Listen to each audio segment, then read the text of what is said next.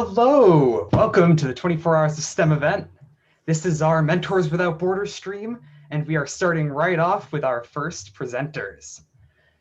So, we have representatives from teams 1816, the Green Machine, a Hall of Fame team from 2019. We have representatives from team 1902, Exploding Bacon, another 2019 Hall of Fame team. We have representatives from 1114 Symbotics, a 2012 Hall of Fame team. And last but not least, 3132 Thunder Down Under, a 2017 Hall of Fame team. Would you guys all like to introduce yourselves personally? Sure. I'll start things off. Hey, everyone. I'm Karthik. I'm happy to moderate this discussion and to be here today. I was the lead mentor for Team 1114 from 2004 to 2016, and now I work for Verse Canada, and I kind of love all things Verse, but the Chairman's Award is especially dear to my heart. How about Sarah? Hi everyone, I'm Sarah. I was a student who helped found 3132 about 12 years ago now, and I was one of the mentors on the team. I was one of the lead strategy awards outreach mentors when we won chairmans in 2017. And I absolutely, like Karthik, love all things chairmans and strategy and can't wait to get to talk to you all about it more today. Rachel. All right, hi, my name is Rachel. I'm a former student on Team 1816, now an alumni mentor with the team. And I am excited to be able to share the new changes to the questions with the Chairman's Award tonight. All right, and hey, Jessica. Hi, I'm Jess. I'm a senior on Team 1902. I was a Chairman's presenter when we won the World Championship Chairman's Award last year. And I am on Bacon's business marketing team, and I am our Hall of Fame lead. All right, and with the dazzling background, Lori. Hi, I'm Lori Shimizu. I'm one of the founding mentors of Team 1816, the Green Machine, and I've had the honor and pleasure of working with Rachel, both as a student captain and as an alumni mentor. And I'm just thrilled to be here. In my real life, I'm one of the chief volunteer coordinators for First Robotics competition. And rounding us out, we have Elise, who is muted. Again. Thank you. Sorry. Hi, I'm Elise. I was the lead chairman's mentor for 1902 from about 2014 through 2019, and loved working on the essay, the video, the presentation, all of it. It was just a lot of fun, and having a lot of fun working on the questions and stuff now. All right, before we dive into this, Evan or Kaylee, do you have anything else you want to add? No, I think you're free to go right into it. Thank you. All right, well, thank you, Evan and Kaylee, for having us here. And we're really excited to be a part of the 24 Hours of STEM. You know, as Hall of Fame teams, it's really important for us to keep awareness about the Chairman's Award out there and to, give teams tips and insights. And there's been some changes this year. I think that's what we're going to mainly focus on today. So maybe, Elise, if you want to start sharing the slide deck we have. All right.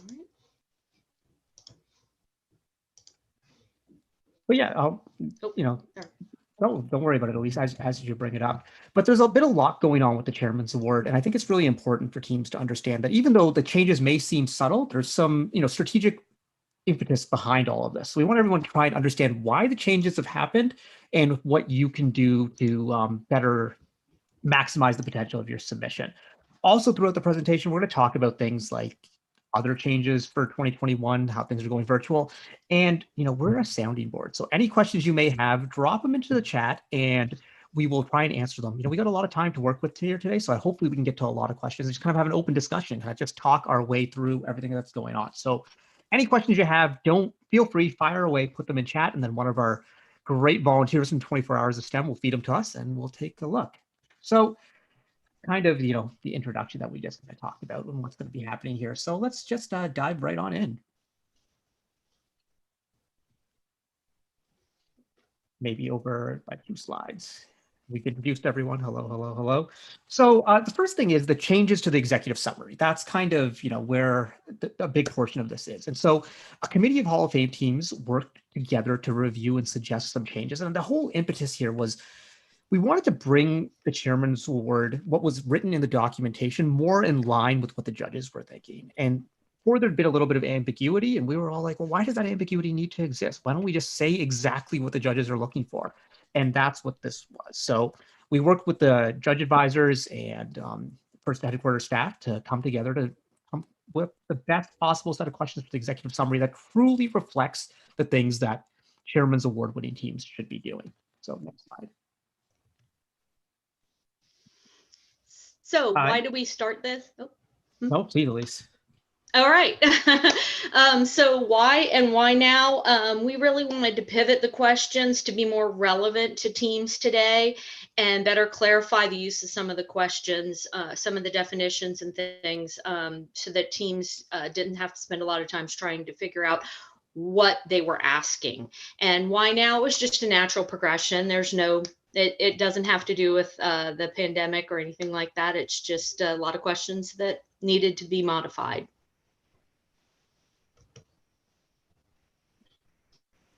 And so the executive summary has changed to a certain degree, and there was kind of, a change of what the focus was. So, we want to know what your team looks like. And I think we're going to kind of work our way through all these points right here as we go through the summary. So I think we can just dive into it.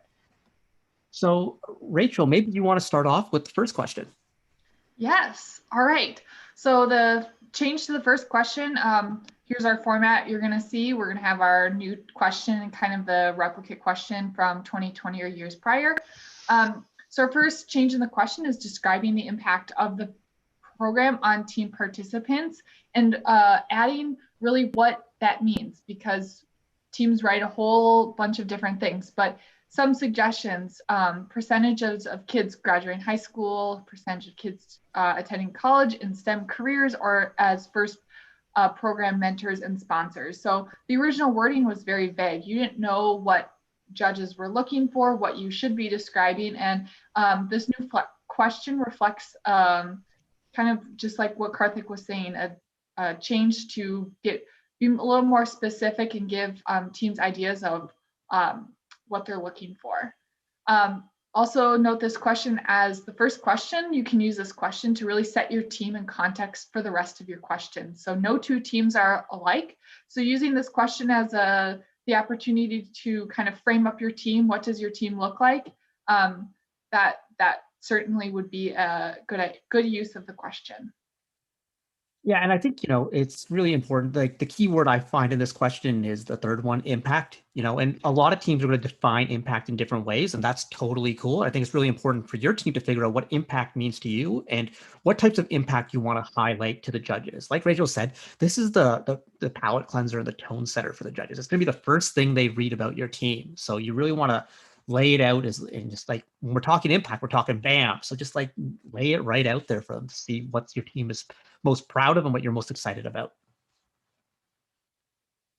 So the next question that changed, and this is one that I'm really excited about because I think it provides some unique opportunities. So before the question was describe the impact of the first program on your community within the last 5 years. And that was vague and kind of was covered by multiple other questions, and it's all over the essay. So this question's changed a lot and it's very laser focused. Describe your community along with how your team addresses its unique opportunities and circumstances. So what this question is it's giving you an opportunity to tell you about the specific circumstances that your team has and how you deal with them and what's sets yourselves apart. We all know that all teams are different. And we also know that based on where you are in the world and what opportunities you have affect what you can do in terms of the Chairman's Award. It's one thing to start one team if you were in a city of 10 million people. It's another thing to start one team if you were in a city where there's only 1,000 people and the next closest city is 45 kilometers away. So, but the judges aren't going to know these things unless you tell them. And this is the opportunity to talk about your community and the unique opportunities, circumstances, or even difficulties that there may be. I know a lot of people, there's a lot of myths about the Chairman's Award. And one of the big myths is that, oh, you can only win the Chairman's Award if you're a big city team. You can only win the chairman's award if you're a rich team. You only can win the chairman's award if you have a big sponsor. And obviously, we understand that those things all help, but the judges aren't just going through a checklist or grading things based on numbers. There is a sliding kind of, I hesitate to say sliding scale because that implies there's like a grid you can put things on, but they evaluate every team in their own context. And this is a chance for you to identify your context. And this is really important from ED&I perspective, equity, diversity, and inclusion, because before, if a team had special circumstances, they might have to use 2,000 characters of their essay to describe those circumstances. And then suddenly they only had 8,000 characters compared to other teams who didn't have unique circumstances who have 10,000 characters. And that's not equitable in any way. And so now you have this, every team has this specific question to handle these specific topics, and it really sets the tone for the judges. And I think this is really, really going to help with a lot of the things and the myths that exist out there. But remember, when you look at past Chairman's Award winners, it is a diverse group. You know, you have some, teams from urban centers like Team 51, Pontiac, Michigan. You know, you have teams like 2614 Mars, very rural community. We have 2 international teams, Thunder Down Under and 1114 from Canada and Australia. So, you can win. Any team with any sort of community can make this happen. There's not one single model, even though a lot of people tend to think there is. So this is the way you can tell everyone about what your model's like. Does anyone else have anything to add on that one?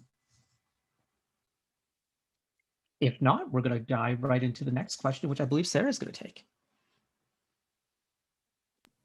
Yes, so our next question is looking at how the team spreads first. And it's very much the same question here, except we've added a little bit to it. And that's that last question at the very end, which is how does your team measure results? It's great to go out and spread first, far and wide, but if it doesn't actually have any way you can measure it, then you don't know what the actual impact was. So this is something that I think we've seen in a lot of past years' submissions. I review a lot of them. Teams will talk about all the great things they're doing, and that's really, really great. But if there's no data behind it, then it's really hard for the judges to understand the scope of what you're doing, right? If you say, oh, we went to some local schools, well, did you go to one school or did you go to 100? This allows you to really think about it and let those statistics shine. All right, anyone else want to add anything more there? And we will dive to the next question. I'll jump in.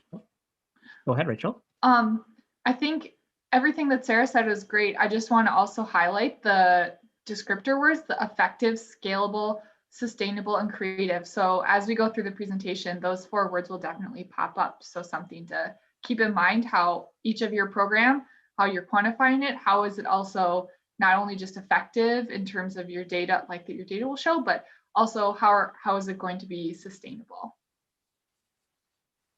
All right, on our next question, Laura, you want to take it away?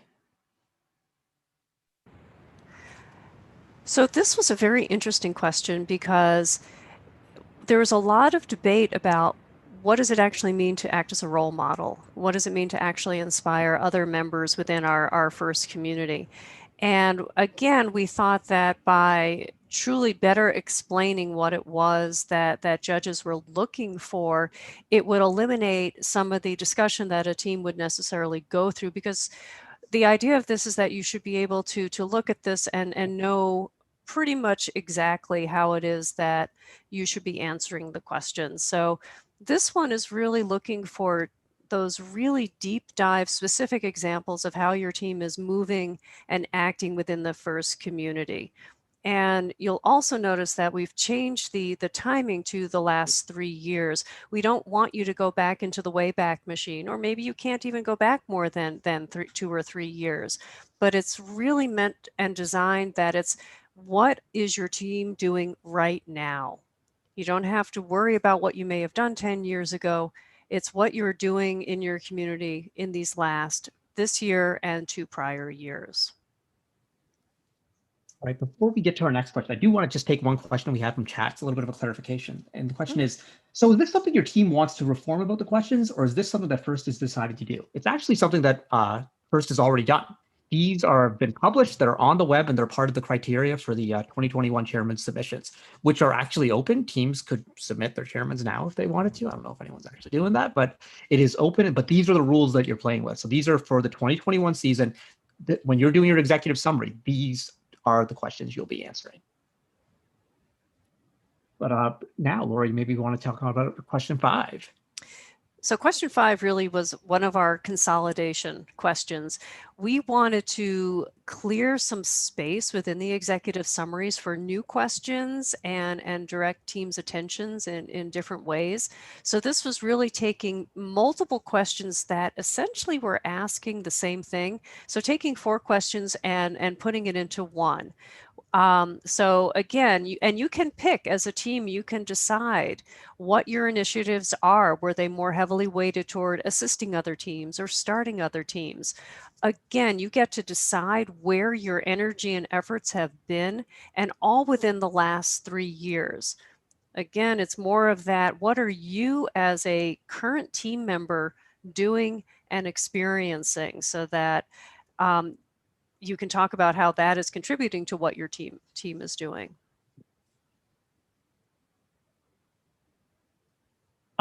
Next one, it's a brand new question, and I think this one was really important, and it ties into the consolidation that Lori just mentioned. By consolidating a few of the questions, it opened up room for some new questions. And so one comment that was made by a lot of teams over the past few years was that, wow, the Chairman's Award just seems to only be about starting teams. So there were so many questions about how many FLL teams that you started, how many FTC teams, how many FRC teams, and most teams who do outreach, obviously starting teams is part of what they do, but there's so many other initiatives that are going on.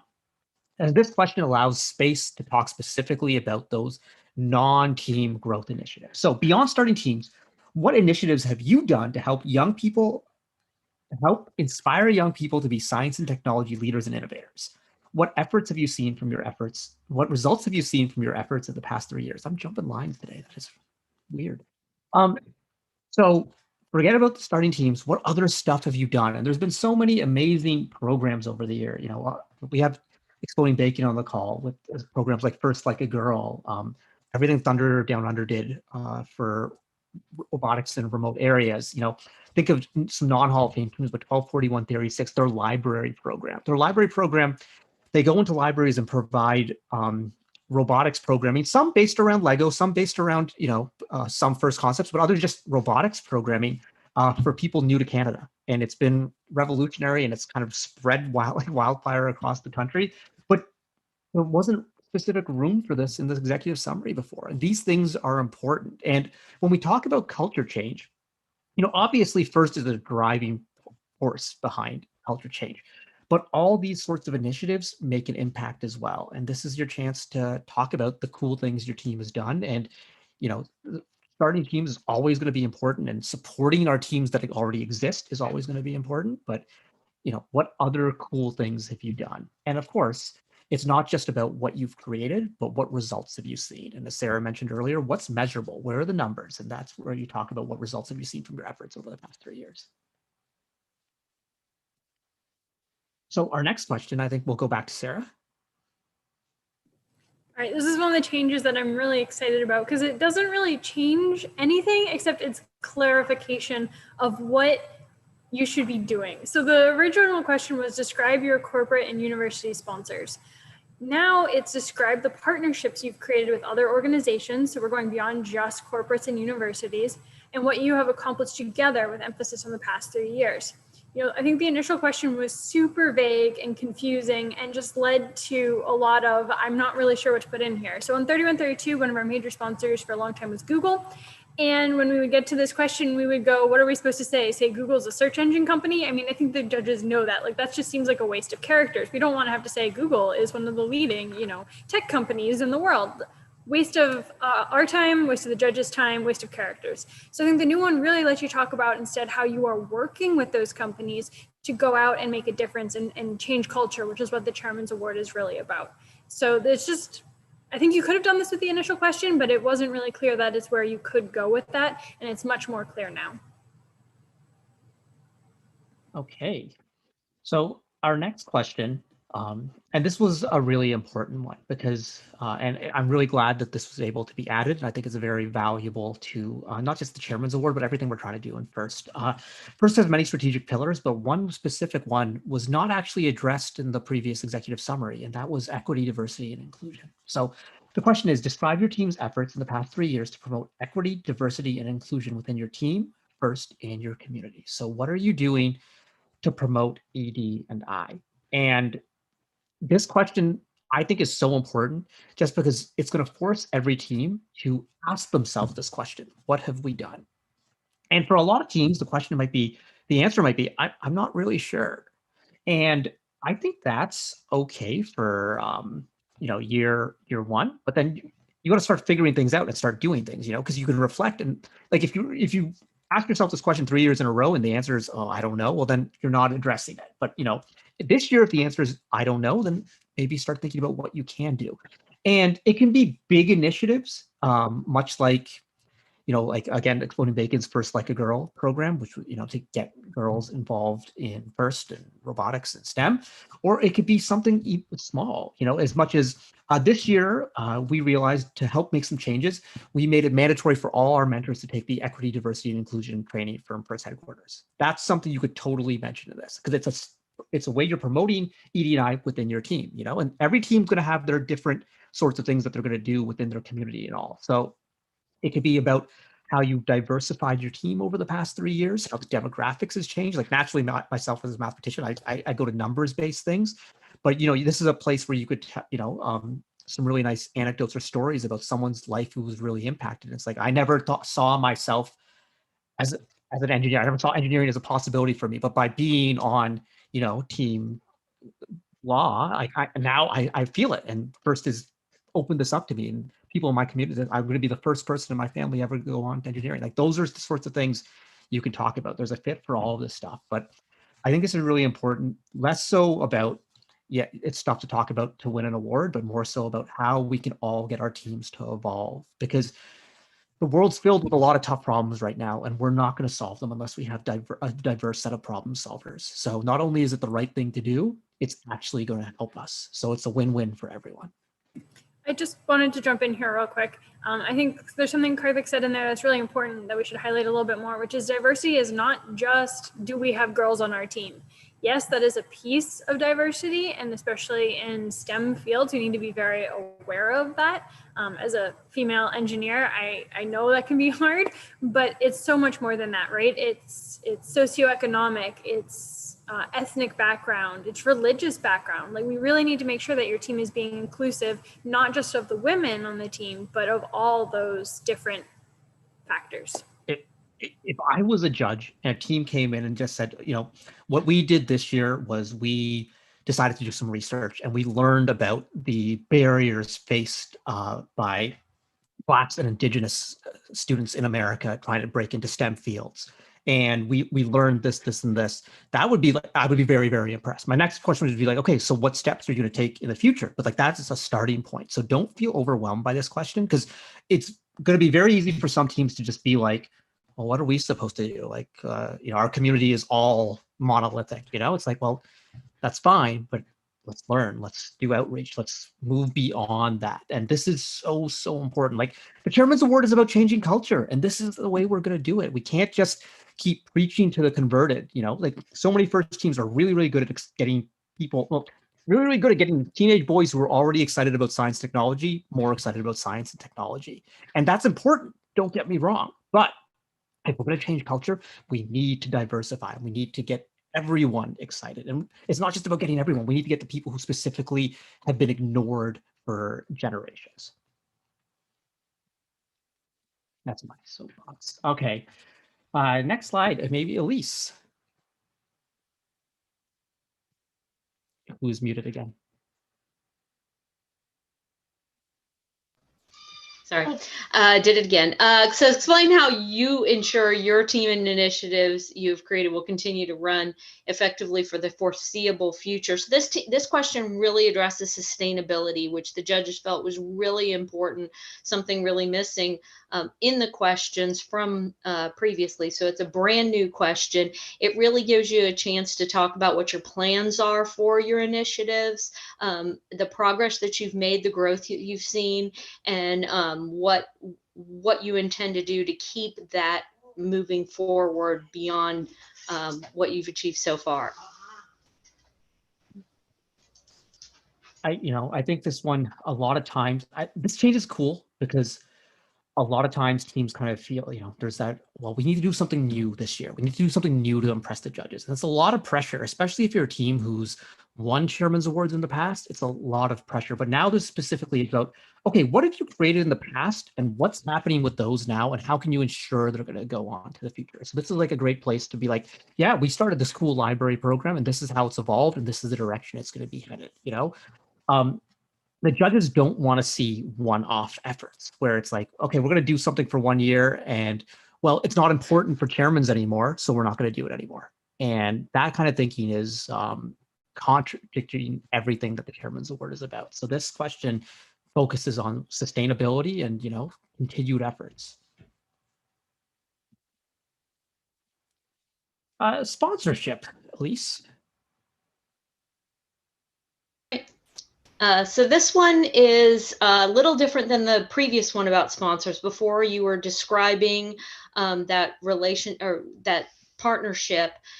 This one really is talking specifically about that relationship you have with your sponsors. So how are you recruiting, retraining, and engaging your sponsors?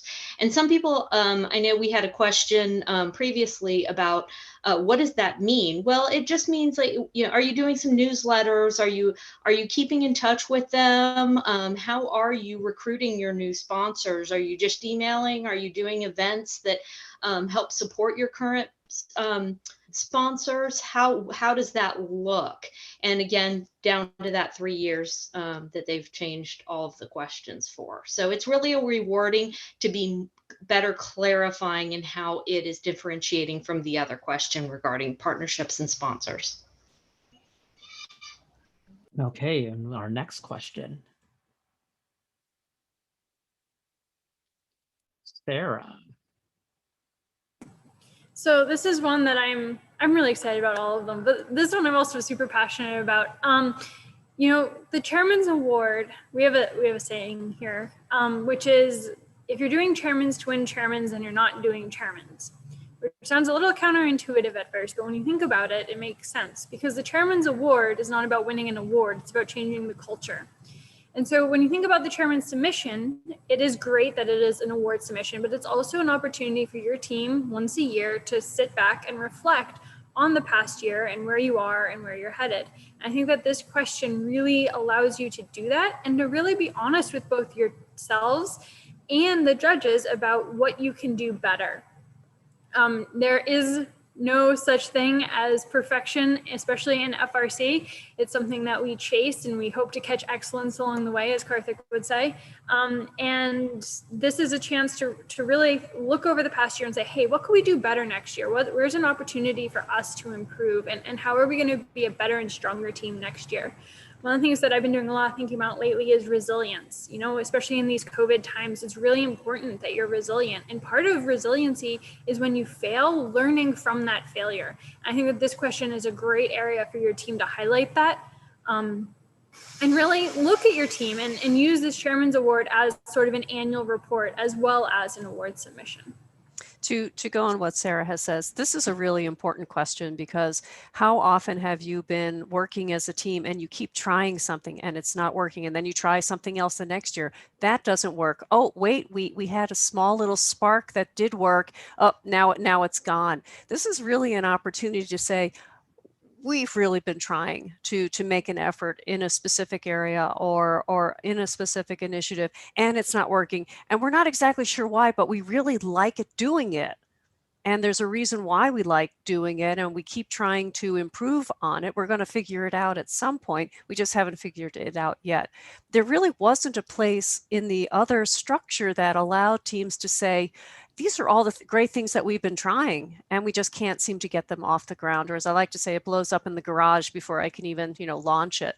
So this really, to go on what Sarah says, this is really a very exciting question, because this is actually one question I think every team can answer. And start with the questions to really look at all these questions as a whole. Start with the one question your team can answer without even having to think too hard about it. And then the rest of the questions will unfold from there. Yeah, going off what Lori said, I think it's very easy to look at Hall of Fame teams and be like, wow, they've done so many incredible things. They've never, ever failed. Oh my goodness, if only that were true. I think the reason that we probably have so many successful programs is because we have more failures than anyone else as well. So, everyone has their failures. Everyone has their programs where they went, what were we thinking? If we have time at the end, we can get to some of 3132s.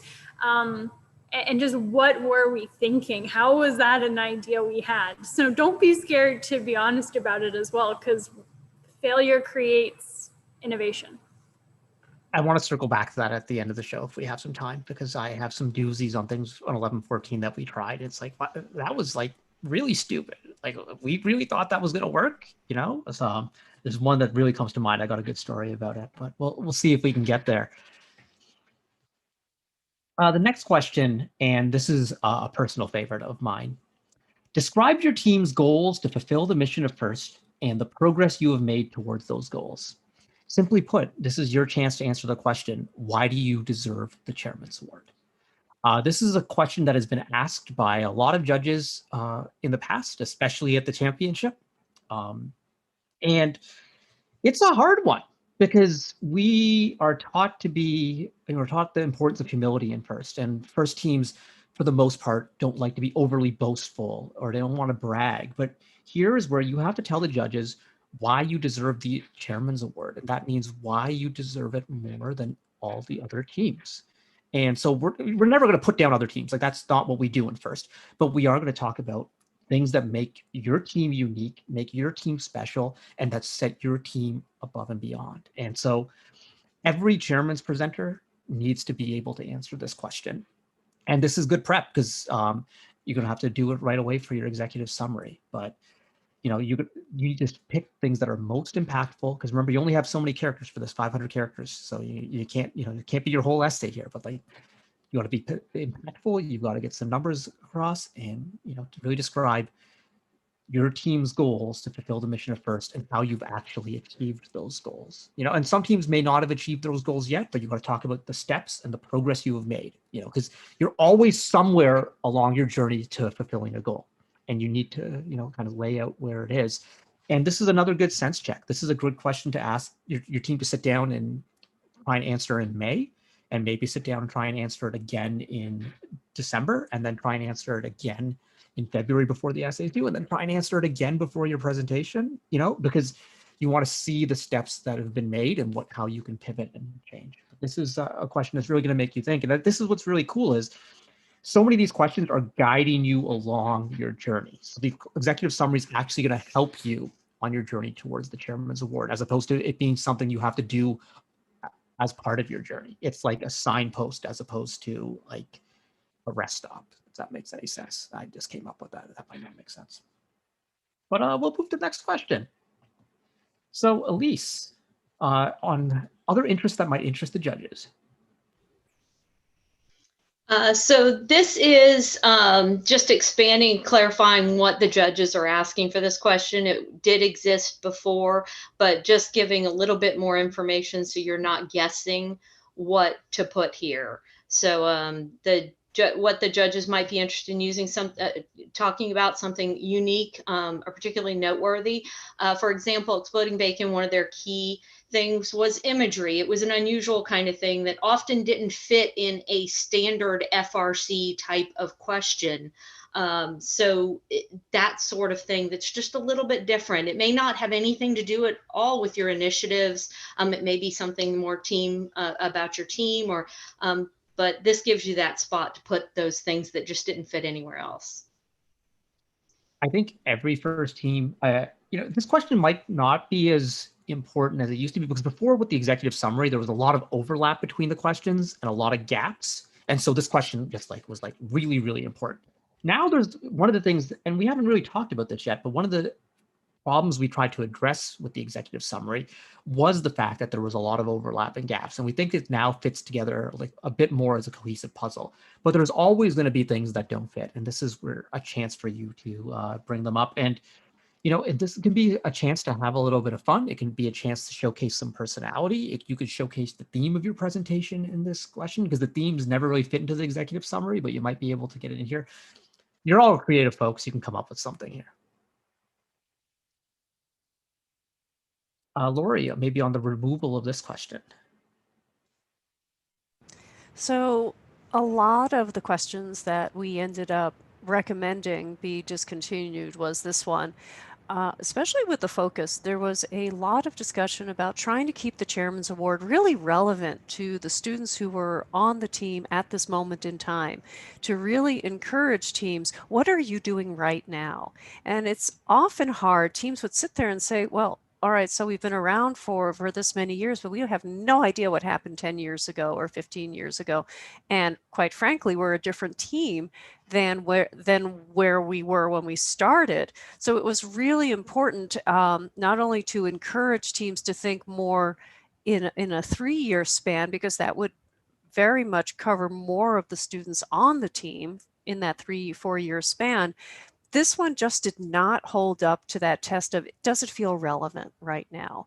There were so many other ways that we could guide discussion that this one just did not seem to make the cut, as it were. It truly was just removed to make room for better questions. All right, and the next one. I think maybe Laura, you want to continue with this? Again, and I'm going to say I can't quite remember how many we actually left on the cutting room floor, but this one would make everybody kind of think, well, are we trying to come up with a marketing slogan? What exactly are we trying to do? Truthfully, this was your 3-second elevator speech. What would you say to someone you had just met who was asking what FIRST is? How would you as a team, how would you as team members explain it? But again, it just didn't meet our criteria, which was, do we really need to have this question now? It just seemed that we could make room for a better way to get deeper into the FIRST mission. Personally, I'm so happy this one's gone. I always hated answering this one. I think we actually had the same answer 2 years in a row, because it doesn't change, right? All your other answers, they change year to year. This doesn't change. How you describe FIRST is the same. So I'm just glad it's gone. There were so many teams who just use this question and they basically just copied and pasted right off the website, which is it makes sense. FIRST does a pretty good job of describing their own program themselves. So, but I think Bacon had the same answer for 3 years in a row. So,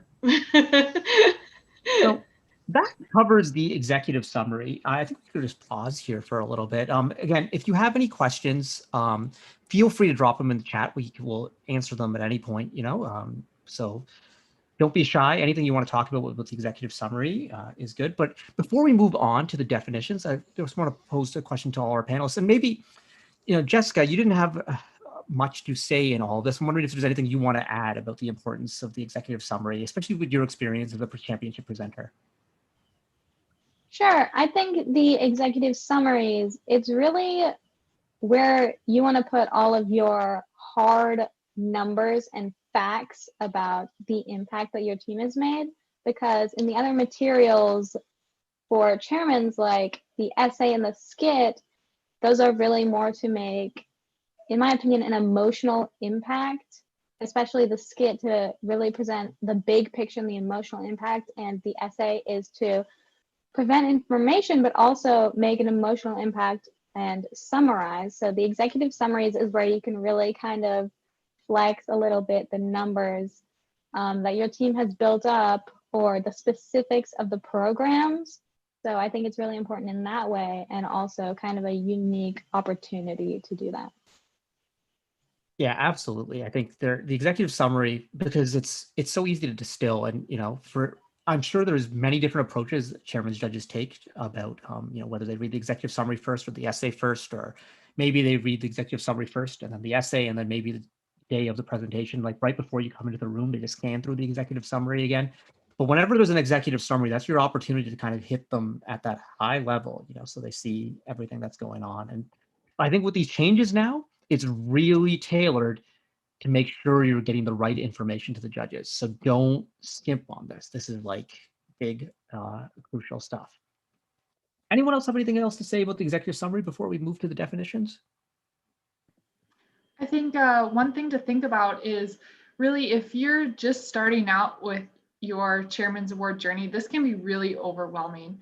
And I think what we want to highlight is use these questions as a guide. So if you're just starting, and even if you're not, if you're well in your chairman's writing journey, think of them as that guide. So we ask a lot of questions about sustainability. You should always be thinking about that.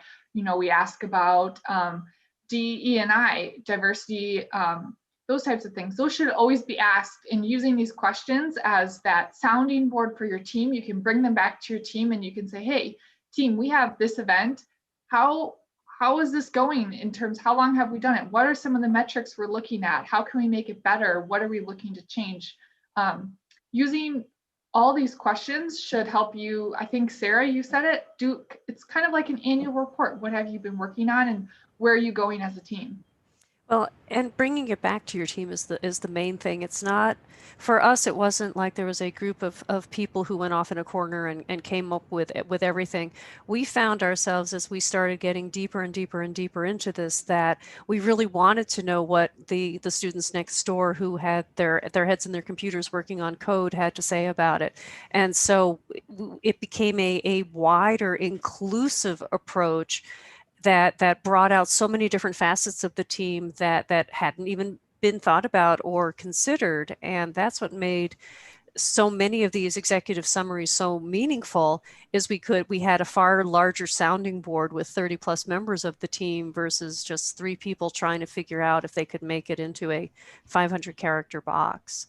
So use these as team meetings, as discussion points throughout. I mean, it's not just the award season, but throughout the year.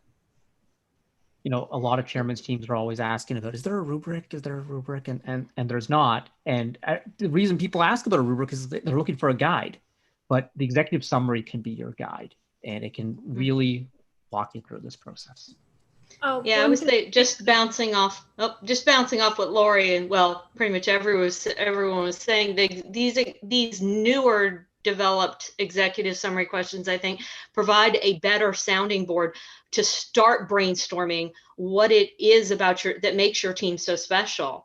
And whereas before you may not be able to find that specific thing in the questions because they were much more limited. Now they're broader, and it gives you that chance to start having that dialogue within your team. And maybe you'll discover these things that you're already doing that really define who you are. And you didn't even realize that you had this very special combination of things going on. One of the things I think we've alluded to here quite a bit is that there is no single definition of what a chairman's team is. And that the secret sauce, so to speak, behind a chairman's team is they figure out what their secret sauce is. So, it's not looking and saying, oh, well, 1902 became a Hall of Fame team, so we have to go into a program for girls. It's not saying, oh, 1114 became a Hall of Fame team. We need to go find a TV show to be on. It's not saying, oh, 3132 became a Hall of Fame team. We need to go international and to rural and remote communities. It's about figuring out what your X factor is and then going and doing that better than anyone else in the world, right? And maybe it's one of those things, it could be, or maybe it's something totally and completely different. I want to see the team that figures out how we get first in countries that, are war torn. Go figure out that problem. Go figure out how do we use technology to make soup kitchens better. Whatever your X factor is, go find that and chase that and become the best in the world at that. And that's how you become a chairman's team. Yeah, and it's not even just what you're best at, but what you're most passionate about. Because teams all have their own cultures and their own set of interests, and it's when you're working on something that the team collectively believes in, you're going to be able to put more energy into it. There's going to be more excitement and you're going to be more driven. And that's what matters. For 11-14, we were not the typical model of the chairman's team, especially back then when it was, outreach, outreach, outreach, and how many parades are you doing? And like, we were a robot team. And so we just focused on robot stuff and let's make the best robot resources and let's get them out there and let's put them out there. And that worked. And I remember, there was a lot of teams who were just like, you can't win the chairman's award that way. You're a robot team. And it's like, like you need to go to more festivals. And we're just like, we're not a festival kind of group. Have you seen us at events? We don't flap in the stands. We just, we take notes and we scout. So we release scouting databases. We develop new statistics to analyze first, and we went into high level linear algebra, but that's what we liked. That's what we were passionate about, So anything can be yours. And that's what's really cool about this award. It's an award where you can focus on being the best version of yourself and your team and share that with the judges and share that with the community. And that's how you'll become a chairman's award winner. So I think we can move into the definitions, but just a reminder again, people, if you have questions, just drop them into the chat. We're here. We're here to answer them. Anything to do with the chairman's award and maybe even a little bit beyond. Sarah, do you want to explain a little bit about what the definitions are and how they've evolved? You cut out a little. I think you said Sarah, though. So I'm going to just go, and hopefully you did. So the definitions is something that came about when most of us actually weren't in the Hall of Fame. I think Karthik was the only one here who was. But they were something that as a chairman's team at the time, we really, really appreciated. There was a lot of teams at the time saying a lot of words and there was no central meaning on what they meant. And so I think everyone had the absolute best of intentions, but we were all trying to say different things and using the same words. So it was super confusing for everyone and no one really knew what was going on. So the Hall of Fame got together and they said, you know what, we can really help solve this problem. We're going to come out with some definitions that there's a meaning to these words. And they have served the community, I think, so well. I know as a chairman's team at the time, we really, really appreciated them because we could say, oh, we mentored X teams, we started X teams, and we knew we were doing the right thing. We didn't have to wonder, oh, did we start that team or did we mentor them or did we assist them? Everyone had the same definition. And so this year, we really just wanted to bring them forward a little bit. There's some new words and new activities that have come out in the community, as well as reduce some confusion over words that had multiple definitions. So I think we're going to talk a little bit more about this now. Yeah, I know I was one of the people on the Hall of Fame committee that worked on developing the definitions. And it really hit me at one point when I was talking to a team and they presented to me before they went to the judges and they said, we mentored 500 teams this year. I was like, okay. And so, I'll take that at face value. So I'm like, so what do you mean by 500 teams? It's like, oh, well, our mentor spoke at a conference and there were 500 YouTube views. And so we assumed that each one of those was a team. And it was like, okay, that's at least you're internally consistent on how you're evaluating this. However, like it made me realize there needs to be some definitions for these terms. There really needs to be some sort of criteria there and first teams love definitions. I mean, that's what we're all going to be doing on January 9th. We're going to go through the manual and look through these definitions to try and figure out what's going on with all these new challenges and what may be going on with the game. But it gave chairman's team the same sort of footing where this means this, and for example, pinning isn't just a concept in FRC, it's a defined term. We know what a pin is.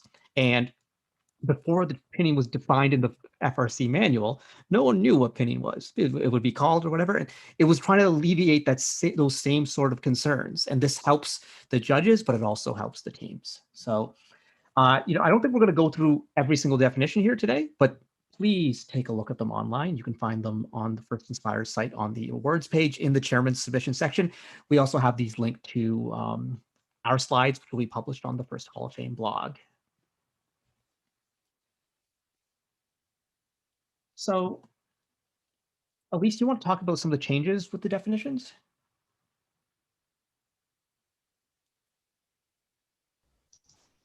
Sure. So really the definitions, the changes, a lot of the ones you'll see on most of the questions are just clarifications of wording. Some of them might not have been clear enough, and they first got a lot of questions about those. So they just cleared things up a little bit just to help with that. We added advocacy. It is definitely a very active field in which a lot of teams are participating throughout their communities. And so we wanted to give a good, clear understanding of what is advocating for a team and what is advocating for first, so they could talk about it properly in context. And they provided better examples of each of them, so teams could have that context. And they replaced the word assisted with supported in the event definitions to reduce some confusion, because we used assisted both in the event and team sections. And so we just wanted to separate those out a little bit. So if you're talking about that in your presentation, it reduces some of that confusion. And the references for how to use those within the documentation form, which is fairly new, so that people could use that more properly as well. And so there were, like Sarah and Elise mentioned, the definitions are broken down into two separate areas. There's team support definitions and event support definitions. So you take a look at the next slide. We'll see team support definitions: started, mentored, assisted, published, provided, published resources. Again, we're not going to go through these in detail. They're all out there, but it's just really, really important that when you're writing your essay that you're using these terms, because the judges are going to be looking for them.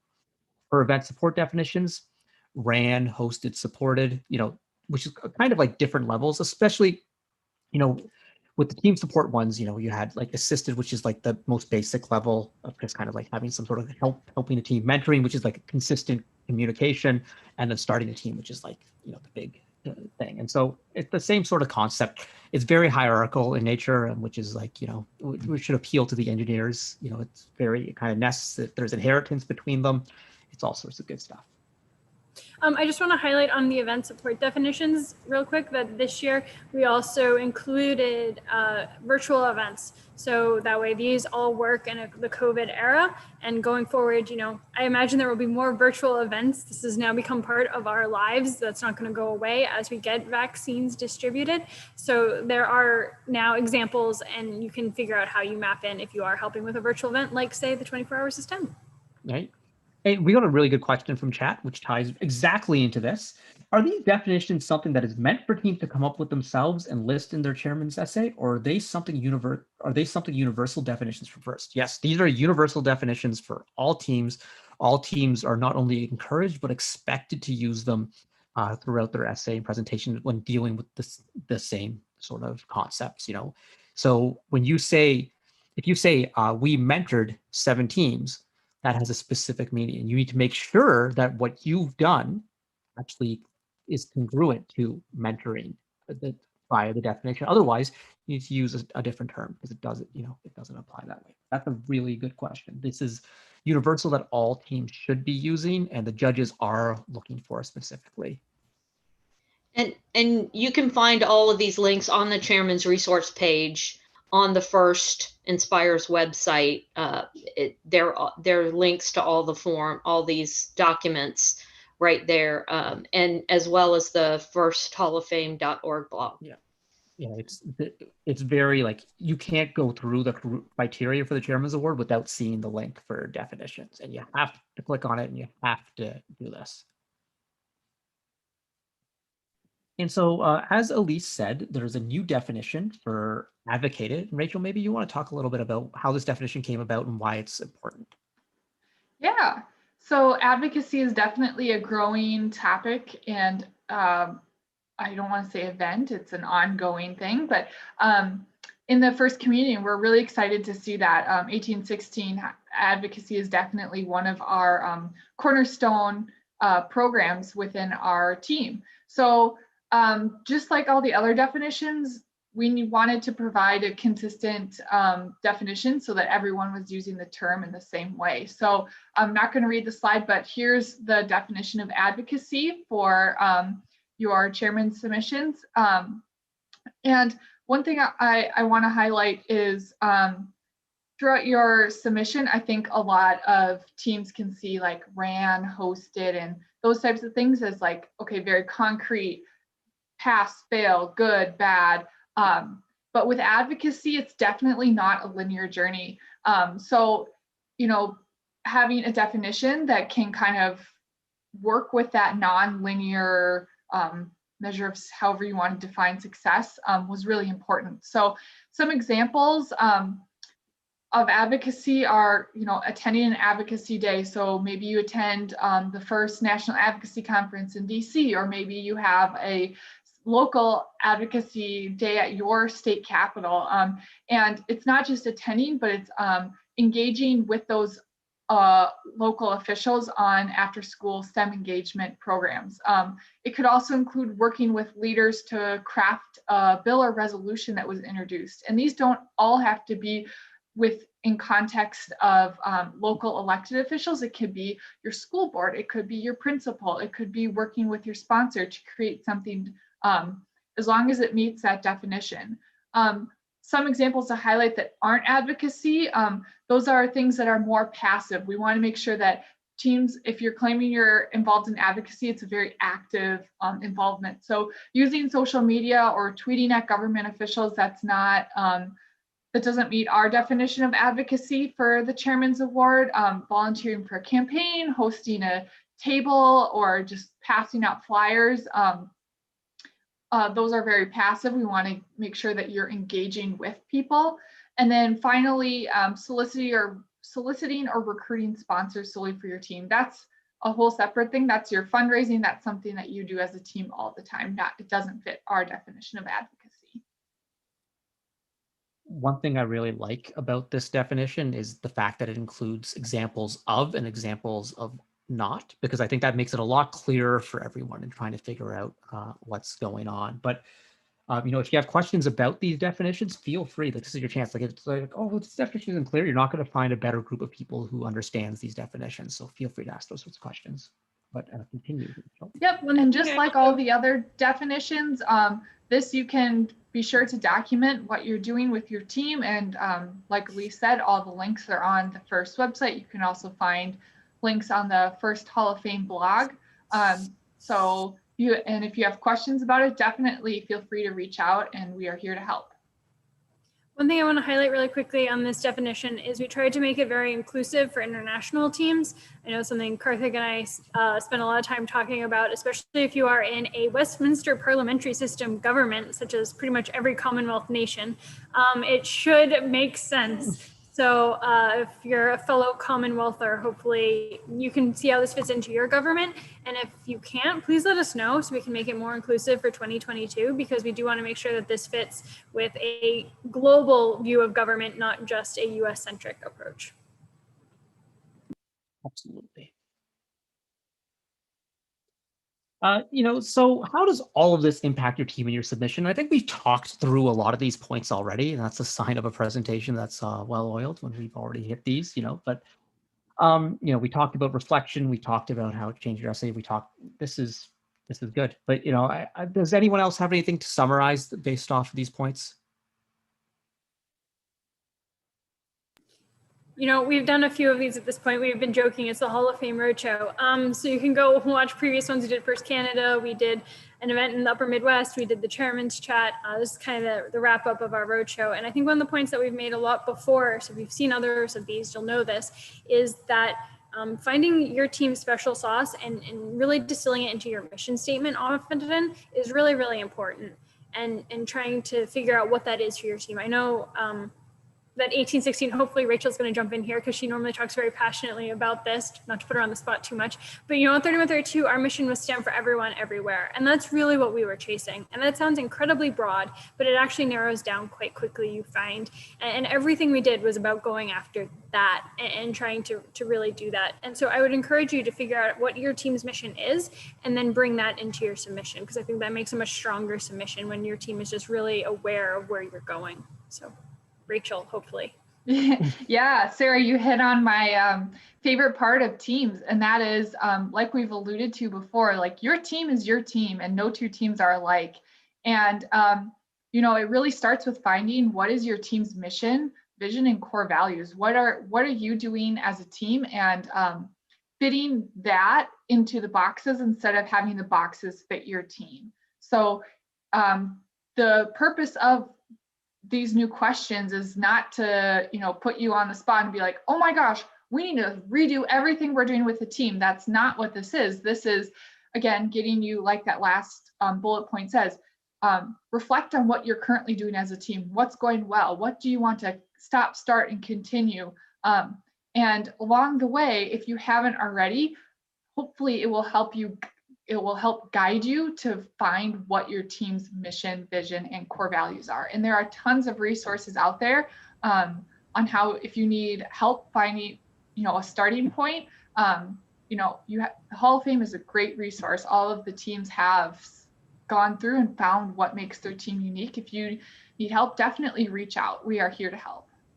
Also, on resources, I would highly encourage you. The way I really found out how amazing 1816 was about this was Yogi gave a talk at the last 24 hours of STEM on your team's core values and how you can go about finding them. So I encourage you to go watch that, or directly following this presentation on this channel, so don't go anywhere, stay on this live stream, will be a retired Google engineer giving unconscious bias training. And then that'll be followed up by Yogi talking about team decision making and how you can apply unconscious bias in your team decisions and how that creates your core values. So stay tuned here if you want to learn more about all that.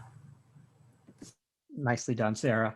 The one thing I want to add is the last time we gave this presentation at Chairman's Chat, there was a lot of questions about adapting to COVID and the restrictions that teams have and all that sort of stuff. And that's what the changes to the executive summary could not have come sooner, because the question about describe your community and your unique opportunities and circumstances, that's a perfect place to mention to the judges. Like, hey, we wanted to do everything that we did last year and more. However, our team was restricted to meeting. We couldn't have gatherings. We couldn't do this. And this it's not about a sob story or anything like that. It's letting the judges know what specific circumstances your team faced. Because it's going to be, not all judges are going to necessarily be from your direct community. So they might not know what's happening there. And especially for our teams in international countries, where things are so, you want to let, if you are able to meet, you need to explain to the judges, like, yeah, we were able to meet because of the restrictions in our country. We're lower because we actually got ahead of this virus and actually had a plan. You can talk about these things, but that question is a great place to mention that, because more so than any other year in first, every team's going to be coming from a different place right now, and that's okay. And let's make the judges' lives a little bit easier by giving them a little bit of background on what place you're coming from. And, speaking of adjusting to this year, I think it's time to start talking about virtual judging, because that's a big change this year. And for those of you who don't know, all the judging this year is going to be virtual for chairmans. And so I think, Jessica, you wanted to talk about all of this? Yes, I would. So obviously some things will be the same, like practicing your skit content and practicing Q&A, but some things will also need to be added. You should practice using the technology that you're going to be using for virtual judging. Make sure that your technology and your computers, your earbuds work. It would be horrible to have a presentation interrupted by something like that and then lose time on that. Visuals is something that I'm a big fan of, but I do want to emphasize that visuals are not necessary for a good judging session or a good presentation. Especially in this more technological era, you want to make sure that your visuals are as clear as ever, because your visuals are there to supplement your presentation and enhance it. And if your visuals are unclear, or they're convoluted, or they can't really be seen properly because of the technology that you're using, then they aren't serving a purpose anymore. So you need to make sure that they're compatible with whatever technology that you're using, and you adapt your visuals to your new online situation. I would recommend that teams go and watch the chairman's chat that was done, the first official one that was done a couple weeks ago. The judges really talked a lot about the changes to the virtual judging and what they're expecting. And there were a lot of questions that came out of that as well that I know we were not able to get to, but we've been spending a lot of time working on those, and FIRST also plans to release the answers to those questions as well. So watch that in the coming weeks as well. But the judges were very clear, make sure that you practice the technology that you're using and where you're going to use it. Don't let the dead spot in your house be where you're going to be presenting from, and find out when you're giving your presentation. That will definitely stress out presenters, and then that definitely impacts their performance.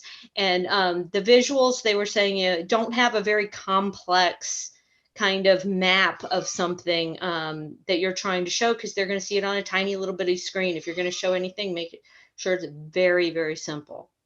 And what I want to add is, I think it's really important that don't make any assumptions about what this process is going to be like. This is brand new for everyone, and there is nothing wrong with a well-worded Q&A question to try and get some clarity. Because if you're thinking about it, other teams are probably thinking about it as well. And it's better to ask as opposed to just kind of hoping and coming to the presentation and realizing you can't do something. Like, one question that comes to my mind is, like, in the past, our team has given a handout to all the judges.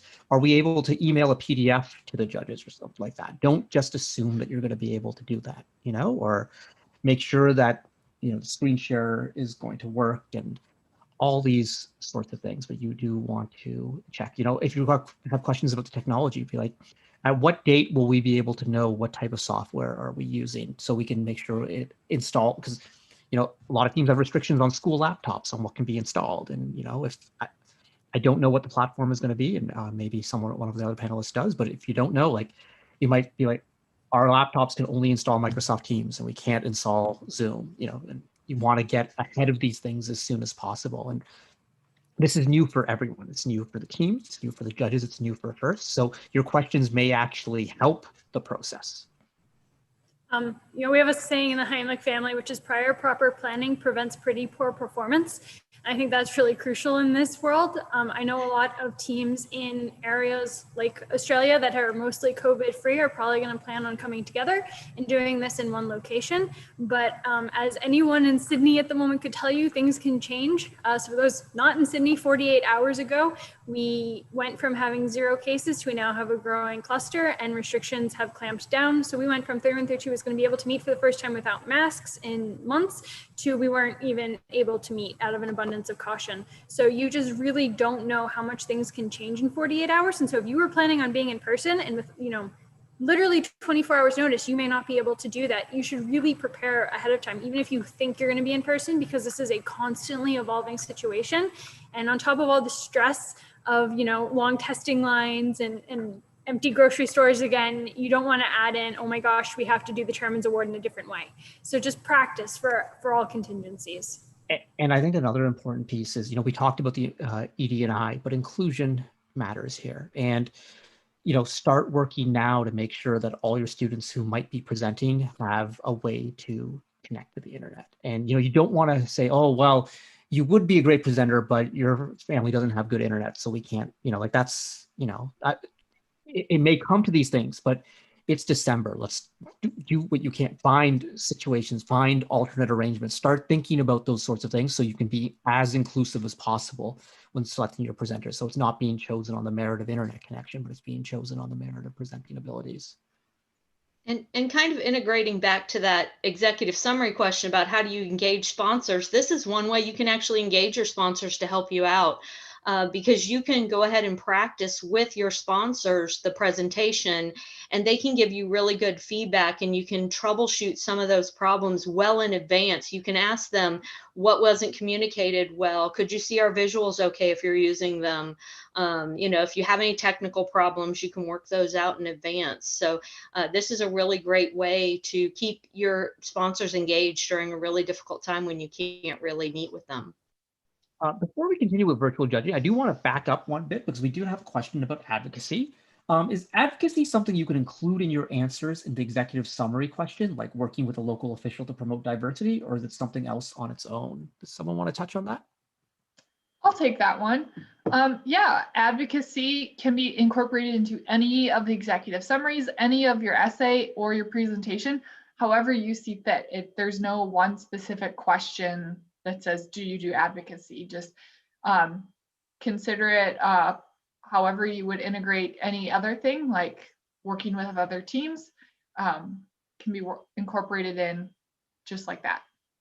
And I love the example that the question asker used, because I think that, we've seen advocacy in one sort of way in the past, and now like there's so many different ways you can advocate and things you can be advocating for. And so I really love the idea of, using advocacy to promote specifically diversity. And I think these are the sorts of things. And a lot of this stuff is new for teams, so you can be creative and come up with new concepts here and be the leader, and so go forth with that. But back to virtual judging, Jessica, do you want to continue? Yes, I just wanted to touch on the fact that I think the most important thing to consider in these new times is communication, because especially for teams that can't meet in person, you really have to put a lot more effort into communicating. You need to find out what online apps or communicating messenger systems work for your team. And you really have to check up on each other. For example, communicating about what technology you're using, communicating a lot more about practicing. Like if you're practicing online, that takes a lot more effort putting into that communication. And if you don't know what each other is doing, you won't be able to get good practice in, get good content in. You'll be more confused. So I think communication is really key, especially now.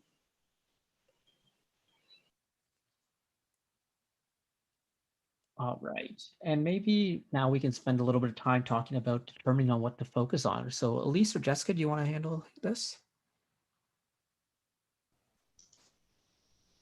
Okay, definitely starting with some brainstorming. We always started with our team, we always started with brainstorming and looking at your documentation. Jessica, do you have some thoughts on this one? Sure. I think the focus of the team first should be what they think they can, as Lori said before when we were talking about the executive summaries, starting with the questions that you can answer easily and branching off from there. I think the team should start with what they can answer, what they can easily do, and then branch off from there. So if the team thinks that the executive summaries is easier, just putting in the facts and the numbers down, they should start with that. If they think the essay is easier, working on their big picture approach and kind of the impacts, they should start with that. Or they can start by brainstorming themes for their presentations. So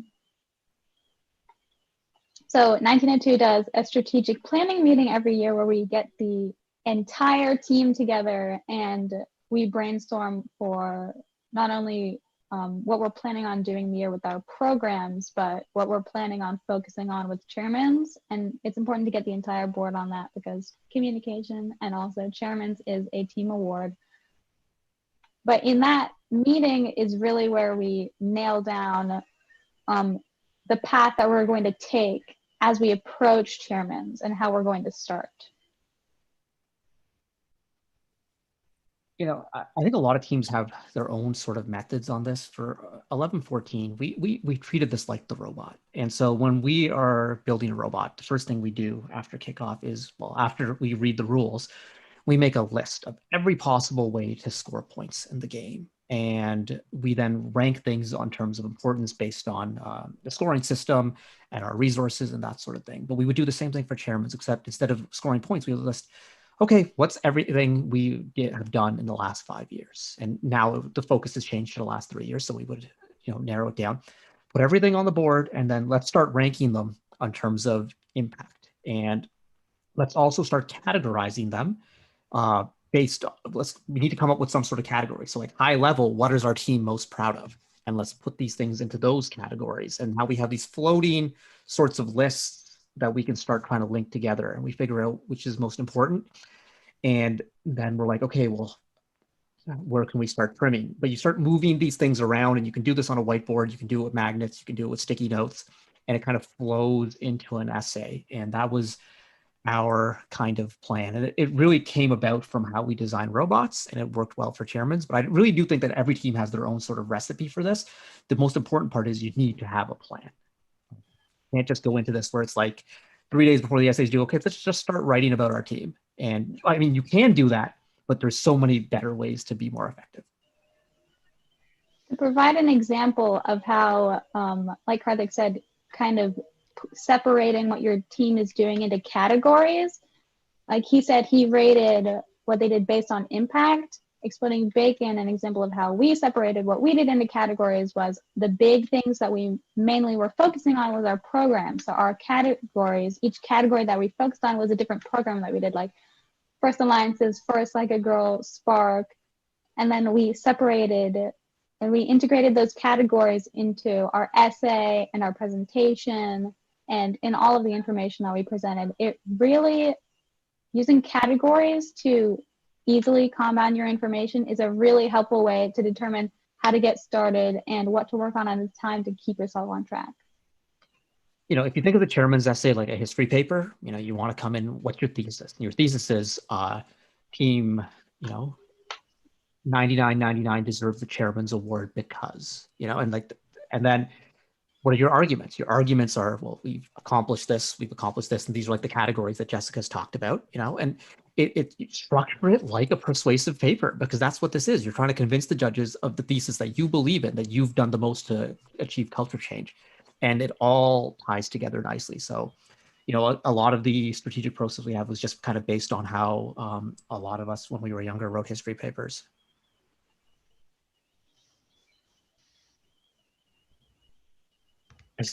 Lori? So we are very fond of using those really large Post-it notes, and Rachel's going to laugh.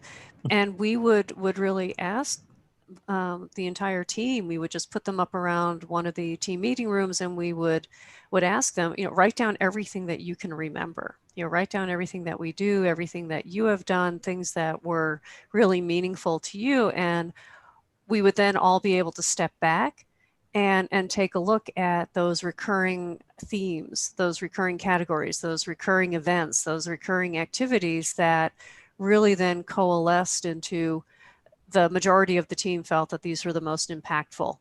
And we actually did ask them at one point, if you can get rid of everything that we do, you know, the slate is clean. It's like shaking the Etch-a-Sketch. The slate is clean and you can start all over again.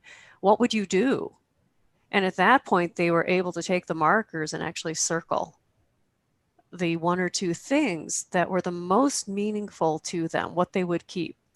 And again, coming up out of COVID, those are the activities and outreach that they cannot wait to do now. They keep asking, can we go do it now? No, actually we can't. But, you know, really doing that deep dive and really making the students think about, make your team members think a little bit. It's okay. They actually can. They actually like doing it. And they bring a lot better insight into what the team is doing. But yeah. And I think one of the ways that 3132 would do that paring down is we would start by not doing it. We would have the essay would end up at about 40,000 characters, and then we would start cutting it down. And eventually we'd get to about 15,000 characters. And that was the point at which we'd gotten rid of all the fluff. So there's no more fluff to get rid of. And then it was, all right, what is the least impactful thing in here? What is the thing we're going to have to cut, unfortunately? And then we'll put it in the presentation or we'll put it in the Q&A. So it was always sad. 1902's process was very similar. A lot of material, and then we cut and made it more concise and more concise. Thank goodness Jess was a great editor, cutting things down. And it's so funny that you said something about Post-its, Lori, because we had Post-its all over our chairman's room, and we had we had big topics, and then you had Post-its underneath all of those, and we just kept putting them in. And if something else came up that didn't fit in a category, you start a new category and you start to see where your strengths are. And we kept those up throughout the year so that we didn't have to try and remember them all then, and that we just kept adding to them. And so trying to keep track of it throughout the year. But I guess that's kind of going into the next slide with the tips. So That's a perfect segue, Elise. So let's go into the next slide. So, tips and best practices. I'm going to open this up to our entire group if anyone has anything to say. I just want to add in, back to the Post-its. I know, again, I just could keep writing back to papers that I used to write. But the way I would do it is, first, before I even came up with a thesis, I would just be like, okay, let's do some research on the topic. And I would, go to the reference library, grab a bunch of books, and then I'd have index cards. And I would just, take a point, research, put it on an index card. Only 1 point per card. And then I'd have a recipe box, literally. I'd put the cards in there, and then I'd organize them into categories. And I'd have like some color coding system on the bottom of the cards. Also, it made my bibliography and footnotes really easy, where I had all the reference information in them. And then I would go downstairs into my basement, and I'd take all these cards and I'd lay them out on the floor, and I just kind of like move things around. And sometimes I'd have string and I was connecting between them, and I might have felt like an FBI agent, like with the board sometimes, but I had this and you map out your essay that way. And I think that's similar to what you all are saying with the sticky notes. While we're still on the subject of sticky notes, one thing that Bacon did to include the entire team in our chairman's process was we actually covered the bathroom in our build space. We covered its walls in these sticky notes of our big ideas and the broken down topics. So whenever you went in there, you'd see a wall of pink and bright green. So not to rain on the sticky note parade, because I love sticky notes. When I was doing my thesis, there were many sticky notes that would get moved around to make sure I was covering everything.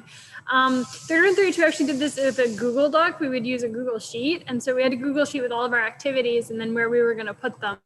And then we would copy and paste that year to year as a starting guide for the next year. And then we would rearrange stuff just because a lot of those topics wouldn't change, right? We were going to talk about robots in the outback. That was going to be in the essay, which is a matter of where and in what way we were going to frame it. So that was our way of doing it and keeping it from year to year, mostly because our build space is a university. And so, undergrads are in here, they work here, and we knew sticky notes would just disappear. So they can't touch our Google Drive though. So that's where we would put them.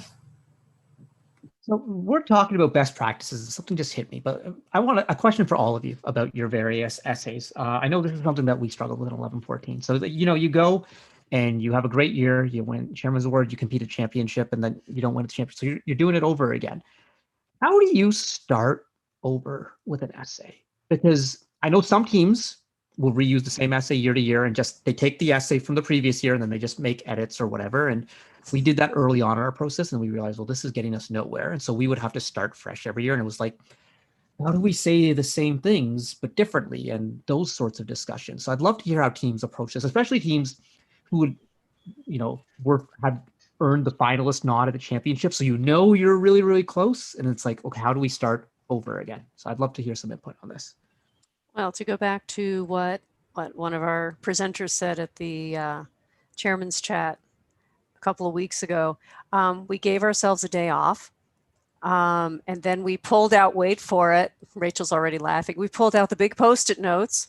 We handed everybody, this time we did, instead of having them actually write on the Post-it, we handed them a stack of Post-it notes, and they had to start all over again.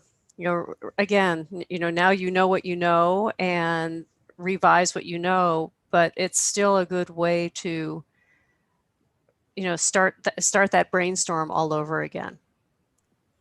I do want to highlight one thing is we took a day off, which is okay. I think you need to take some time off, be that a day, week, give yourself and your team some time to breathe, decompress, and process what you did. I mean, win or lose, you won. You accomplished a lot this season. And, it's not just about the banners and the success. I mean, we like to talk about the process that the students went through, learning how to present, stand up and present, be able to answer questions on the fly. Those types of things are all wins that don't necessarily get captured. And, taking the time off to just relax, breathe, process what went well, what didn't, and how you grew as an individual is really important to get you to, muster up the courage to do it all over again. They're nice on 1816. They give you time off. It was always on the flight home for us because, champs, we then had 24 hours of flying ahead of us. And so inevitably someone on the plane would come up to someone else and go, I was thinking for next year, what if we, and that's kind of, it would get going from there. But in all seriousness, I think we had a very similar process to 1816 of, sitting down every year with that blank whiteboard, a week or two after champs, and what are we going to do? And crazy ideas. We also always had a 3 to 5 year goal. Our first one was we wanted to have an onshore regional.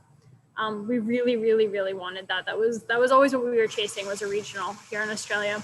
And when it happened, I remember sitting in front of that whiteboard that year and going, I don't know what, no one knew what to do. It was like we'd reached it, and it was 2015, and we didn't win Chairman's for another 2 years, and we still wanted to be doing things as well. And so it was like, okay, well, what's our next goal? And we ended up deciding we wanted to have robots at the Sydney Opera House. We thought that would be just the pinnacle of cool. And then we did it the following year. And then I remember sitting down in 2016 and being like, well, we did our 3 to 5 year goal in 1 year, everyone. So we got to do another one. So we had both the 1 year goals as well as we were looking at 3 to 5. We had a little bit of a combination of the two because we took a bus on the way home, and somewhere along the way, somebody would share a Google Doc with me that they started, and they had already shared it with half the team or put it in the Slack or whatever, and people would just start adding to it. But we'd also have a meeting within, we usually get home Sunday night on the bus, have a meeting Wednesday. And I called it a post-mortem, kind of break it down, what happened, kind of dissect it a bit. And we have been doing that since 2015. But in 2017, we got the finalist award. We turned around, we did it again. And in 2018, we did not get the finalist award. So we kind of took a step back and said, okay, what do we really love doing? Out of all, we're doing so much, but what do we really love doing? Where can we really put our focus so we can get the most out of this year?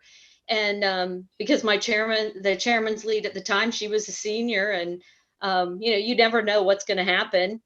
So how can you really just get the most out of that year? And as long as you're having fun, you really have to have fun with it. If you're not having fun, don't do it. All right, we are running out of time here, and we could probably, this group, I know we could talk about the Chairman's Award for hours and hours and hours, but we're not going to do that. But I just do kind of want to go around the room and maybe get anyone's last thoughts before we close things out tonight. So maybe we'll start with Rachel. All right. Well, thank you to 24 Hours of STEM for having us all. If I could say one thing is check out the resources. We've done this as we've termed it the Roadshow several times. So those are all online. And don't be afraid to ask for help, ask questions. We are a great resource of Hall of Fame teams, 20 plus teams willing to help, ask us questions, use the Q&A feature to get those clarification questions, especially with this new virtual format. And we look forward to seeing what everyone comes up with this year. All right, 2 minutes. Jessica, last words? I'd just like to thank 24 Hours of STEM for having us, and tell everyone out there to keep up hope, and that there are things that you can still be doing and that your team can still be doing, even with this vastly different environment. Like, for example, what we're doing now. Sarah. Yeah, just I would totally agree with all of that. One of the things that I said on the chairman's chat that I just want to echo again is I'm actually, and don't take this the wrong way, but I'm really excited about this era and what it is going to produce in terms of innovation. It's forcing us to think differently. It's forcing us to get out of our norms. So use this as an opportunity for your team to go and innovate and come up with the next great set of ideas that's going to bring first into, I don't want to say the next era, I don't know what the right word is, but the next big phase of our competition. So stay safe, socially distance, wear a mask, but keep innovating. We're down to 28 seconds, Lori. Have fun, people. This is meant to be fun. Keep that joy of life going, even if you're socially distant. And just show the judges what you got. Y'all got it in you, so let it shine. Elise, 12 seconds. And you're muted. 7 seconds just went to mute. 5 seconds. Great time to work on your website.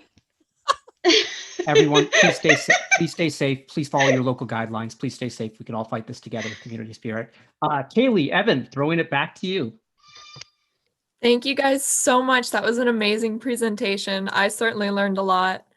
Yeah, thank you guys so much for agreeing to do this. And I think we're moving on to our next presenter in just a minute. So thank you guys so much. It was great to see you all. Bye, everyone.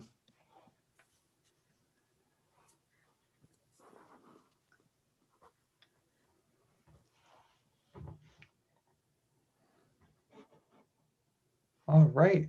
Who is up next, Kaylee? All right. Up next, we have Gordon Rowell, who is going to be presenting for us. Here he is. And you can even see and hear me now, I hope. Yes, we can. Yes. Welcome. Hello, how are you? Doing good. How are you? Hey. I'm doing well, thanks. Thank you so much for coming on tonight. Not a problem. Happy to talk. So would you like to introduce yourself? Sure.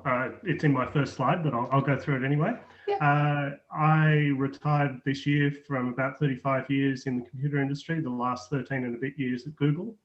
I've been volunteering with FRC, FLL, and FTC for 6-7 years, something like that, in various roles, most recently as a referee in all sorts of areas, both nationally and internationally. That's awesome. Thank you. So you're welcome to get started when you are ready. Okay, I'm just going to present and then share my screen, and hopefully things will happen.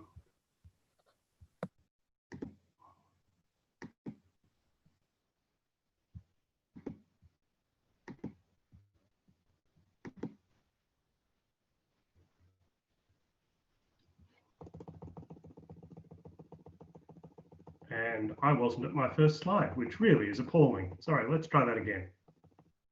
Okay, are we at the first slide? Sorry, I haven't got any feedback. Have you got video? Yes, we can see your screen. Okay, You are all that's good great. to go. Yeah, unfortunately with Zoom, you can't see the screen and the presentation well. Anyway, welcome everyone. My name's Gordon Rowell. This is a talk that I've given before in various forms about unconscious bias, and particularly how it relates to FRC, what unconscious bias is and why it matters. So a little bit about me.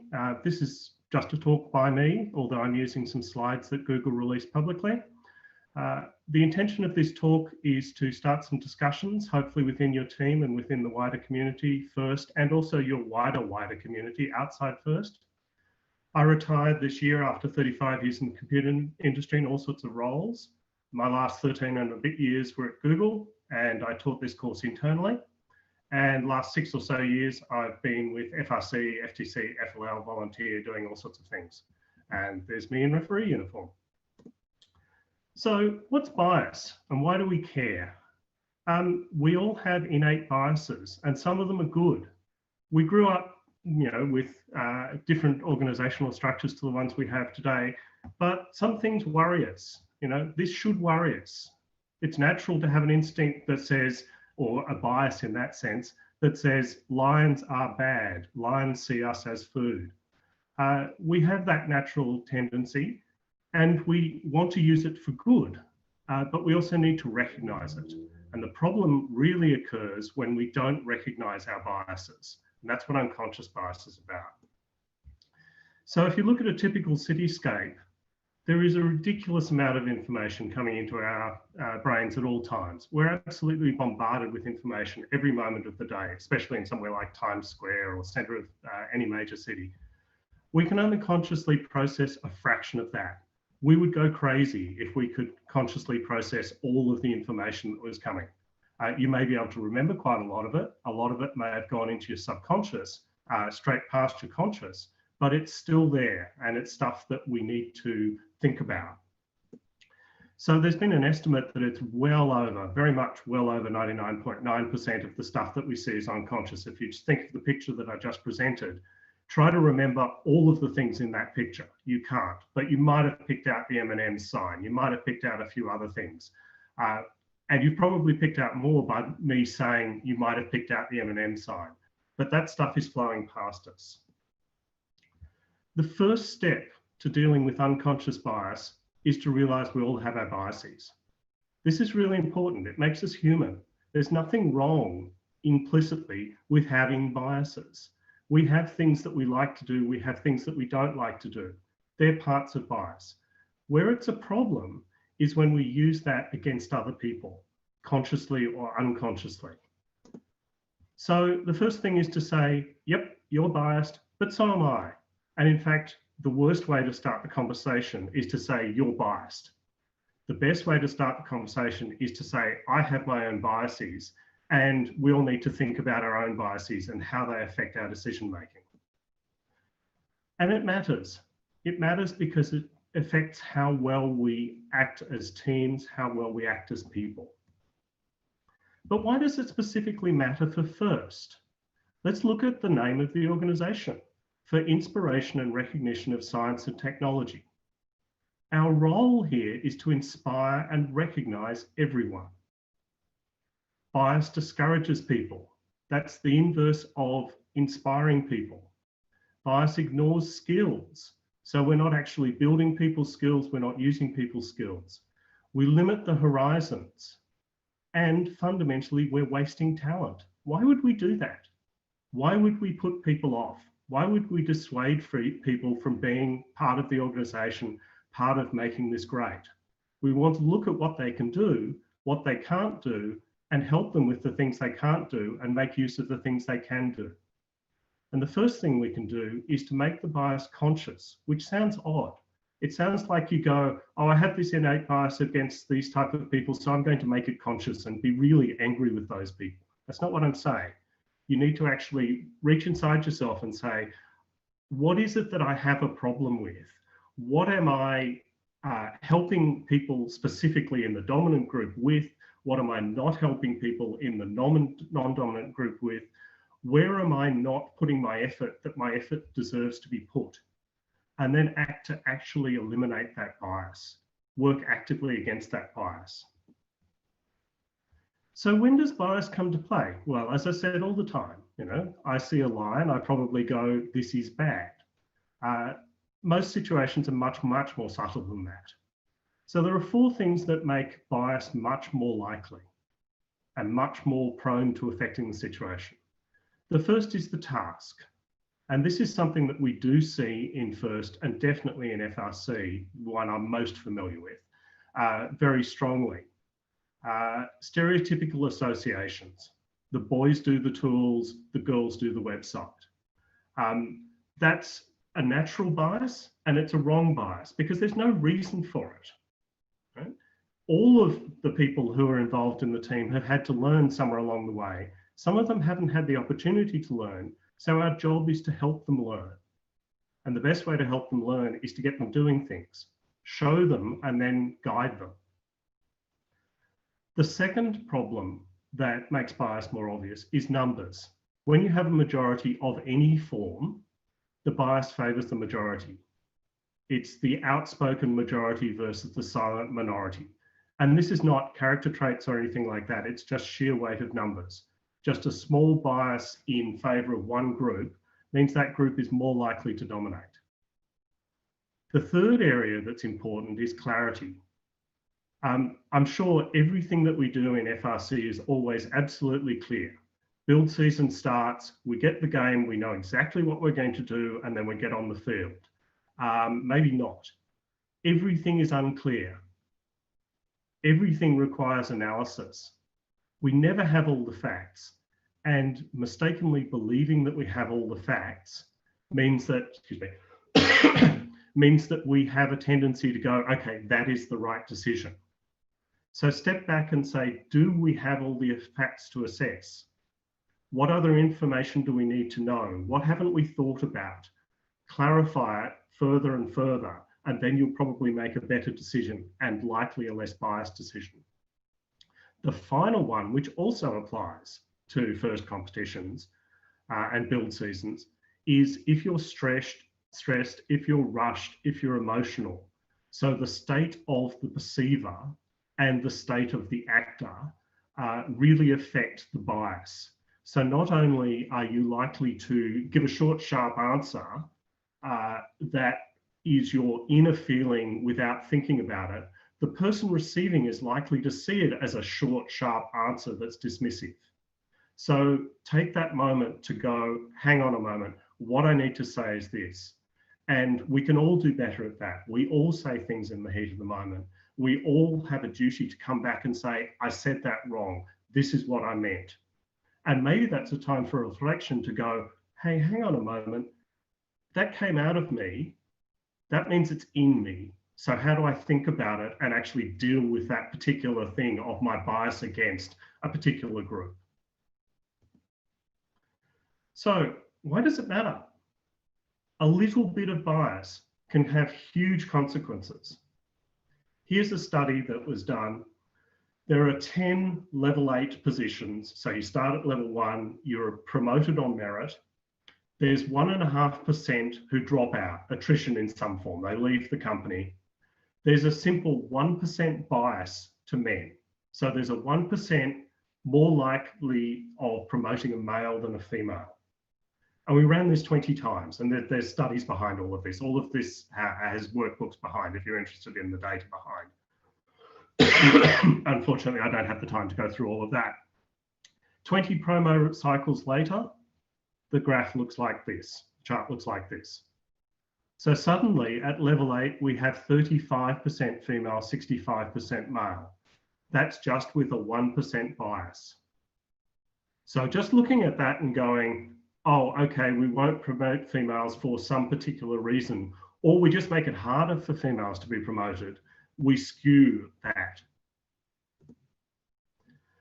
Why does it matter? Well, it makes companies better if we can avoid bias or we can encompass wider ranges of ideas. Companies with a high proportion of women on the board of directors outperform others, not by a little bit, by a lot, by 53%.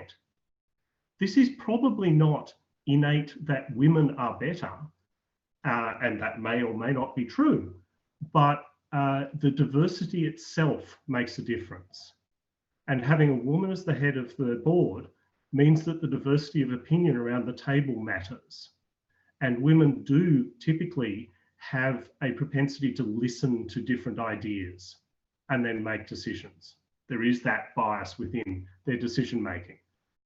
Once again, these are generalizations. You can point to every exception you like, but these are generalizations. But it makes a huge difference to the bottom line to the company. So why wouldn't companies look for the most diverse workforce?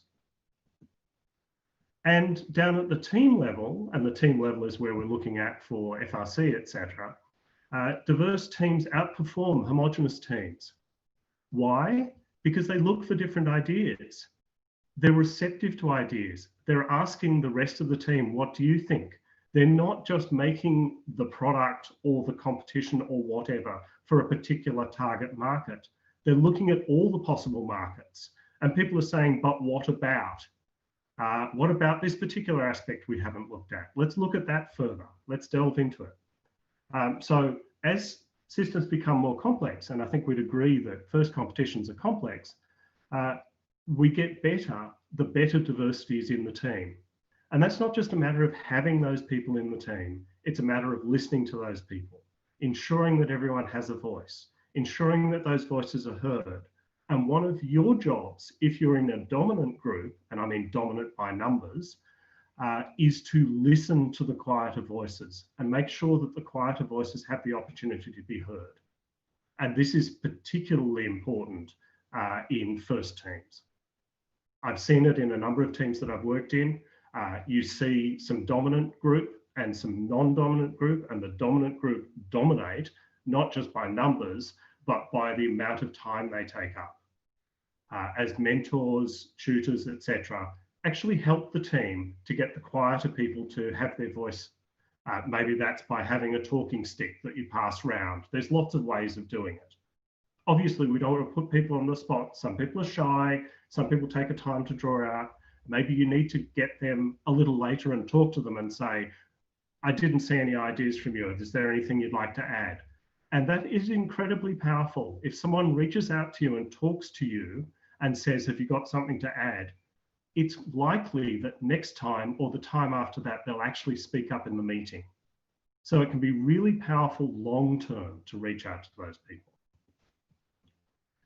So why does it matter in the bigger sense? I've talked in one study, and we'll talk about some more studies as I go on. This really hit me. I was in Houston a couple of years ago, and I was just relaxing in the hot tub with many of the teams and various people from various organizations.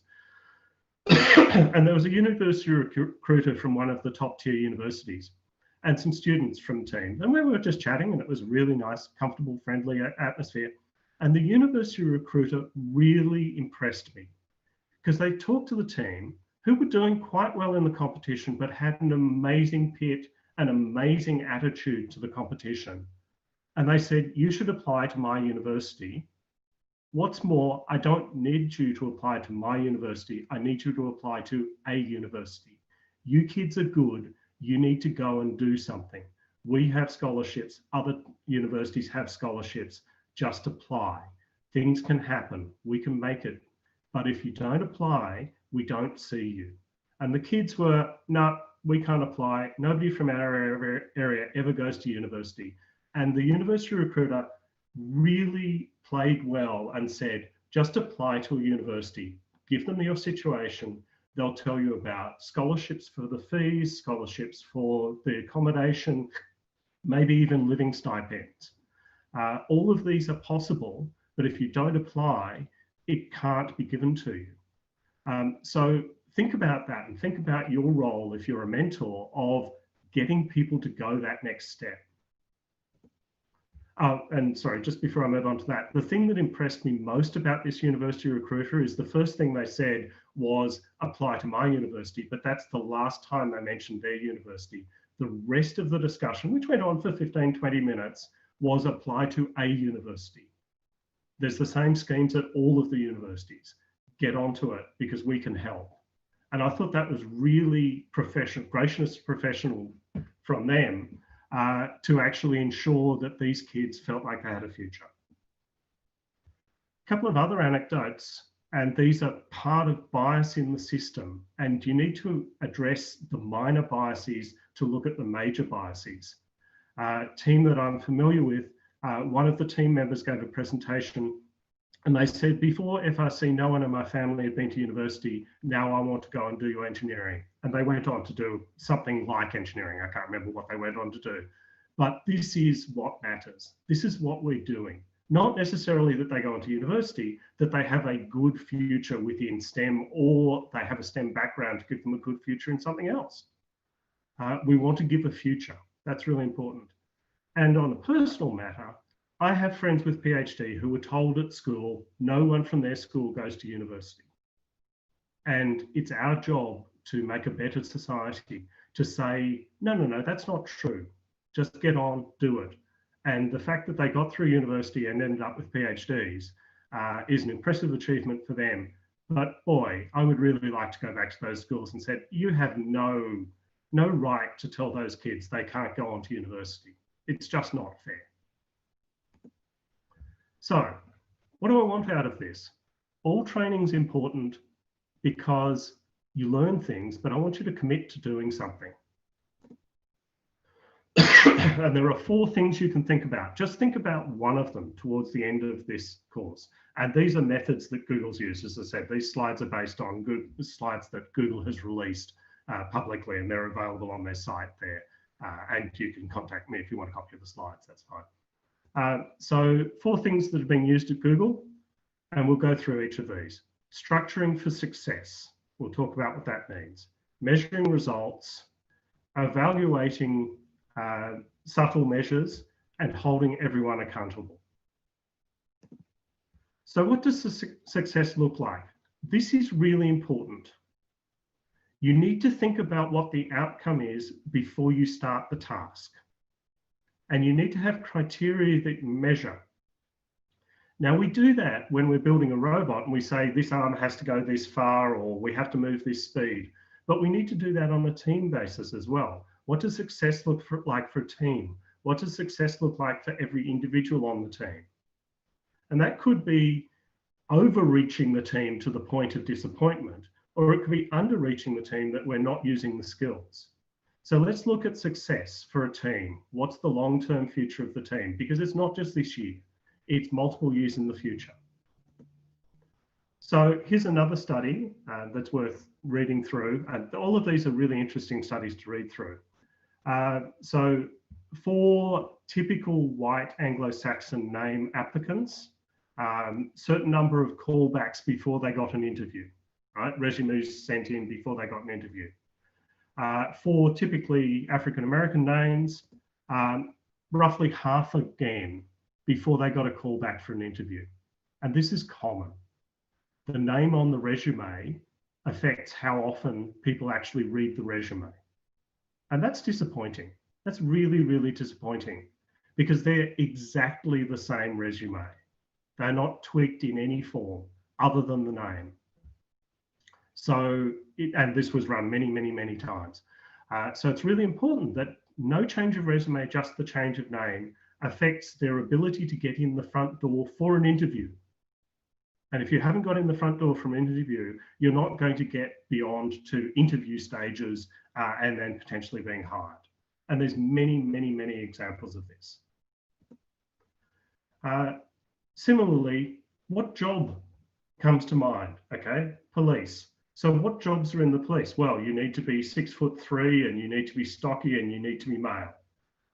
There's plenty of jobs in the police that don't fit those criteria. There's plenty of jobs in every industry that don't fit the typical criteria of the industry. What is it you're hiring for? Think of the criteria ahead of time rather than the stereotype that fits. And in fact, breaking the stereotype breaks the bad stereotype as well. So some of the bad issues that we have with some of these organizations can be affected dramatically by breaking that stereotype. And thinking up ahead of time, so what are we looking for as the criteria for hiring? And when you get to interview stage, and when you're looking for new team members in the case of first teams, structured job interview seems a little strange for FRC or first teams, but what are you trying, why is that person trying to join the team? And what would you like to see out of that person? We've all had people who turn up, sit in the corner for a meeting and then disappear. That's a shame. Maybe they just had a look. Maybe they decided, okay, this isn't for me. But did we do a good enough job to find something that interests them in that first meeting? And then encourage them to come back for a second meeting and find out how the first meeting went. And the trouble is, these are often build seasons when everyone's frenetic. So think in your team, do you have someone whose job it is to mentor new team members, to find out what's working for them, what's not working for them? Maybe have a quick sheet that says what our team has done in the past, where we want to grow in the future, what skills we're looking for. That doesn't mean excluding people who don't have those skills, but it does mean these are areas we want to grow. Maybe you can learn in those. Maybe you've already got those skills and you'll fit in great, or maybe you can go and learn those and help the team. So think about how to grow the team, how to include new people, how to improve the balance in the team, and how to ensure that you don't have people turning up for one meeting and going away. That's going to happen, but most of the time we'd like to see people come a few times before they decide it's not for them. It's really sad to me when I see people not turn up for a second meeting. So talking about characteristics of jobs, another study that was interesting is what makes a good manager. Substitute manager team lead, substitute manager mentor, these things still apply. So males and females, males, these are typical descriptions of male managers: self-confident, forceful, direct, frank. Many of those terms, when applied to female managers, are seen as negatives. And that's weird. It's true, but it's weird. And positive ones for females, female managers tend to be curious, helpful, neat, aware of feelings, and negative signals like vulgar. Note that there's no negative signal on the male side for vulgar. Vulgarity has no place in workplaces. It has no place in FRC or first teams. But note that it's specifically called out against females and not called out against males. But direct, and direct can be an absolutely positive sign. I like to have a direct manager, someone who actually tells me the truth. But it can lead into bluntness, which can potentially lead into vulgarity. I mean, I know they're different concepts, but they can be related. And I've seen very direct people who are also vulgar. I've seen very direct people who are never vulgar. But think about those terms, and think about the terms that you use on males and females, which pigeonholes them and says, okay, you're going to be in this category, you're going to be in this category. I have worked with many, many managers, male and female. I have male and female managers working for me, and I saw no discernible difference. And that's really important. I saw areas of self-confidence on the male side. I saw areas of self-confidence on the female side. I saw areas of lack of directness on the male side. I saw areas of lack of directness on the female side. So if you start with these set of criteria and you measure people against them, then you're going to go, okay, so you're one of those, you're going to fit in that hole, rather than I need to work with you on this area where you're over-assertive. Over-assertiveness is a bad thing. So how do we tone that down a bit? You're a little under-assertive. How do we help you with that? So, second thing to think about is measuring results. We talked about structuring for success. What is it that you're trying to achieve? So the second thing is, what have you achieved? How do you measure the results? And the tried and true, you can't improve what you can't measure. Measurement is hard, particularly in social things. Measurement is always hard, surprisingly hard. But in social things, it's very, very difficult, especially because you tend to deal with small sample sets. And those small sample sets can make things look skewed and can skew themselves. So here's one that I like. There's two studies related to this. One is mobile phone uses and video. The other one is camcorders and video. Google found, or YouTube found, that a certain percentage, 5 to 10% of videos were being uploaded upside down. Some of them early days were camcorders, left-handers holding the camcorder in the other hand, that's convenient for them, and they're actually shooting the video upside down. Others are the phones just being held upside down. Some people want to upload upside down video, but most people don't. So YouTube just had a very clever solution to this. They just said, it looks like your video's upside down. Did you mean that? And if the user says, no, I didn't mean that, then they just transcoded it in the background and flipped the video. So a product solution to remove those 5 to 10% of useless, because they've been filmed upside down videos, with a bit of compute power to flip them up the other way, rather than someone going, oh dear, I'm stupid, I just uploaded the video upside down. So you can make the product better and more engaging just by looking at the human behavior. So looking at left-handers, looking at mobile phone usage. Another study that was done by Google was the gender in their doodles that come on the homepage. In 2013, there's heavily skewed towards men, 77%. By 2014, it had been balanced. And this was an active job to say, we need to make this balance because roughly 50% of the world is women. Why are we not roughly 50% of the doodles? I mean, you can argue about whether it's 51% or whatever. That's not interesting. But the 50-50, it should be about balanced. And they actively work to make it balanced. Because the world is roughly balanced in human beings, why are not the doodles balanced? The other problem, another problem that relates here is how men and women are perceived. And this is important and something I really think you need to look at within your teams when you're looking at balance and recognition within your teams.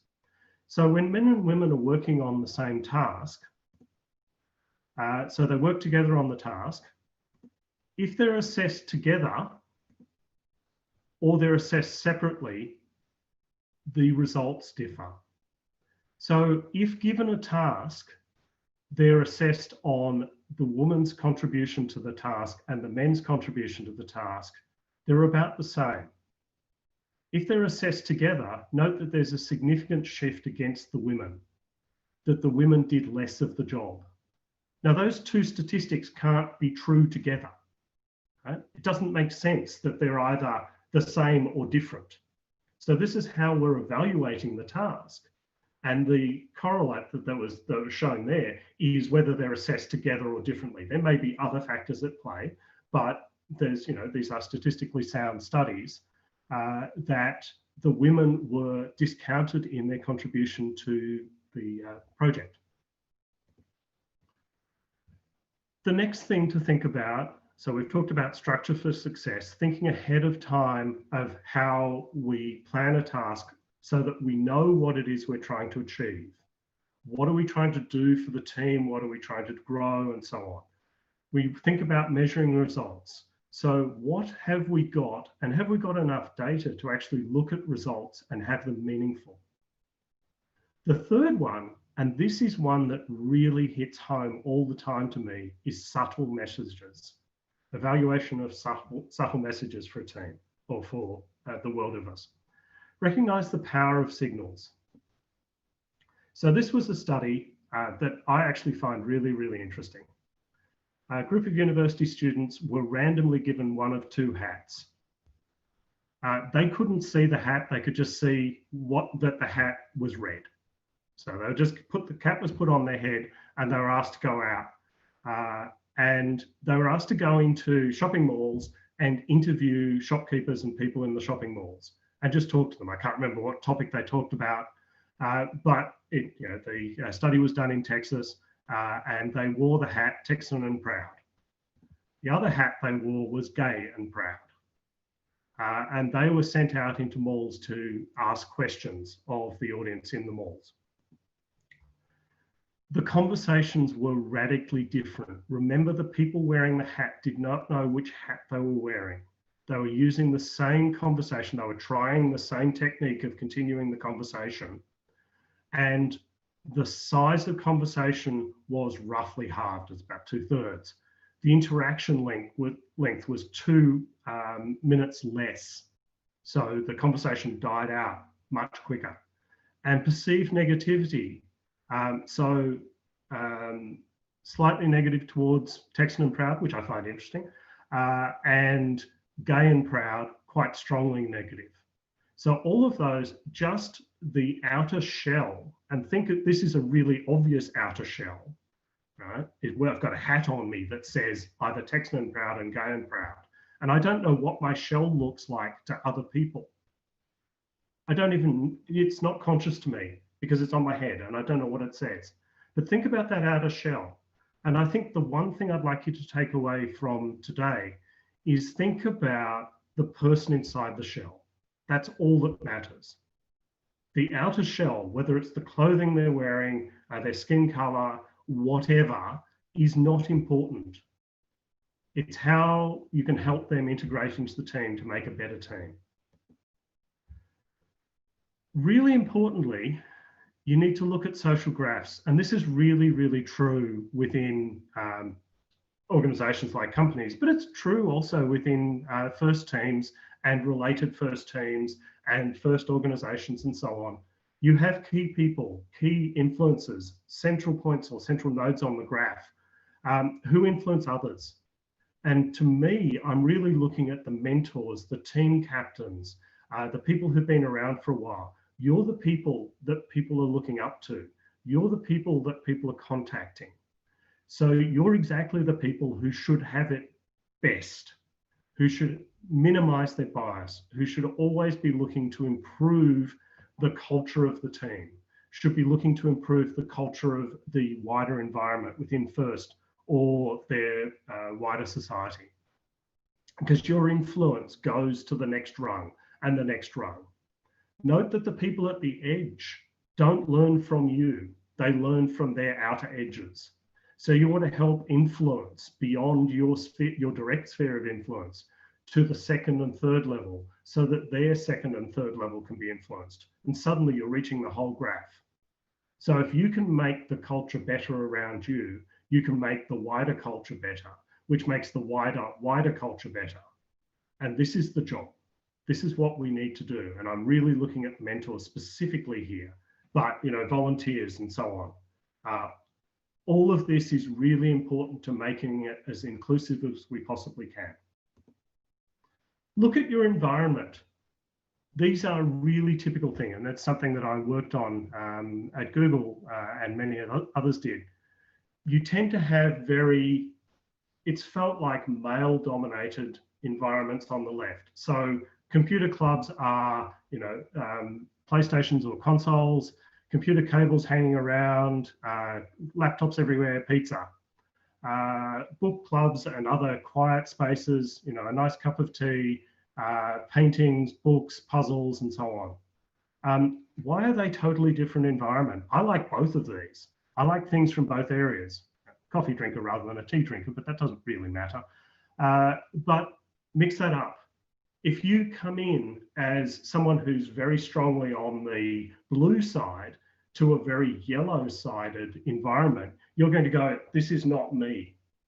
So if you walk in and your team is called something with bro in it, people who aren't bros, whether they're females or other people who have issues with that term, are going to go, no, not me, thank you. So think even about your team name. They're really important. Is it inclusive?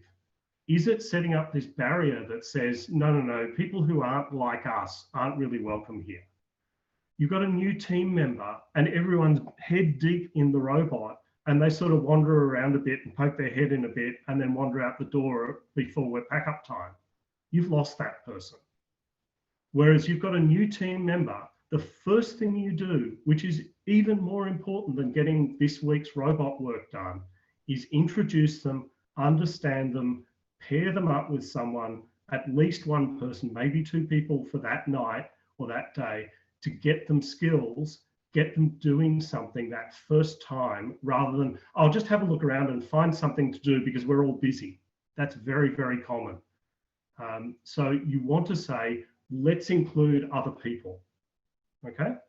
So how do we include? We think about the environment. It's absolutely fine to have our trophies up. It's absolutely fine to, have pizza nights. People on the other side probably like pizza nights. Give a choice of food, but maybe, you sit down, and I've seen teams actually sit down and do a puzzle together and actually have a complete break. And that helps some people get that other side of them out. So how does this apply to FRC? And I see these sort of pathology quite a lot. The girls can do the website. That makes me cry inside. I have no trouble with the girls doing the website, but I'd like it not to be the default. Someone has to do the website. Someone has to do the presentations and so on. But let's not make it the same people. And let's not all just stand back and the people who didn't stand back get to do it. Are you really good at building robots? Maybe it's time for you to go and build a website. Maybe it's time for you to do the presentation. Maybe it's time for you to tools down. The same people on the team speak up every time and everyone else steps back and follows. Try to work on that. How do you get the quieter people to have some voice? Once again, without making it uncomfortable for them. This then leads to those with experience getting better and others getting sidelined. And this is a shame. This is back to the why would we waste talent? This then leads to the team stagnating because there's the in crowd who know what they're doing and the hangers on. And the hangers on start to drift away, and you see fewer and fewer of them week after week. And suddenly everyone says, but there's nobody around. We can't possibly make build season with this. That's your problem that you created by not including those people. And I know we're going to have attrition. We're going to have people who can't turn up. This happens, right? We need to expect that. But we need to include those people and bind them in tightly to the team early. And remember, people age out of teams for all sorts of reasons. They physically move, but they also age out. Life gets busy, life gets in the way. That's fine. This is a volunteer organization. So the question we as mentors or team leads need to always ask is, who hasn't done this before?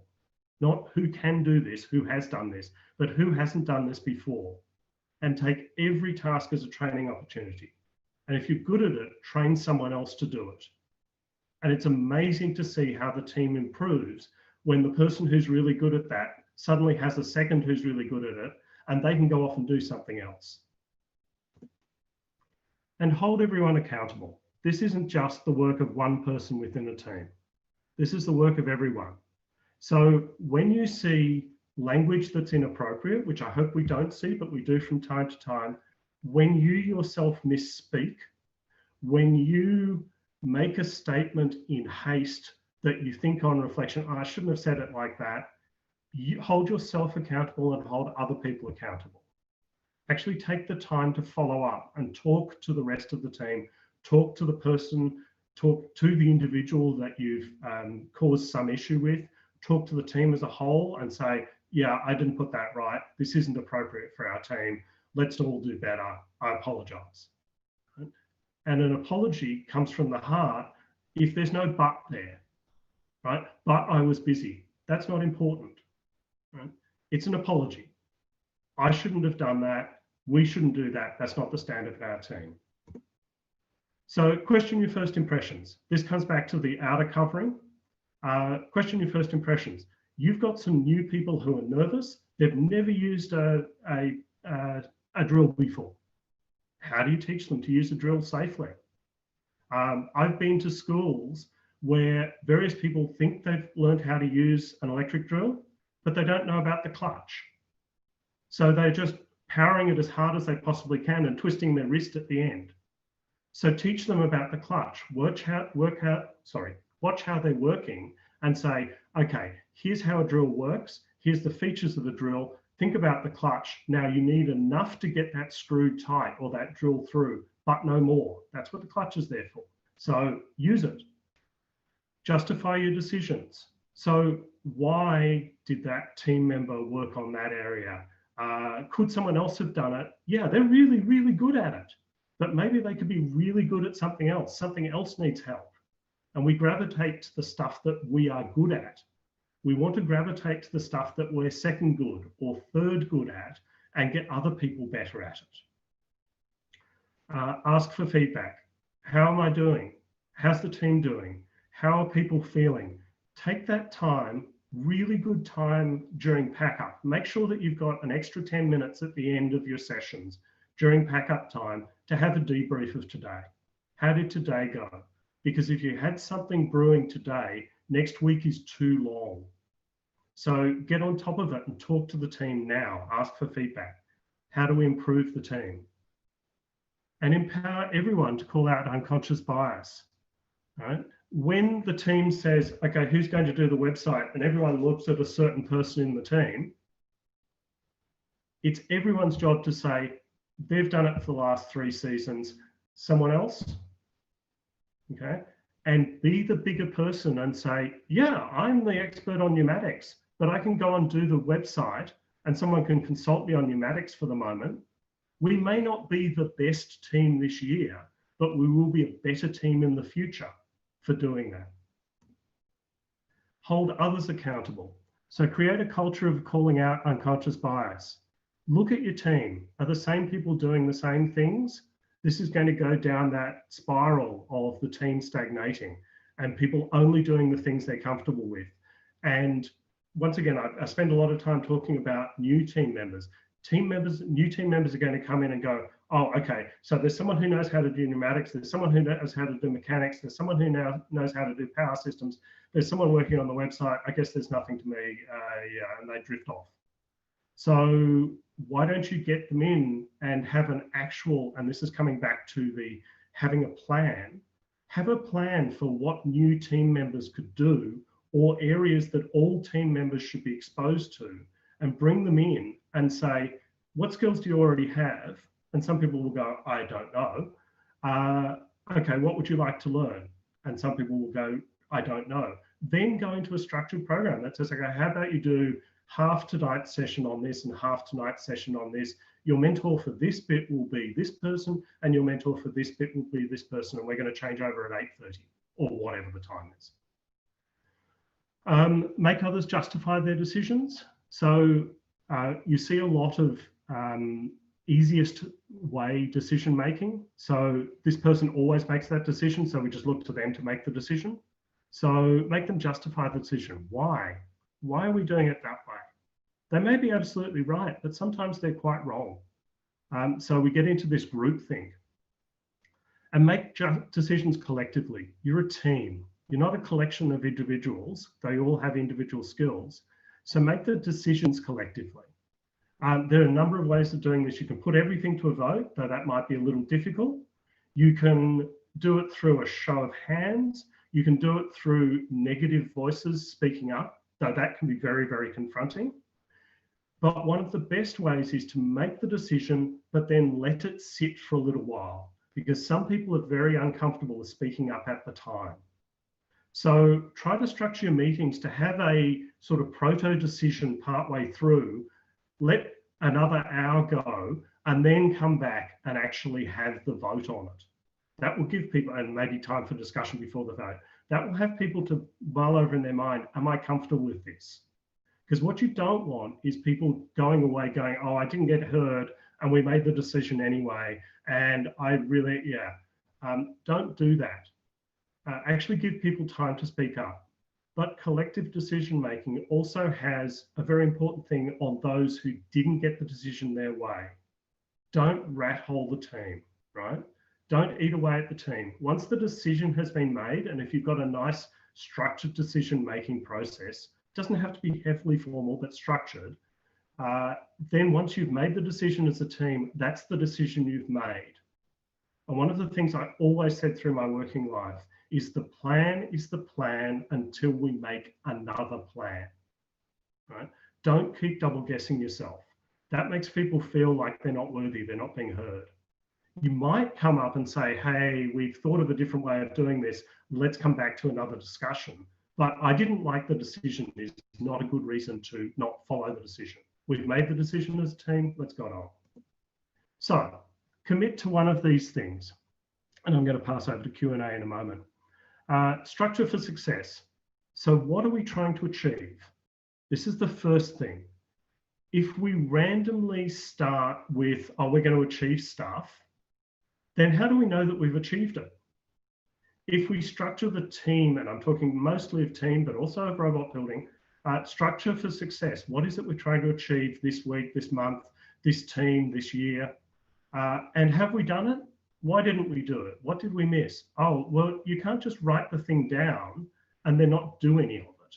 And I've seen this as well. We had this amazing plan to grow the team, but we never actually went and talked to any schools to get new members. And surprise, surprise, we got no new members. Similarly, measure results. Look at what's measurable. Try to put that in your success criteria and then measure it. Did we achieve what we wanted to do? Great. If we didn't, why didn't we? Evaluate subtle messages. Look at your environment. How do you make your environment more inclusive? And I've seen this a number of times. People walk into the lab and go, oh, I don't know any of this. This is really scary. You need to have someone with their eye on the door all the time going, hey, haven't seen you before. And not, hang on a moment, I just need to tighten this knot. Down tools, walk over, talk to them, spend some time with them, and then try to integrate them into the team. And hold everyone accountable, including yourself. We all get this wrong. We all misspeak from time to time. We all say things we shouldn't have said. So don't let them lie, because that's going to degrade the team over time, because it's going to be, oh, I can't say that to this person because they're going to yell at me, right? Yelling is never appropriate, but they're going to react that way because I'm a girl, right? There's two jobs there. One is they need to learn that that's inappropriate, and they need to be told that that's inappropriate. You're actually cutting off skills from the team. So I'd like you to look at those and go, what can I do in my team to make one of these things better? Probably the easiest one is to look at your environment. How to improve the environment so it doesn't just look like this pizza den as people walk in. And I have nothing against pizza. Pizza's great, yeah, for those who eat it. So I'm going to stop presenting, and then I'm going to go to questions.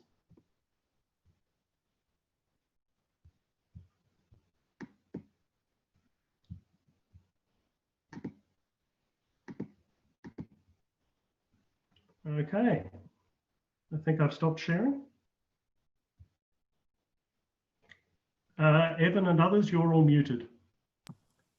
We can still see your screen. You can? Mm-hmm. It won't let me not share. Okay, let's. There we go. There we go. Perfect. It wouldn't let me toggle off share. All right, so we have a few questions for you.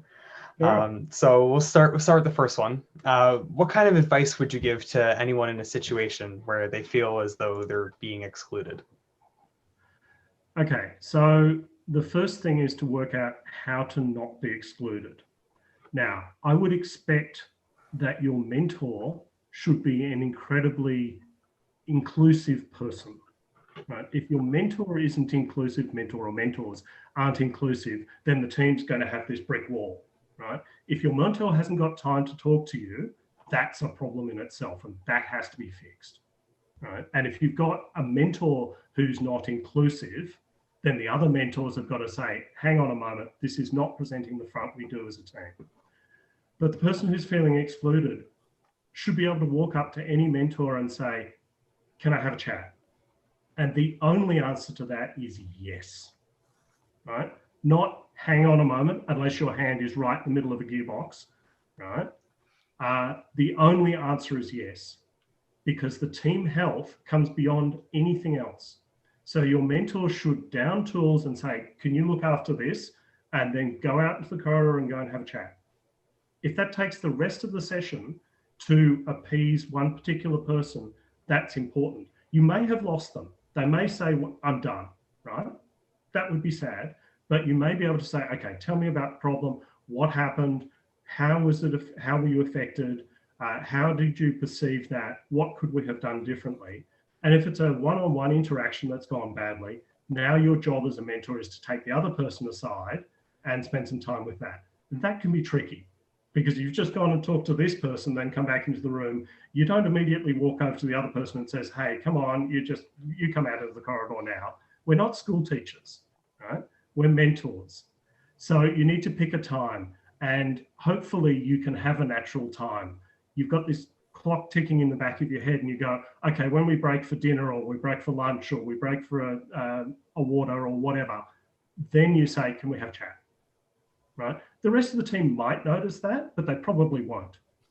But they will notice the, hey, A came in and now I take B out. But yeah, your mentor should be, your first answer as a mentor should be, sure, absolutely. All right, we do have another question here. Don't we lose individuality if we eliminate all biases? Oh yes, I hear this one all the time. No, absolutely not. What we're doing by having biases is losing skills, right? We need to bring out those skills. If we put this bias wall up and we go, oh, you know, women are no good, they just do the website, they can do the websites because we can't trust them around tools, then all the women in the team just shut down, right? Whereas if we go, everyone in the team is capable of doing this, unless there are limitations that mean that they can't physically do something or mentally do something, you know, that's a slightly different consideration. by drawing them out, you improve the team. And I have seen again and again, both within this mentoring and also in my work life, if you take people who feel like they're not being included and you put them in a position of semi-responsibility with someone behind them, both grow. The mentoring relationship grows both. It grows the people who feel excluded and the people who are meant to include them. So no, it actually improves people, because people say, oh, okay, I've been shut out, which means all of those skills that I'm holding in my back pocket, the things that I'm thinking about that are there are just shut away. Whereas if you say, okay, how can you get involved? Have you thought about doing this? Oh no, I don't like doing that, but I'm interested in this. Okay, go and learn about that. So yeah, we actually increase individuality. All right, we have another question for you. What's the difference between a stereotype and unconscious bias, or is there a difference? So they're all related. There's all sorts of biases around.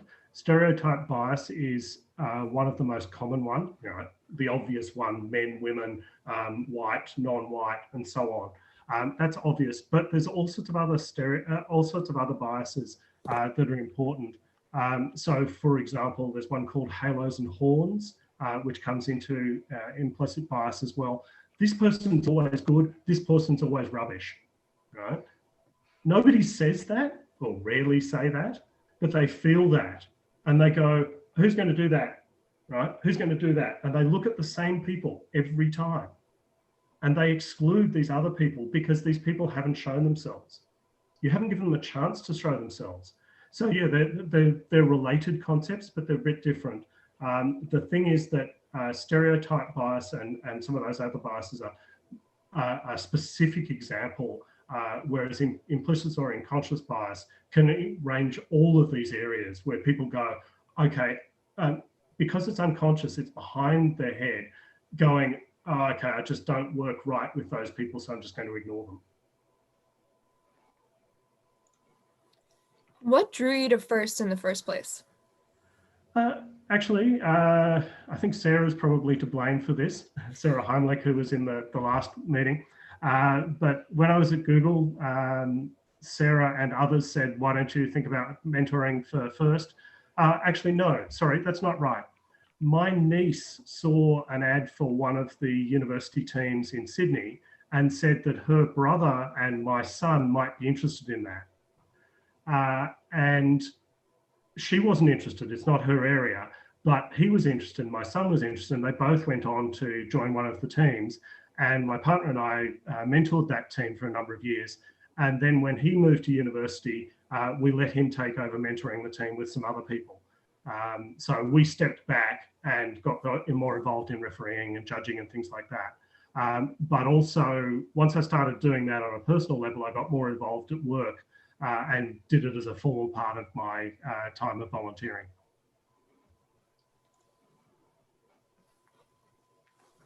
That's awesome. Let's see, hang on. We have another question coming in.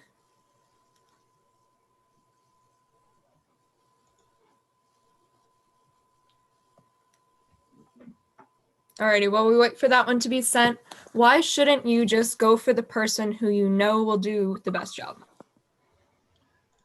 I think I've touched on that, but a team of seconds beats a team of firsts, right? A large team of seconds will outperform the shining individual, because the shining individual, and there might be a couple, the shining individual cannot possibly do all of the things that have to happen. Whereas a bunch of people who are really good, the seconds and the thirds, will actually make a stronger total team, and they'll go, I can do that. I may not be able to do it at the same level as this person over here, but I can do it. And maybe I can do 85, 90% of the job, and then I'll consult them for the last bit. How do I get that last measurement just right? How do I get the torque just right on that? Right? You can do the rest of it and then consult them on that last bit. Maybe it's calculations, maybe it's engineering, maybe whatever. But if that person, and you have a tendency within teams for someone to be good at, maybe mechanical and pneumatics, and they have no concept of the electrics. And I remember one of my first jobs was really interesting. I worked on embedded data telecommunications gear, and my job as a software engineer in the team, I was given an impossible challenge. I had to actually move bits around. This is moving bits to ATMs, so giving people cash. So it was somewhat important. I couldn't actually do the software I had to do in the cycles that I had available. But the hardware engineers hadn't recognized this. They were really, really good hardware engineers, stunningly good. And I said, I need one more timer. That's all I need, one more timer, a hardware timer, and then I can do the software. And they added one more timer and I could do the software. If you had people focus just on the stuff they're good at, you don't have someone coming from the side saying, hey, hang about this, I can't do my job right. So if you're really good at it, do something else and be available for consulting. All right, thank you. This has been an incredible opportunity to listen to you and hear all of the information that I know definitely I have been missing out on the past years that I've been in part of FIRST. But unfortunately, we are out of time. But thank you. It has been a pleasure. Yes, Great. thank you so much. Thanks very much. If you see me on the field, come and say hi. Absolutely. Thank you. Okay. Thank you. Thanks. I'll drop off now.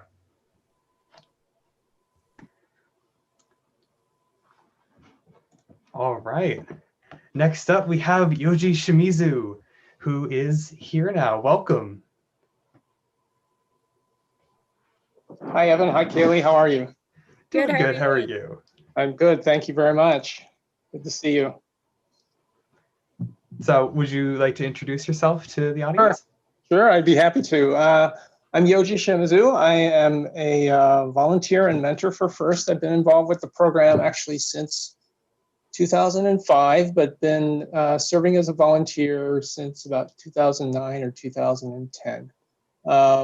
So in the volunteer world, I serve primarily right now as a master of ceremonies. So I do a lot of MC work with FIRST events in the upper Midwest of the United States and also at championships. And as a mentor, I work with Team 1816, the Green Machine, as well as a number of other teams in the state of Minnesota. And outside of FIRST, I'm a professor at the University of Minnesota Medical School and do some work also in our graduate school focused on diversity, equity, and inclusion. Wow, that's amazing. So what are you going to be presenting for us today? Well, I am actually going to follow up on the presentation from Gordon, which really focused on team culture and team function and the role that bias and sort of our cultural environment kind of plays in that process. And so I think what I'll do is maybe just get started with sharing my screen and kind of go from there, if that's okay. Absolutely. All right, let's get started. Okay. So again, I want to thank the organizers of 24 Hours of STEM for giving me this opportunity to kind of present today.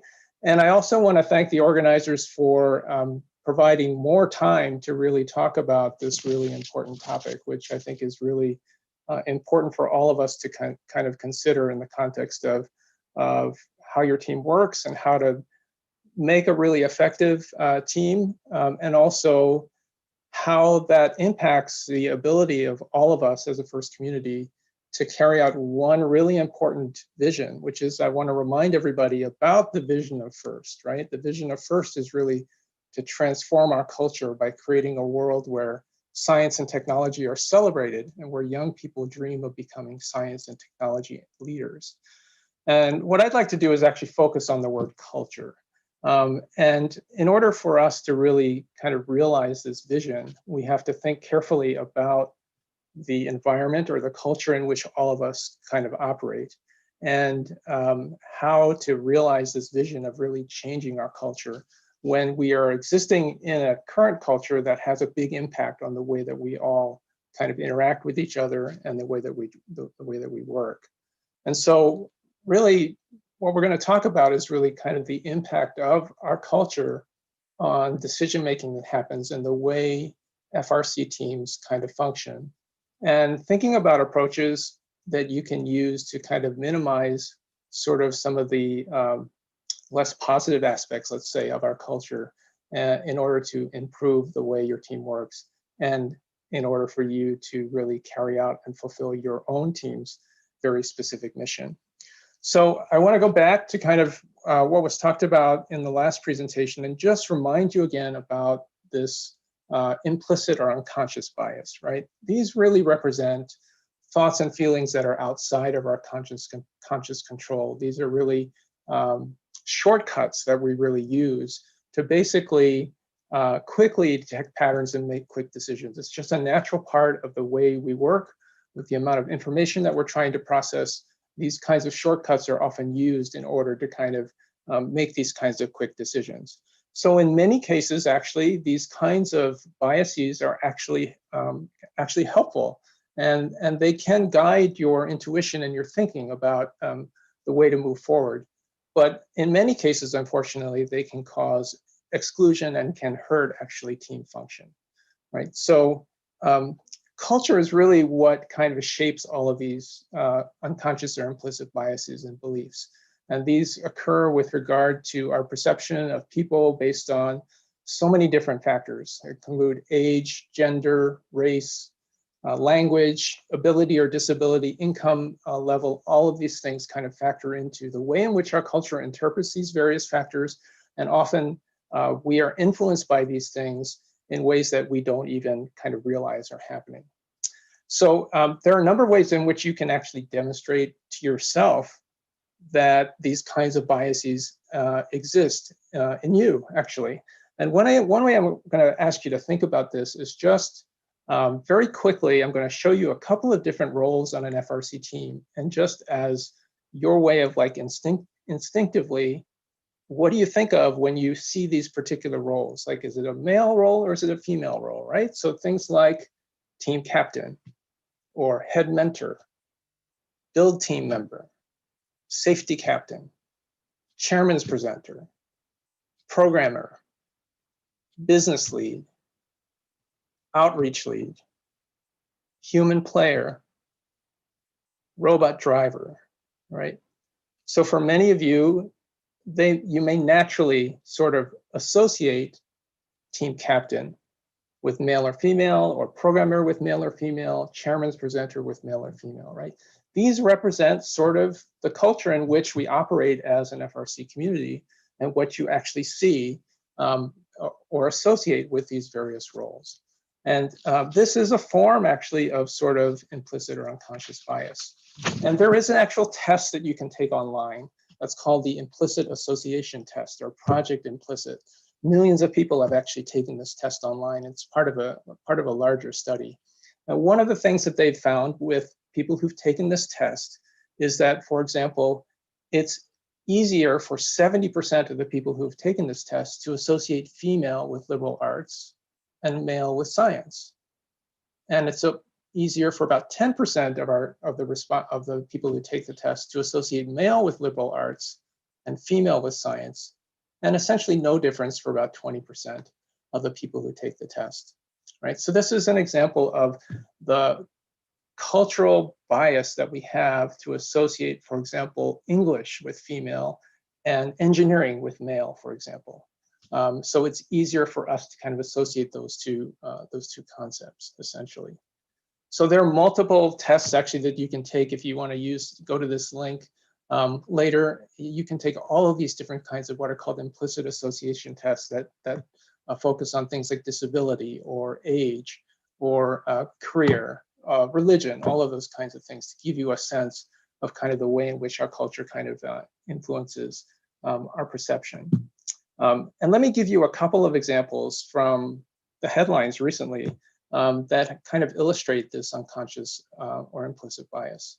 So this is one that that I, as an Asian American, am very familiar with. So the person that you're seeing on the screen is Chloe Kim. Chloe Kim won the gold medal, I believe, in snowboarding at the last Winter Olympics. And in a recent profile of her after she won the gold medal, she talked about her upbringing in Southern California. And this is one of the quotes that she kind of indicated happens to her all the time. This question about, where are you from? And the response to her, of course, is, well, she was born in LA, so LA. And the following response is, no, where are you really from? And again, the answer for Chloe is sort of, I was born in Long Beach. No, where are you really from, right? This is a very common implicit or cultural bias against Asian Americans that is often just manifested by this questioning about where you kind of quote unquote are really from. I've experienced this multiple times myself as a Japanese American, and it is a very common experience actually for people of Asian descent here in the United States. This is two unfortunate instances that occurred recently on airline flights, where two African American doctors were assisting patients or assisting passengers who were having a health crisis situation on board. And both of these African American women physicians were questioned by flight attendants about their whether they were really doctors or not. And both of them talked about this on social media, the fact that they are often, almost on a regular basis, because of their skin color and their gender, they're often questioned about whether in fact they quote unquote really are doctors. Here's another quote from an interview that Taylor Swift did last year on CBS Sunday Morning about differences in the way different responses for men and women are perceived in the music industry. And her quote is, there's a different vocabulary for men and women in the music industry. A man does something, it's strategic. A woman does something, it's calculated. A man is allowed to react. A woman can only overreact. And if you're familiar with her career, you know that she's been fighting this issue and really talking about this issue a lot, not only in her songs, but also in her interviews. Here's another example. This is the image of the black hole, the first black hole that we have an image of. This was one of the major scientific accomplishments over the last couple of years. And there was a lot of publicity given to this young scientist, Dr. Katie Bauman. And this is a Facebook post from her where she has on her laptop, the image is being kind of unveiled, and she's saying, watching in disbelief as the first image I ever made of a black hole was in the process of being reconstructed. And naturally, there was a lot of publicity about this accomplishment, and there was a lot of news articles about Dr. Bauman and her accomplishments. And this is one example of kind of a meme or a social media post that kind of complemented her accomplishments with regard to this achievement and taking this image of a black hole. But there are lots of implicit or unconscious biases that exist in this particular description of her accomplishments. And so a reply to the social media post was sort of outlining some of these biases. So for example, nowhere in this social media post is Dr. Katie Bauman acknowledged as being a doctor with a PhD, right? So it's always Katie Bauman or good job, Katie. Also, the use of the term young lady instead of the fact that she's an assistant professor at a highly prestigious university. The fact that she did not single-handedly do this work, but she clearly shared credit with her team, and that she was a project lead. Right, so there are multiple examples here of how women are typically not referred to with their professional titles or given credit for their professional accomplishments. And then even just last week, there was a op-ed article in the Wall Street Journal where the op-ed writer was basically requesting or essentially suggesting that Dr. Joe Biden drop the use of doctor when she's being referred to. And this particular quote says, "It sounds and feels fraudulent, not to say a touch comic. Your degree is, I believe, an EDD, a Doctor of Education, with an unpromising dissertation title," right? So there was, in my professional world in academics, this caused a huge, huge uproar, again, because of the implicit or unconscious biases that were exhibited in this particular piece. So, you know, as a team member or as a mentor, you may be wondering what kind of impact does this actually have on you specifically. And I can tell you there are a number of examples where it really cuts close to home for me. So this is a study from 2012 or 2013, published in the Proceedings of the National Academy of Sciences. And it was a very, very simple study. They basically took a resume for someone who was applying for a laboratory job in a research laboratory at a university. And the only difference between the two resumes was one was John and the other was Jennifer. And they sent those resumes out to 127 different faculty members from research-intensive universities.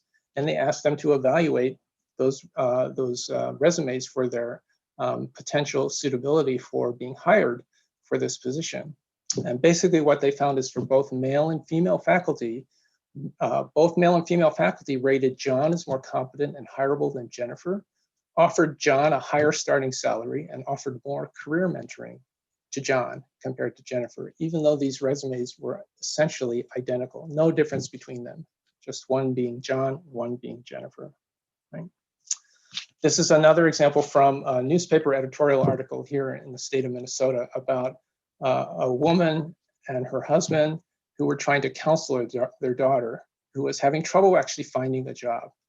And she had sent out a large number of resumes using her real first name, which was not a traditional white Anglo-Saxon name, it was more of a Hispanic Latino name. And she submitted 100 applications for interviews and did not get a single interview. So they actually did a social experiment. When they found out about this, they decided, okay, let's just change the name, the first name. They changed it to Kristen, and they sent those resumes out again. And this time they submitted 3 applications, and they got 3 interviews and a job offer, right? And as you heard from Gordon's presentation previously, we know from a number of other studies that if you have first names such as Jamal, you get fewer callbacks or emails than if your first name is Brendan, for example. So that's a very common kind of impact of unconscious or implicit bias. Now, how does this affect actually the way in which your FRC team works? Well, I think bias can actually negatively impact a whole number of things. So it can really negatively impact the way in which your team works, the way in which your team members work together, how your team actually chooses the best person for a job or a task, your ability to actually listen to other people's ideas and incorporate those ideas into robot design or other decisions that you are going to make with regard to how your team is going to work, providing really good mentoring. Bias can also negatively impact that, and it can certainly impact the well-being of each individual team member, as well as negatively impact team climate and team culture. And so it's just really important to remember that good intentions, unfortunately, don't always lead to a good outcome. That you may have a lot of good intentions here, but when it's filtered through these effects of bias, if you don't really take those into account and compensate for them, the outcome can be not as positive as you would like it to be, right? And in engineering and medicine, there are many, many examples of where this is happening, where the intent is clearly good, but the outcome, because of the bias that exists in the process, is not optimal. So there are a couple of examples here that I want to kind of point out. So one is that seatbelts actually were designed to be safe for men. And so all of the testing that was done, for example, the crash test dummies that are used to test many of these automobile safety devices, are the dimensions of those crash test dummies are based on men. And so as a result, women actually are less safe in automobiles because of that kind of bias towards safety design. There are numerous examples of computer vision and AI systems that unfortunately label African Americans as gorillas or fail to recognize darker skinned people. These computer vision systems, these AI vision systems are being incorporated into self-driving cars, for example, which poses a huge, huge safety risk for certain members of our community. There are speech recognition systems that often identify words spoken by white users at a much higher rate than words spoken by Black users. And then algorithms that have been used by US hospitals have been found to be less likely to refer Black people than white people who are equally sick to programs that aim to improve care for patients with really complex medical needs. And this health disparity is really a major issue in US medicine right now, because Well, we know that racial and ethnic minorities and women are subject to less accurate diagnoses, curtailed treatment options, less pain management, and worse clinical outcomes. And again, this is all due to these, much of this is due to the fact that we have these kind of unconscious biases that are affecting the way in which physicians are making decisions about treatment and diagnosis and pain management. And that leads to clear decreased health outcomes for these individuals. So, our community is aware of this issue now. I think this is an article from a recent New York Times profile that talks about artificial intelligence and the AI community really understanding that they need to really think carefully about the way in which they're designing these systems so that the robots, the AI robots, are hopefully less biased than we are. And much of this is actually, because of the fact that the designers are essentially white, male, affluent, and able-bodied. And when you don't have this diversity of perspectives at the table, it can really influence the way in which design decisions are being made. So really the question now is sort of what can you do about this, and what can you and your team do? So one of the first things, of course, is just to be aware of this fact. I mean, we all have these biases, right? It's in all of us because this is the way, these are the messages that we're all receiving from the culture that we live in. So the first thing, awareness, is really, really important, and just to understand that. And one of the things as a first community that we need to be aware of, I think, is that women continue to be underrepresented in the FIRST robotics community. This is data from the 2020 season for students and mentors in FRC in the United States. And you can see that, again, for both students and mentors, female representation is about 30% versus 70% for male representation. And this can have really significant impacts on team function and team decision making.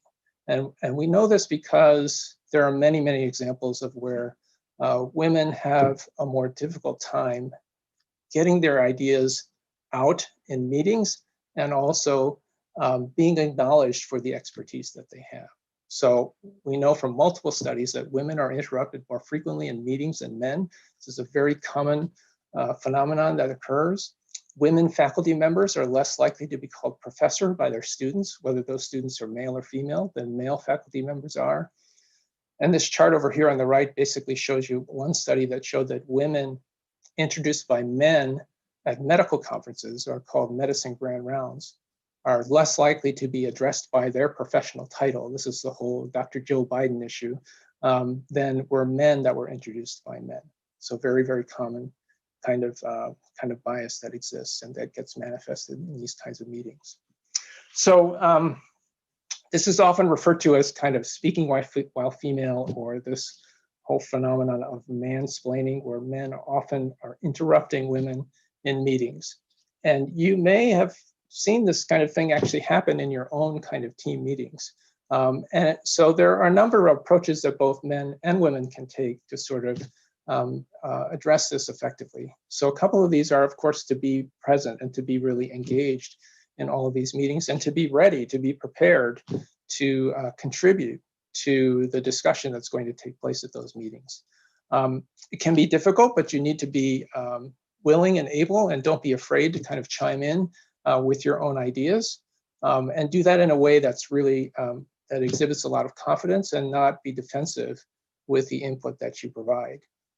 One of the most important things that can be done, and this is especially true for boys or men who really want to be allies in this kind of work, is to give credit where credit is due. And this is especially true for female team members. Oftentimes, ideas are thrown out into meetings. Oftentimes, they come from female members of teams. They're not acknowledged. The same idea gets proposed by a male team member, and then the rest of the group says, oh, that's a great idea, right? And it's just really important, if that should happen, to just remind everybody that actually, you know, that idea came from this other person. And we want to make sure that we give credit to that other individual. The other important thing is the role of mentors and coaches. You know, they play just a huge role in FRC team function. And it's really important that mentors should be role models and advocates in modeling really the appropriate kind of behavior that will result in making sure that everyone's thoughts and ideas are incorporated into the decisions that are being made by your team. A second thing that's important is really to kind of call out your biases as well as others. In many cases, these kinds of biases are exhibited as what are often referred to as kind of microaggressions. So these are comments or other kinds of remarks that are often really kind of forms of unintended discrimination. And it's important to really be aware of them and to be active in calling those out if you hear them happening. And so this is the important point of really being what we call an active bystander, right? To really notice that something is happening, decide that something needs to be addressed if you notice that something is happening, and then to really work hard at speaking out and addressing it. And this can be very, very challenging. And it's something that can often be very uncomfortable to address. And so hopefully, again, your approach to this is initially to sort of start with, hopefully you have a team climate that's fostered by your team members as well as your mentors and coaches that allows for honest conversation and honest discussion about these kinds of things. But there are a number of approaches that you can take to really kind of address these kinds of issues if you encounter sort of a microaggression either against yourself or against somebody else on your team, right? So one is to be kind of literal and don't rely on any assumptions that are being made. Many of the common kinds of phrases that are used rely on kind of this figurative language, these kind of unspoken assumptions or stereotypes that are often if you take them literally, it's a very effective way of kind of illustrating kind of the fact that they're really not kind of appropriate comments to make. You can ask questions that really invite discussion, sort of the approach of, can you really clarify exactly what you mean by what you just said? Those kinds of approaches are often useful because they allow the person to provide some clarity with regard to what they really intended, and often allows a way to kind of open up dialogue and conversation that can help to lead to some understanding about how that comment, for example, might have been particularly hurtful. It's also useful for you to just state that you're actually not feeling very comfortable about what was just said. This is a way to kind of slow things down and to not just gloss over the comment that was made. It's just a way in which to kind of actively slow down the conversation.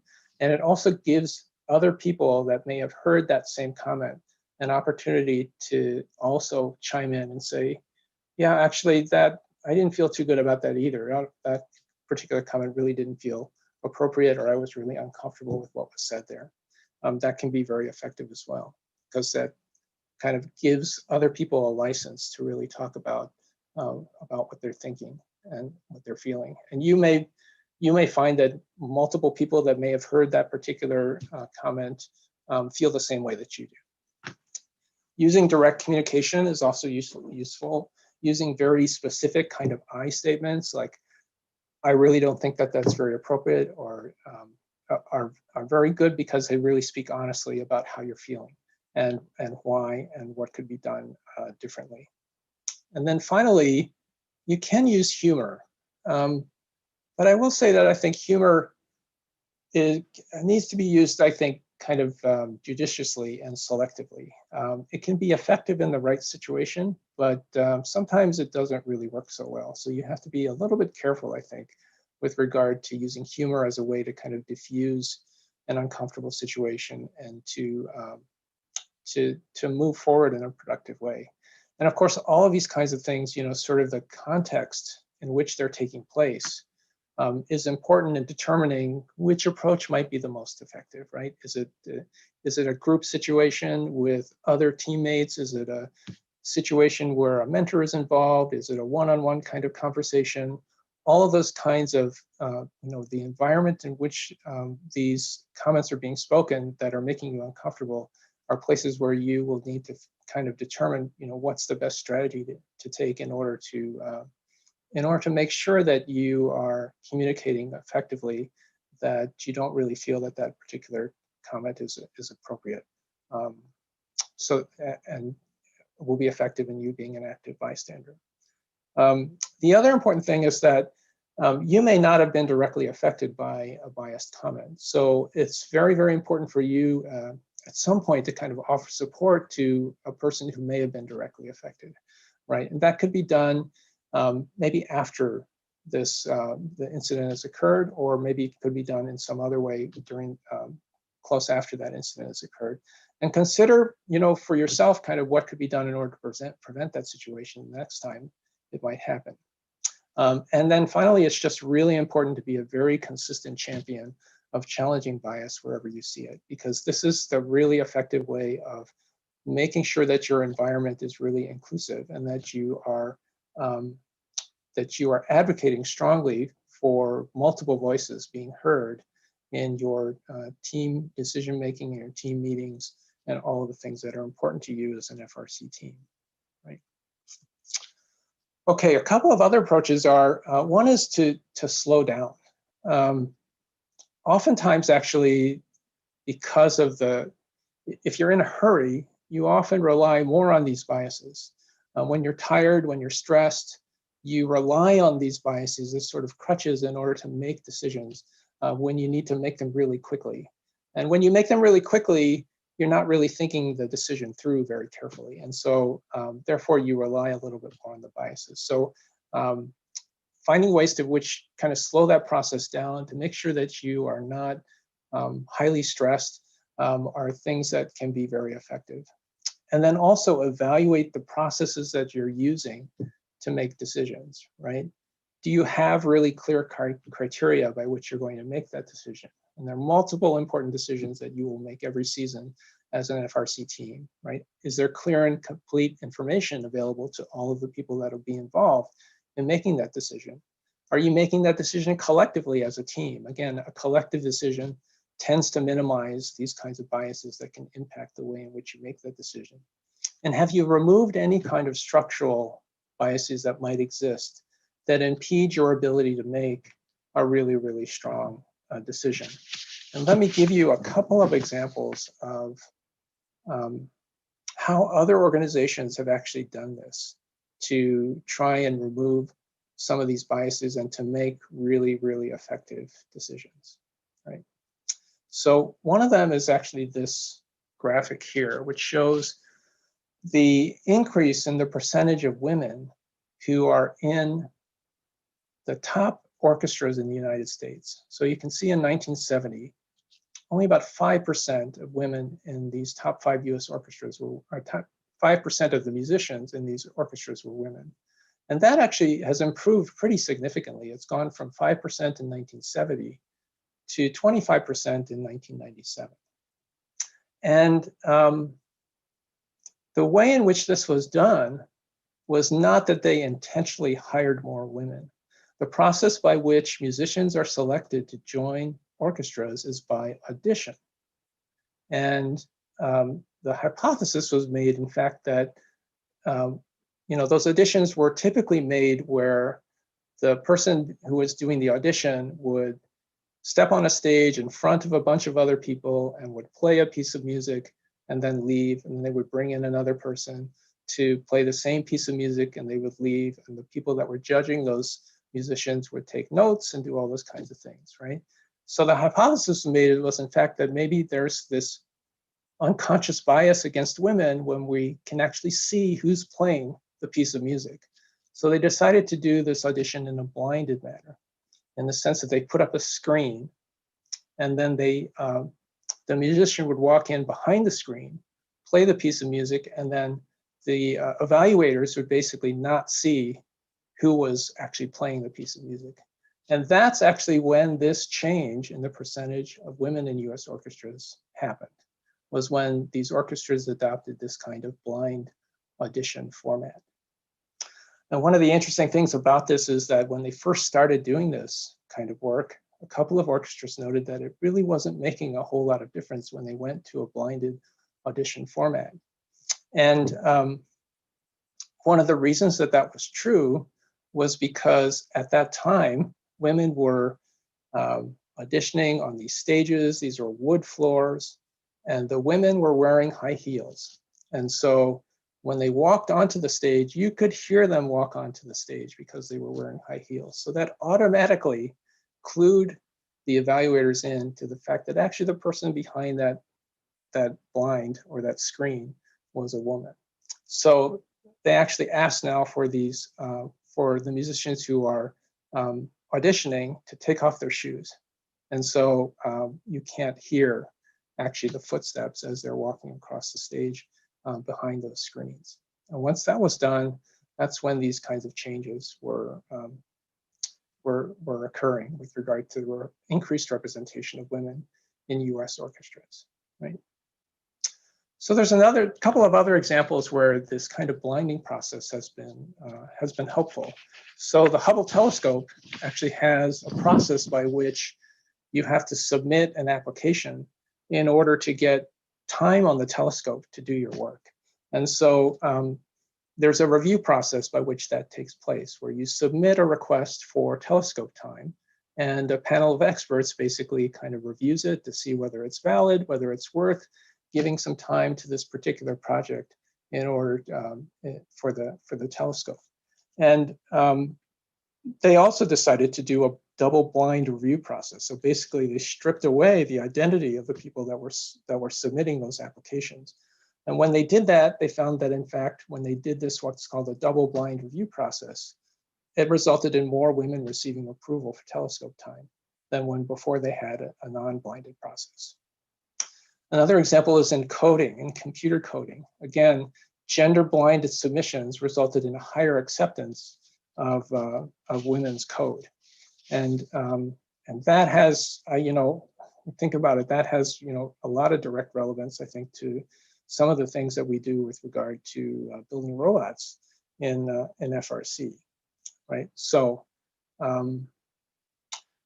so I pose to you maybe this question about whether, in fact, blinding might be able to improve certain decisions that you make as a team in FIRST robotics competition.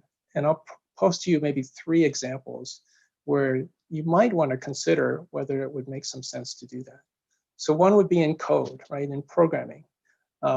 Would it make sense for you to kind of evaluate code in an anonymous or blinded manner? You may have noticed, for example, or maybe some of your female team members may have noticed that maybe their code is not just being accepted as much as code that's being written by boys on the team. So is a blinded process actually something that might be helpful?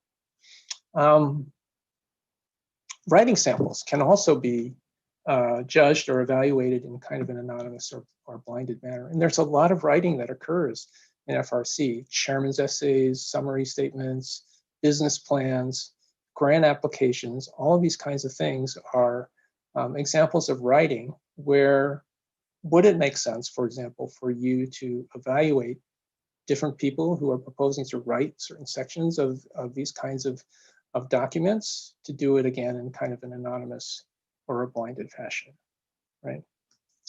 And a third example would be drive team tryouts, right? I think most of you probably have a specific process by which you determine who's going to be on the drive team. These are very, very important positions, right? Not only are they the positions that are involved in actually working the robot in a competition event, they are also very high visibility positions. When you go to an event, the most visible positions that people often see from the perspective of the audience are the people who are behind the glass operating the robot or playing the game. And so these are really, really important positions. And I will say that in my experience, doing a lot of work on the field with FRC events, many of those positions are filled by boys. So the question is, what is the process by which you as a team use to determine who's going to be on the drive team?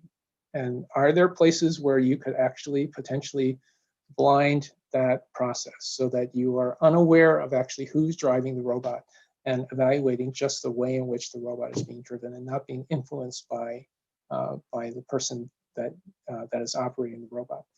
I know of one team in my area that is actually doing this and has talked about the way in which they do that, which I'd be happy to talk about in the Q&A if we have time. So those are a couple of examples, I think, of where you could take this kind of mechanism or process by which to maybe improve or make your process or your decision-making process more inclusive and more equitable. So finally, this really gets to this question about equity and inclusion. Really, this whole discussion about bias is intimately tied to diversity, equity, and inclusion, and making sure that you take advantage of the diverse perspectives and backgrounds that make up the different members of your team, and making sure that all of those voices are being heard so that you can have the most effective team possible. Because again, a team that has a diverse variety of perspectives and backgrounds and experiences is always going to be more creative and more innovative and more successful than a team that doesn't have that kind of diversity. So when we talk about this, it's really important to just remember that inclusion is really sort of the issue of, is everybody being given the opportunity to try different things on your team? And when we think about things like being on the drive team and being able to drive the robot, is every team member who has an interest in doing that being given the opportunity and the training to be able to show that they have the skills to be an effective robot driver, right? That's really what we're kind of referring to when we're talking about inclusion. And then when we talk about equity, really we're talking about whether do all those people have access to the necessary resources and training, and then is the ultimate process by which you determine who is going to do a given job or a task. Is that process actually fair? And is it transparent? Is it equitable? Has it really been thought through carefully to sort of minimize any kind of inequities that might exist in the way in which you make that decision? Right. So in terms of resources, I just want to remind you about some really important resources that are available from FIRST directly. So these are resources that are focused on equity, diversity, and inclusion. There are some really outstanding training resources for both mentors as well as for students. And I would really encourage you to kind of take advantage of those resources, because it's a very good kind of way to kind of get your team to really think carefully about the importance of equity, diversity, and inclusion in the way in which your team functions. And they're good refreshers, I think, for new team members or refreshers for returning team members to give them this really, really important perspective. And again, I would just encourage you to kind of take a look at these resources, because they are really, they're really, really effective and really, really important for you to kind of think about. All right, and then finally, I am going to just remind you again about sort of the importance of applying this kind of lens, this diversity, equity, and inclusion lens, to your analysis of team decision-making processes on your team. Again, having team members complete this kind of inclusion training, focusing some of your team activities and your team meetings, for example, on discussing this, thinking carefully about how your processes are being developed, and making sure, again, that they are inclusive and that they're equitable, are really things to kind of constantly reevaluate in terms of the way in which you're making some of these really important decisions. And then in our first session here in the stream, you heard a lot about the Chairman's Award and sort of the changes that have been made with regard to the questions in the executive summaries for the Chairman's Award. And there's one really, really important new question, which is sort of describe your team's efforts in the past 3 years to promote equity, diversity, and inclusion within your team first and your communities. This is a really important new question, I think, for every team to be thinking about, regardless of whether you decide to submit for Chairman's Award or not. This is a really good kind of guidepost for you to think about your decision-making process, to think about the ways in which you are hopefully minimizing bias and promoting inclusion within your team. If you can think carefully and reflect on this particular summary question, and think about the ways in which you are actively kind of promoting equity and inclusion within your team, and documenting them for yourself so that you can understand kind of where you're making some really important progress. you can feel good, I think, about the way in which your team is kind of moving forward, and will allow you to think carefully about other approaches that you can use to make your team more equitable and to make your team more effective, and ultimately to make your team more successful and help your team really realize and fulfill its specific mission and the vision that you have for your FRC team and for FIRST in general. So I think I'm going to stop there and just give you my contact information here. I'd be happy to kind of answer any questions or if you have any comments, but I want to thank you again for the opportunity to present here tonight, and look forward to any discussion that we might have about this important topic. Thanks. Yeah, thank you so much for your presentation. That was super interesting. I know I'll be reframing a lot of my thoughts around this issue. You brought up some really interesting points that I hadn't thought of before. Good. Let's see. We have one question for you around kind of what you were talking about with microaggressions. Yeah. How does one ensure that a question isn't unintentionally taken as a microaggression? I think that's a really good question. I think the whole concept of asking for some clarity with regard to what was meant by a question is probably the most effective way to do that. Often, you're right that sometimes a comment is maybe perceived as a microaggression, maybe really wasn't intended to be that way. And it's important, I think, essentially to open up a dialogue, right? And to open up a conversation. Just to be honest about, gosh, the way in which you said that actually makes me a little uncomfortable. Is that really what you intended to say? Or is that really what you meant by that comment? And oftentimes that clears things up, right? This sort of allows everybody to kind of reflect back and think about what was said, and hopefully just lead to a more common understanding about what was meant by that particular comment. If you just let it go and and kind of ignore it, then it becomes a little bit more challenging because other people may be feeling the same way you are about it. And it's just a matter of just getting that conversation started and just saying, let's hold up for a minute. Let's just talk about that a little bit more, because I'm not exactly clear what you were meant by that. So. Yeah, thank you so much. If anyone has any other questions for our presenter, you can leave them in the chat and we will answer them real quick.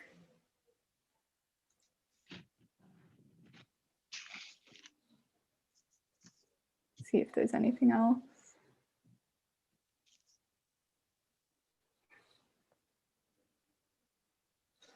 I don't think we've got many other questions. Thank you so much for your presentation. That was super interesting, a really great thing, and a really important topic, especially in this time. So thank you so much. All right. It was lovely having you. Yeah, thank you so much for the opportunity. Thanks again to the organizers tonight. We'll see you. Thanks.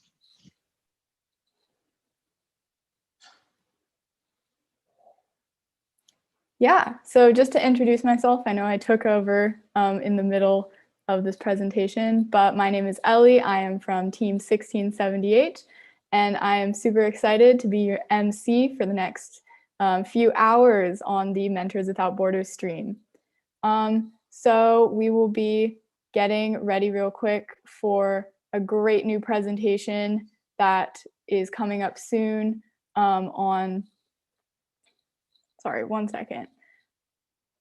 We are looking forward to our intro to custom vision processing with Ian and David from 1816. That'll be getting started in a few minutes. But for now, we will, oh, here they are. They're getting ready for us right now. So if our presenters, how are you guys doing? Pretty good. How are you doing? I'm doing great. This has been a really interesting stream. Oh, for sure. A lot of fun presentation. 24 hours of STEM. It's doing great. So if you guys are ready to start your presentation, you can go ahead. Mr. Day, how are you doing?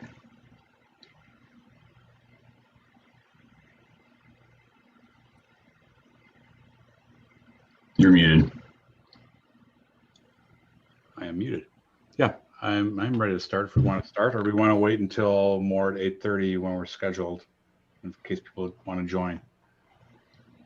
I think we might be waiting until 8:30. Sorry about that miscommunication real quick. We can all get ready for a second, play some fun videos.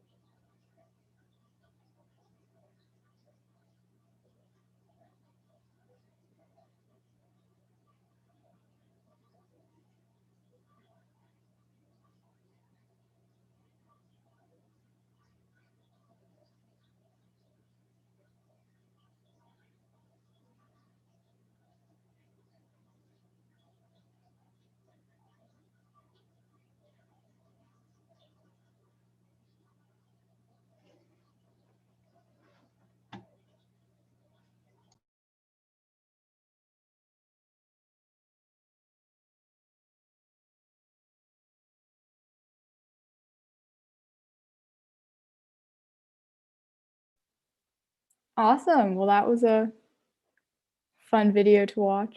If you guys could hear the sound, we're having some technical difficulties, but it's okay. Looks like, get it up again. So our Awesome. next challenge, we are 3 to go, if I do my math correctly, after this one, right? This is 4, then Amanda, then Jeremy, then me again. Yes, I think that works. It's early in the morning here in the East Coast. Okay. Our can you here is, can you go big with Lego and cardboard together? This is a trick I learned from a local teacher. A shout out to Mr. Kevin Briere at Profile School, who needed to attach Lego to wood, to a piece of wood. And let me grab, see if I have anything here. Oh, right, he was working on a project with his students where they were actually adapting the Lego to wood for a large scale project, which was pretty cool. And I watched and wonder as a teacher looked at the problem and said, I know how to figure that out. I need to have this connect to this. And the issue is, how do I get all the holes in the right places? Well, as a philosopher said, something to the effect, I'm going to might mess this up. If you're going to make an axe, handle, use the handle of the axe you're working with. It's something like that. So we're going to use this Lego piece to help us make the alignment of holes. In other words, this Lego piece is going to be our template. Now, Mr. Briere, at the time when he was working with the piece of wood to get this, pulled out the handy drill. I just have the pencil. Now, the pencil is mightier than the drill or the sword or something. Okay. And if I poke a hole in there, there's my first piece, right? So use the axe to make the axe. All right. And let me grab a peg here. So if I put that peg in, and then I connect that here. All right. So if I needed to get these two to work together, now I'm going to do one more on this side. Take that off. Use my pencil is mightier than the drill. And I will find another peg. Another peg. All right, I'll use a blue one. So put that through here. All right. And again, oh, there's my black peg there. Okay, cool. So now I can get all the rest of the holes lined up because my template is there for me.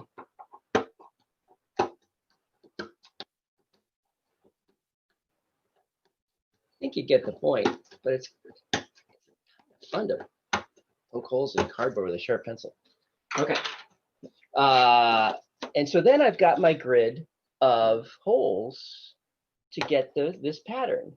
Now, if we used an entire piece like this, I could actually get a full grid on the cardboard to adapt this piece of cardboard to whatever project I was working on. I've made one for you. And of course, our theme of the day, Go STEM, is to have this piece attached here. And we'll do something more with that at the very end.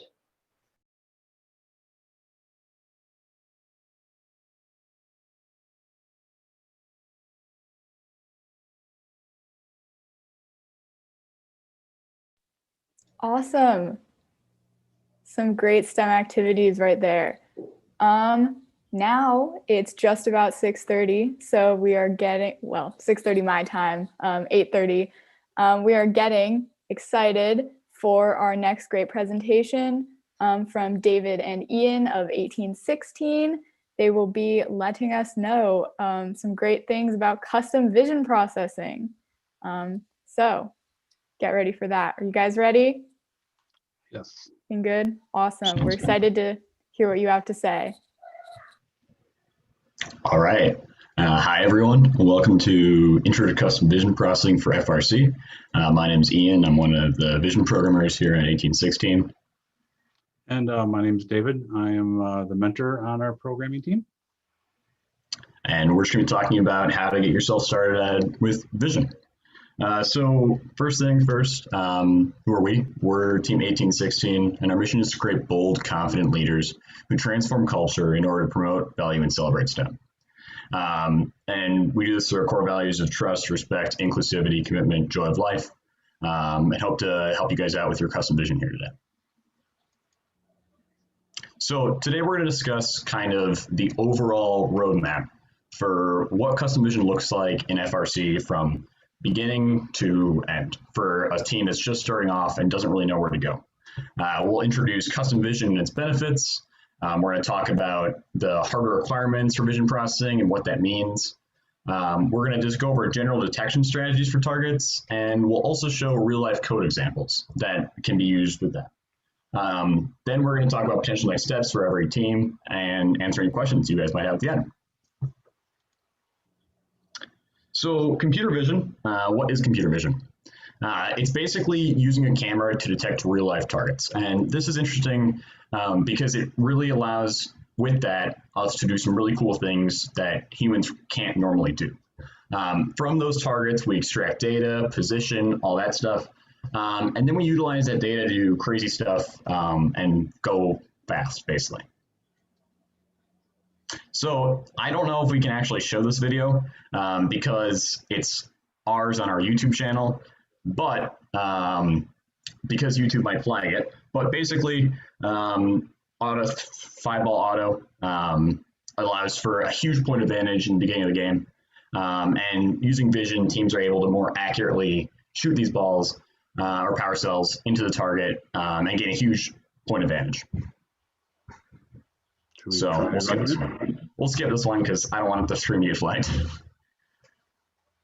Skip it? Yeah. All right, so computer vision. So why do we use it?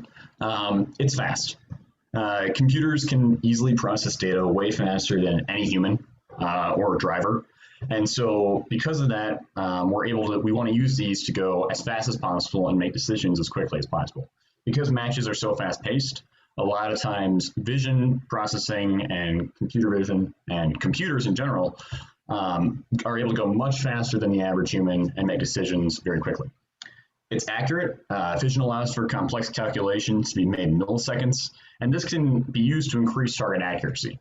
Even as we're moving at upwards of 30 miles per hour, we can still shoot accurately because we're making decisions so quickly and are able to make these shots very accurately as well. For certain games, like this year in this season, making high-speed shots without vision is not actually really possible. It's just not. Drivers would have to either manually line up, and it's just not as efficient or quick as this one. And it wins. Teams that utilize vision are able to consistently integrate it into autonomous actions, which increase initial points. And from a scouting standpoint, strategy standpoint, in this game, initial point boost is so helpful and advantageous. In fact, every top team on first updates now utilized vision last year, to my knowledge. So yeah, that's why we should use it. So how does it work? That's a good question. In this presentation, we're going to cover something that's called retroreflect detection. And basically what this is it's the simplest form of vision target detection for beginners. It basically shines a bright light at vision tape and gets data from what it gets back. So we start by shining a really bright light at retroreflective tape. That's the gray tape you see on FRC fields. That's expensive and needed. And then an image is taken by the camera, and then the bright light is separated from the rest of the photo in code. So this is generally done through a color range and needs to be tuned per event, which is why this is not always the most ideal way of processing vision, but it is the simplest. Then math is done to determine if the target is really a target. You might get false positives, and that's why you do this part to ensure that you're actually getting what you want to be getting. And this is done through logic checking in the code, and it's generally the part you're going to spend most of your time. Once that's done, we send the coords of the target or the position to a virtual server called network tables, which any programmers are probably familiar with, and which makes it available to the rest of the robot. And Ian briefly mentioned about, that's why it's, it's important to calibrate your camera. It's one thing for new teams, if you don't realize that, is you want to get out there on practice day at the regional competitions to get out to the field with the normal lighting conditions and then to have things calibrated. It will vary from event to event that you're to, so it's really important to get out and do that. Okay, so yeah, what does it need? Well, really, there's only 4 things for the simplest type of detection. We need a camera. This is, for most teams, a really simple USB camera, like Mr. Day was talking about. It needs to be calibrated. We'll talk about that in a few slides, I think. And also, coprocessor. This is basically the computer that runs the robot and processes all the frames the camera takes. This is to replace your RoboRio because the RoboRio is not that fast. And this is a lot of unnecessary load if you're also running, say, autonomous paths and driving. It's just a pain, especially if you're already running a USB camera for the driver off that. We also need some sort of green light. Obviously, if you're detecting, rich reflect detecting, you're gonna need some sort of light. We use green because there's not a lot of green in the field, and it also comes back the brightest, reflects the brightest. And also we need a heat sink. Everything gets really hot whenever there's any sort of math being done, calculations, processing. There's going to be some sort of heat, and to stop things from breaking and our LEDs from changing colors and the whatever coprocessor you use from dying, we need to maintain that heat. So cameras, cool things, really cool things. Really what we're going to do here is we're going to want to opt for high FPS over high resolution. And so whenever you see like camera ads, they're always going to be like, oh, it shoots 4K. That's awesome. We're not really looking for that here because chances are you're going to be using the lowest resolution the camera offers anyway. What you should do is check the tech specs to know how fast each resolution records, and then kind of go from there. Obviously, that's a big part of it is the speed at which it records, because when we're on the field, the faster the camera processes the frames and can retrieve frames, the better it is. Now, many teams use different cameras, and there's no real perfect camera. I've shown 3 cameras here. One of them is a Raspberry Pi camera, one of them is an ELP camera, and one of them is a Microsoft LifeCam. They all work. They all do their job. So basically just find one that's affordable, and as anything in robotics, get multiple because one of them might break. And one thing to remember too is that the field has bandwidth limits for your cameras. So if you're doing, if you're trying to use these cameras to also stream to act as like a driver cam, that your limits are going to impact what you're doing. Because you're not even guaranteed of the full bandwidth on the field. They just guarantee that your robot packets are going to get through. So if you start to go in really high resolution and try to pump all that data back to your driver station, you'll have problems. And Ian also mentioned about these cameras. We actually had an issue this last year where we decided to buy a camera off of Amazon, and they worked great. And then like a few weeks later, we ordered several more, and the ones that we got were completely different. They were different enough that the wiring, the pinouts on the back were completely different. So I'd recommend trying to get your cameras from a reliable electronics source that you know that every time you order the thing, you'll get the exact same. And that kind of applies for everything on this list. You're going to want it to be as reliable as possible because it's going to be stress test. One thing we don't talk about on this list is SD cards, I don't think. And reliable SD cards are important, and we can talk about that more at the end if there's time. Coprocessor. So this is the computer that runs instead of the RoboRio. Basically, the faster it is, the better. And of course, within your budget and low power and all that thing. But really, the faster it is, the better. Different coprocessors are better at different things. Just like not everyone's great at one thing, not all computers are great at one thing either. For example, on the right in these pictures below, you have the Jetson Nano, and on the left you have the Raspberry Pi. The Raspberry Pi is cheaper than the Jetson, and is actually faster for CPU tasks, but it can't do machine learning and advanced stuff like that. So basically, it comes down to what you need. For this kind of retroflect detection, the latest Raspberry Pi, the B4, or 4B model, Raspberry Pi 4 Model B. That's it.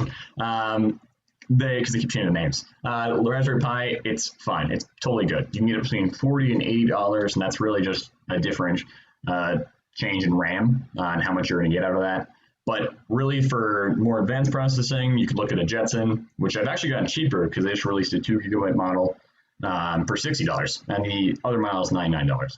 So all this stuff is running you still much cheaper than a Limelight would cost you in the first place. LEDs. LEDs are fun. Basically, higher power LEDs are generally better for retroreflect detection. Now, there's a conundrum there because there's some rules about how bright LEDs can be. And actually, this last year, they added a restriction on saying that LEDs have to be turned off when they're not being used because they can hurt driver's eyes and are kind of hard to stare at. So you got to be careful with that. Read the manual. There's some rules on it that we don't have in here. Basically, higher power also means higher heat. As when we go to talk about heat sinks, that's something we mention a lot. And LEDs can and will burn out, change color, die, and these are probably the thing you're going to replace the most. So get quite a few of these. They're not that expensive, and if you buy them, but they generally do take a little bit to ship, so get them while you can, and try to have some around. It's important to keep current constant. This is a buck converter.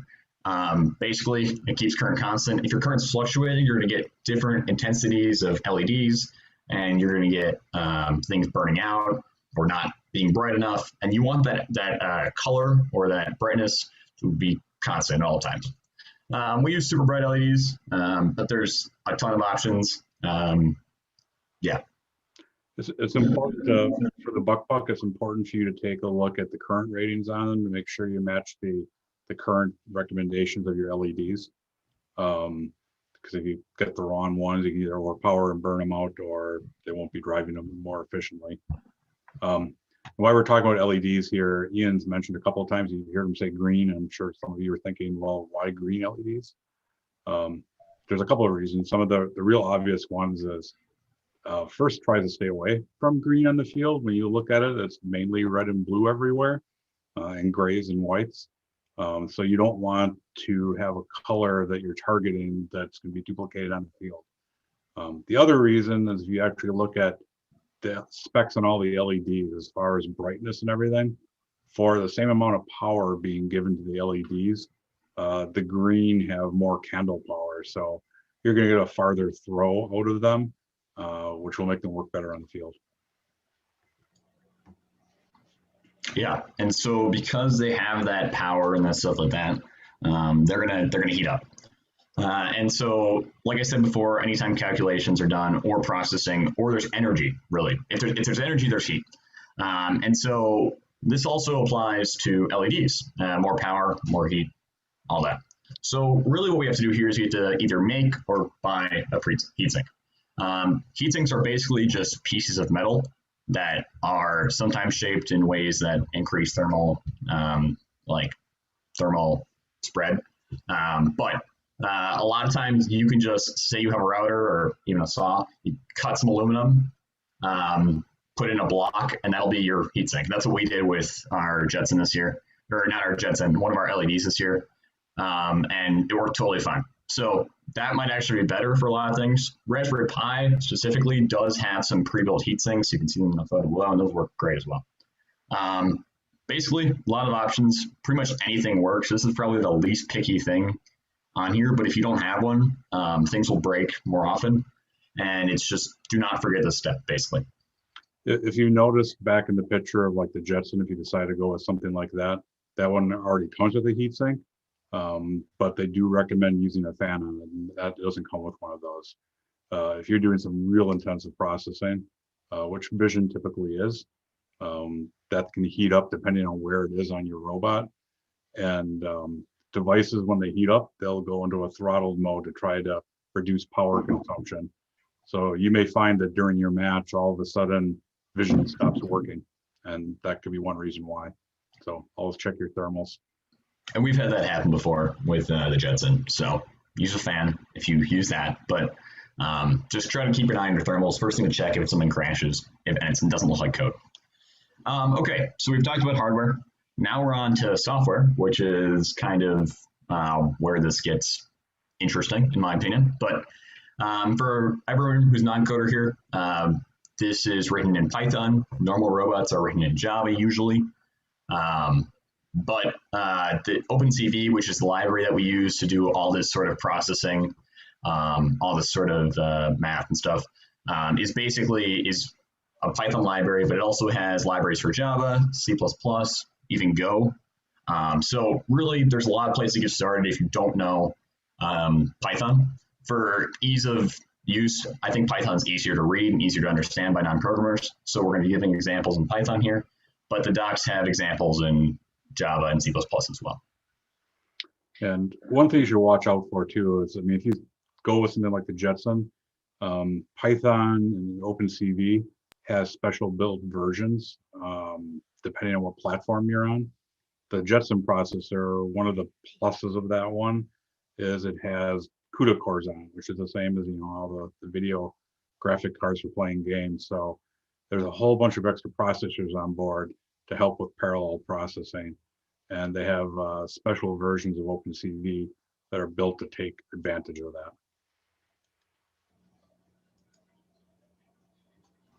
Okay, so I'm going to run through this quickly for the non-coders who are here, even for the coders who are here. Software, you have your IDE. This is where you edit your code. For us, generally, this is some sort of Python editor. Python has a built-in IDE, or PyCharm or any of the IntelliJ products can also edit it. Even a text editor can edit. So really, your IDE is not going to be your hold-up point here. Libraries, the main vision processing library is OpenCV. Some of the dependencies of that are like NumPy, which does some math stuff, and other things like that. This comes in question of like Python versus C++ is always a question because C++ can be faster if it's done well, but it's also harder to do well. So for beginners, I would really, if you don't know Python or C++, go Python. If you know Python, go Python. If you know C++, go C++. That's about my if this and that chart for that. Really, your C++, a lot of it doesn't come pre-compiled on devices for C++. We had some issues getting it on the Raspberry Pi in C++ when we tried that out. But that's not to say it's not doable. It's just needs some time in that. Python is pre-installed and everything works out of the bag. So that's that. OS. Vision runs better on Linux than it does. And I know this is strange because FRC hates Linux and nothing works in Linux, but Vision works better on Linux. But for what you're doing here, for basic differential reflex detection, anything will work. Windows, Mac, Linux, anything works. Probably even do it on Chromebook because it's basically Linux. So yeah, Python libraries. We got PyNetwork tables. This is our network tables wrapper. WPILib also has something for network tables that you're probably familiar with if you've coded. This lets us basically send things to network tables. OpenCV Python. This is our pre-compiled OpenCV for Python. Mr. Day was talking about special versions. That you'd have to compile from source. That's complicated. But for all the basic stuff we're talking about here, the default pip install OpenCV Python will work just fine. And then Streamer, which is this Flask OpenCV streamer that we use. We're probably switching over to Upgrade Machine this year, but for beginners, this thing is amazing. It just streams OpenCV to a Flask web server, and it's easy. One of the things that's nice about this, like you mentioned the OS, so even though like you're going to use a Raspberry Pi or some other card, and you should be probably using Linux with that, you can test your code on Windows. The one thing you have to really keep in mind is that when you're running the code, Your PC is probably more powerful than these other computers. So just because something's working super great, you may see a lot lower frame rate on these other devices. So it's something you should make sure you don't go right into a competition and throw it on the pie for the very first time. Line breaks are a thing as well with that. Windows and Linux process line breaks or like ends of lines differently for some reason. So your code might not run the first thing you put in the pie. So definitely do some testing with that. Okay, so tiny coding walkthroughs are always fun. Try to make this easy for anyone here who's not a coder or watching not a coder. But basically this will kind of get you started with everything you really need to do. So first line, let's slide the line. So first we're going to import OpenCV. This is our OpenCV library. It's imported in Python using import CV2. Now, whenever we try to call OpenCV method to tell it to do something, we're going to do CV2 dot. And so in the next line, we're going to make a video capture, and that's all it does. We're going to make a capture, CV2 dot video capture, and tell it that the camera we want to access is a 0 index. If you have 2 cameras and you want to access the second camera, you'll probably put a 1 in there or 2. Try some numbers, see if it works if you have more than 1 camera. Now we're going to enter a loop because formatting is weird in slides. This doesn't look indented. It is. But basically, because programming's going to teach you never to use true loops or infinite loops. Vision, it's not great practice, but it doesn't really matter because you're just constantly doing the same math to frames. So what we're going to do is we're going to basically read the camera. We're going to take a frame from the camera, and we're going to pass that into the variable frame. Then we're going to show it on the screen like how you see, and we're going to do this wait key. This basically tells the program it's like a better sleep, if that makes sense. And so we don't get the same image over and over again, and is thread safe. So yeah.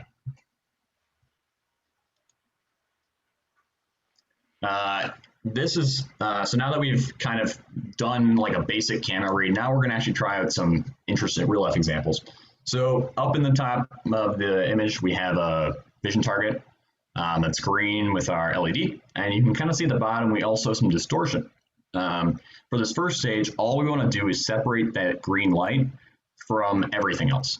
So we're going to do the same thing we did before, where we're going to read in, this time we're reading in an image with imread, but everything else is basically the same. Then we're going to set an array, basically 2 NumPy arrays that have color ranges in HSV, which stands for hue saturation value. Basically, it's kind of like you've heard of RGB. It's another color space like that, and it basically it's just written differently. So this is the range that we found works for this color. You'll have to do some experimentation with that, but now that we've done that, all we do is we convert the frame to HSV using the CV2.convert color, pass the in range, basically saying get all the colors for me in an array that are between this lower color and this upper color, and then we're going to show that. And that's what we get. So we get only the green colors. And you see there's like some issues here because we still have this lower distortion and this higher part up here. So yeah, Mr. circling it. And so that we will need to remove in this next few slides. And just to give you an idea of where this came from, this was like an initial mounting position of our camera, and the LEDs were so bright, we were getting reflection off of parts of the robot. So that was the local green light bouncing off of things in the robot. And we ultimately, I mean, can we remove this with code? Yes, but we also moved the camera on the robot to stop that from happening. And for our sake, it's a really easy example of how to remove it, so we'll do that too. But if you're experiencing this in real life, probably look at your mounting plate, because this was our part of our heatsink, I think.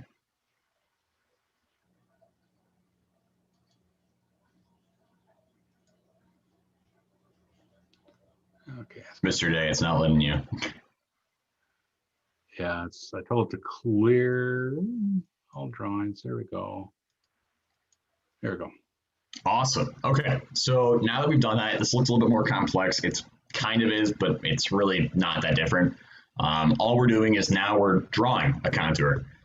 So we're taking that entire thing we just saw, and we're drawing. You'll see that the distortion is still there because we haven't removed it yet, but this just kind of shows you what this is really seeing, and it looks pretty, and yeah. But now we actually are finding contours. This is the really important line, the cv2.find contours. Now we're setting this equal to the contours variable, and then we're going to loop through it and draw it. But without this contours, our image is still just an array. Now it's an array after it too, but it's just basically a mask. It's just white and dark. And now that we've white and black, so now that we've done this contours, it's an actual point cloud, and we can do things with that and get coordinates from it. So that's what a contour is. It's basically just a section of an image. And we've made a contour around this target, and there's one down here too that we have to remove. And you can see too, I mean, this isn't like code that you had to write. This is from the library from OpenCV. So all the hard stuff, it's relatively easy to say, yeah, that's want to find the edges of these objects. Yeah, and OpenCV is a really nice library. Lets you do a lot of things really quickly. And so, yeah, take advantage of it. So now that you see, now in our final product, it's gone. And the reason is because we did a really hacky way of fixing it. For this year, this is kind of something that comes up in Vision a lot, is like, do you really need to process the whole image? And this year you kind of didn't. The reason being is that if you were aiming at the top target, pretty much if you were in range, it would always be in the upper half of the image. So what you can say is, let's just not process the bottom half of the image. And so what we did here with this cropped image variable is we did a cut, we did a slice. And so we said from the first pixel, and this is Python stuff, it's a little complex, so it's not really entirely in the scope of this presentation, but we basically just cut like a vertical line across the screen and removed the bottom half. So now we're only processing the upper half, and then we're only drawing the upper half. And this cropped image just replaced every conversion, the normal frame in every conversion. And yeah. And that's actually something to think about too, as you're processing the frames. You know, we mentioned earlier about your frame rates and your resolution. The smaller the image, the quicker that it's going to be able to process it. And you know, traveling at high speeds on the field, if you're actually trying to really track something and want to track it at full speed, you're going to need a pretty low resolution image. So even if you know, we use this trick to get rid of the bottom portion of the screen, it may be that you just decide that you want to resize this image. And with something like the Jetson, you have a powerful enough processor, you might be able to crop whole chunks of this out to make the Python run quicker because it has less area to work with.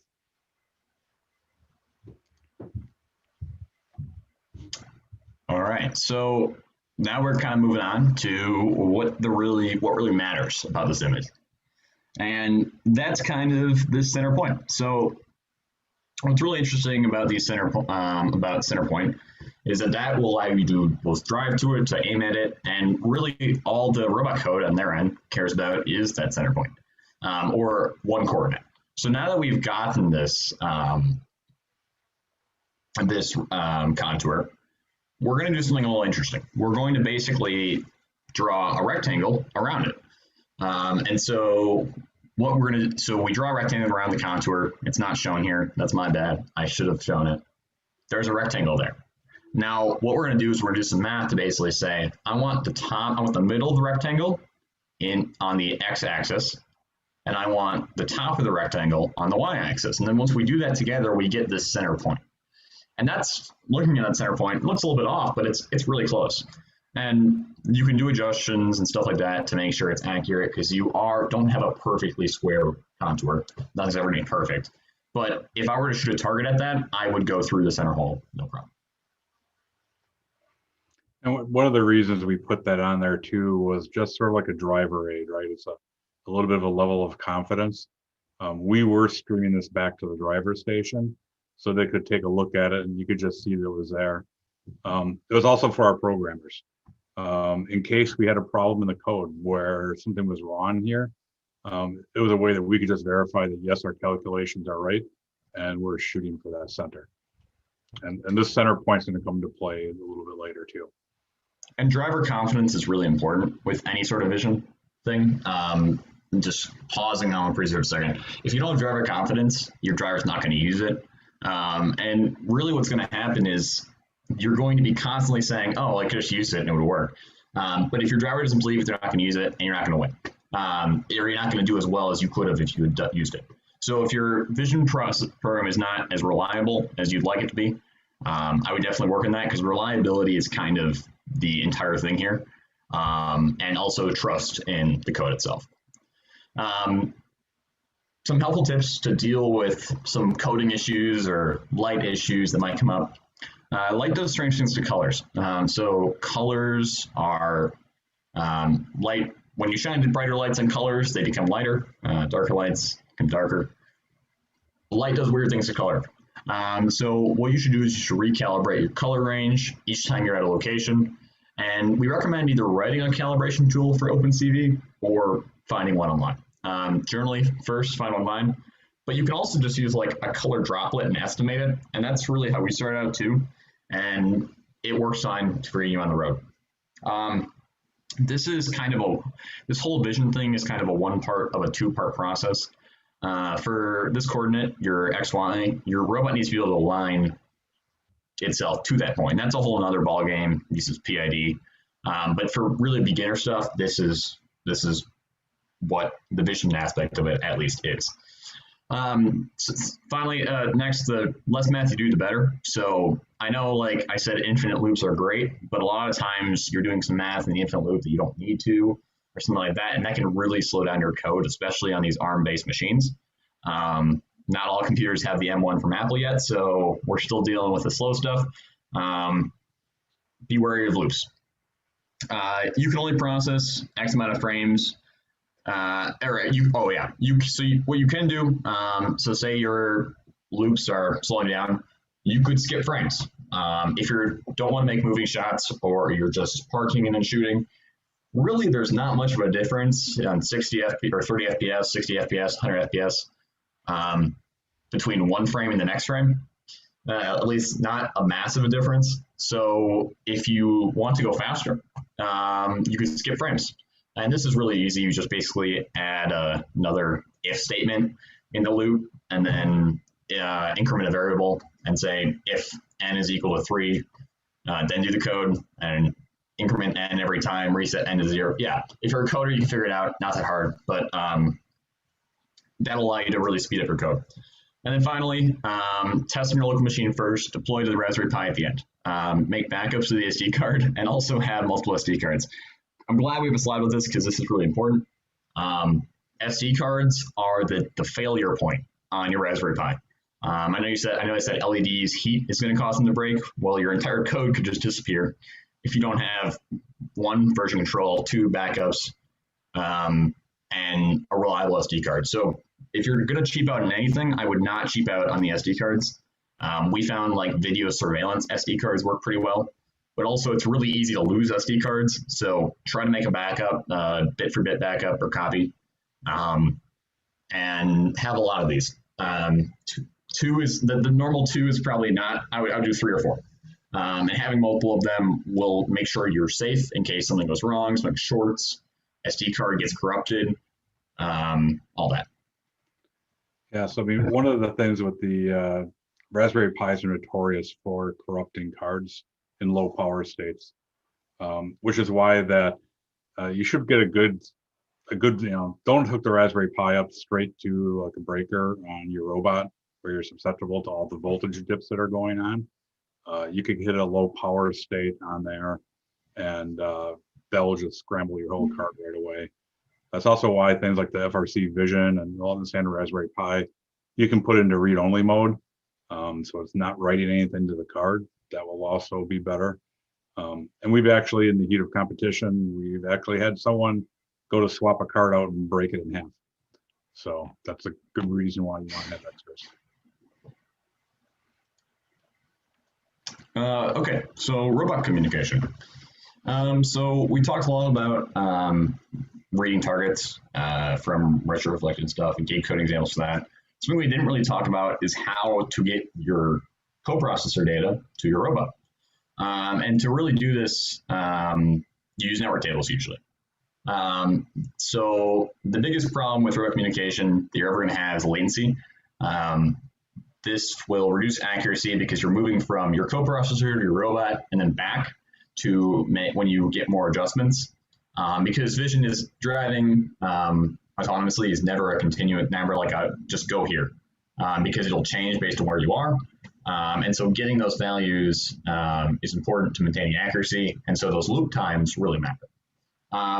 There's a few options to handle this latency. One, you average the received data. So you basically say, of all this data I'm receiving, this seems like that center point of that data. And that'll make sure you're really accurate. Or you could take the derivative, they'll change the coordinates and do something with that. Again, math solutions, but really just making sure that you're trying to get on the average will probably be fine. Overall, it comes down to how much your robot needs time to receive and process. We can reduce the processing time, but we can't entirely remove it. And so that's why it's always a variable in accuracy. And I mean, just remember, a lot of time people think about, PID and mainly their drivetrain. I mean, PIDs apply to anything. So even the turret and this display turning and moving to a point, it's like, you got a very large difference. If you're going full speed to that, as you approach it, you're going to overshoot it and need to come back. So it's important to think of PIDs everywhere. All right, so now I get to talk about fun stuff. Where you go next. So there's really a lot of ways, I've talked to, there's a lot of ways to accurately tell whether a contour is a target. We did something very basic and kind of not the smartest, where we literally just cut the image in half, and that was our example. But really, there's a lot of ways in OpenCV and just in your code in general that you can filter these contours better. Something that we utilize in our code is we do it based on one, size. This is what we call, this is like a soft limit for us, where, or a hard limit where if it's under a certain size, realistically, it's not this, and if it's over, it's definitely not. So it's a little bit hard with size because as you get farther away from the target, it gets smaller. But if you know, say, you're always shooting within 30 feet, find what it is at 35 and set that to it. We also filter our contours from left, in past years, we've done it left to right. And that really allows, like, there's multiple contours in one thing, then it only shoots at the one that might be closest to center. That's what I talk about now, distance from center. That's important if you have multiple targets as well, like 2019 was a good example of that, or 2020, I can't remember the years now. The one with hatch panels. And then shape, if it's the right shape. OpenCV has some masking tools. As you can see in the picture below, we're drawing rectangles, taking angles of those contours, and trying to make sure that they match our constraints on what the shape really should look like. And that's what we use in our current code. There's a lot of ways to make this calibration easier. Our way that we do it is shuffleboard. We've actually created a configuration through shuffleboard that drivers can change and tweak to edit values on the fly without any code. This is on our GitHub. If you want to look at it, it's in our latest robot folder, the vision folder, and this is just something that we use to allow us to control our values and tune and calibrate for each field. Things like, the built-in image that the FRC Vision has got calibration tools. A lot of things have calibration tools. The Limelight's got calibration tools. So it makes it a lot easier when you're out there and you're, especially if you don't get out to the field to calibrate quickly and you're like, oh my God, we only got 20 minutes to go. This will save you lots of time rather than having to go tweak something inside of code and redeploy it back to your Pi. And even then, if you're out there 20 minutes, like even if you have an hour, I mean, I've sat in the field for an hour, got there at the start, was not done calibrating at the end because things will go wrong, because things always go wrong. And so what this allows you to do is just make quick adjustments. You'll know if something's wrong. We also, in here, you can add things like checking if they're seeing contours with a button or something. And so that really makes it easy for quick analysis of what's going wrong. The processing speed and accuracy of this stuff, there's a lot of ways to increase that, from easiest to hardest. Upgrading hardware, that's pretty easy. You just go buy better hardware.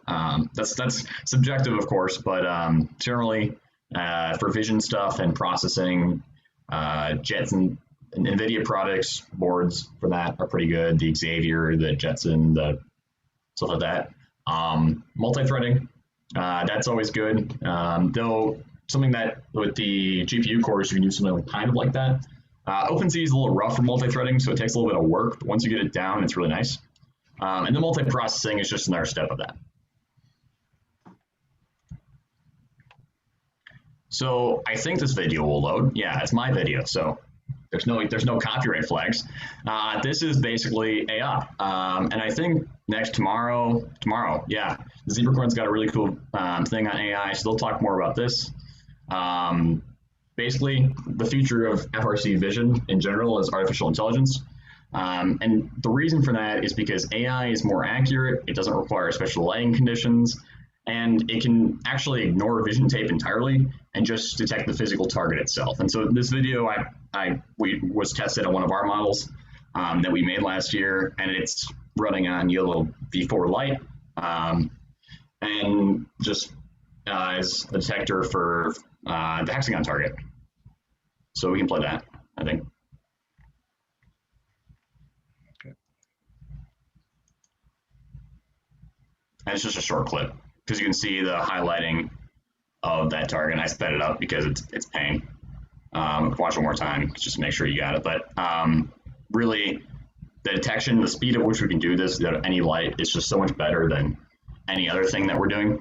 And so really, that's the next step, but that's also a large leap. So getting started with pressure plate detection is super helpful, and that'll be your best friend.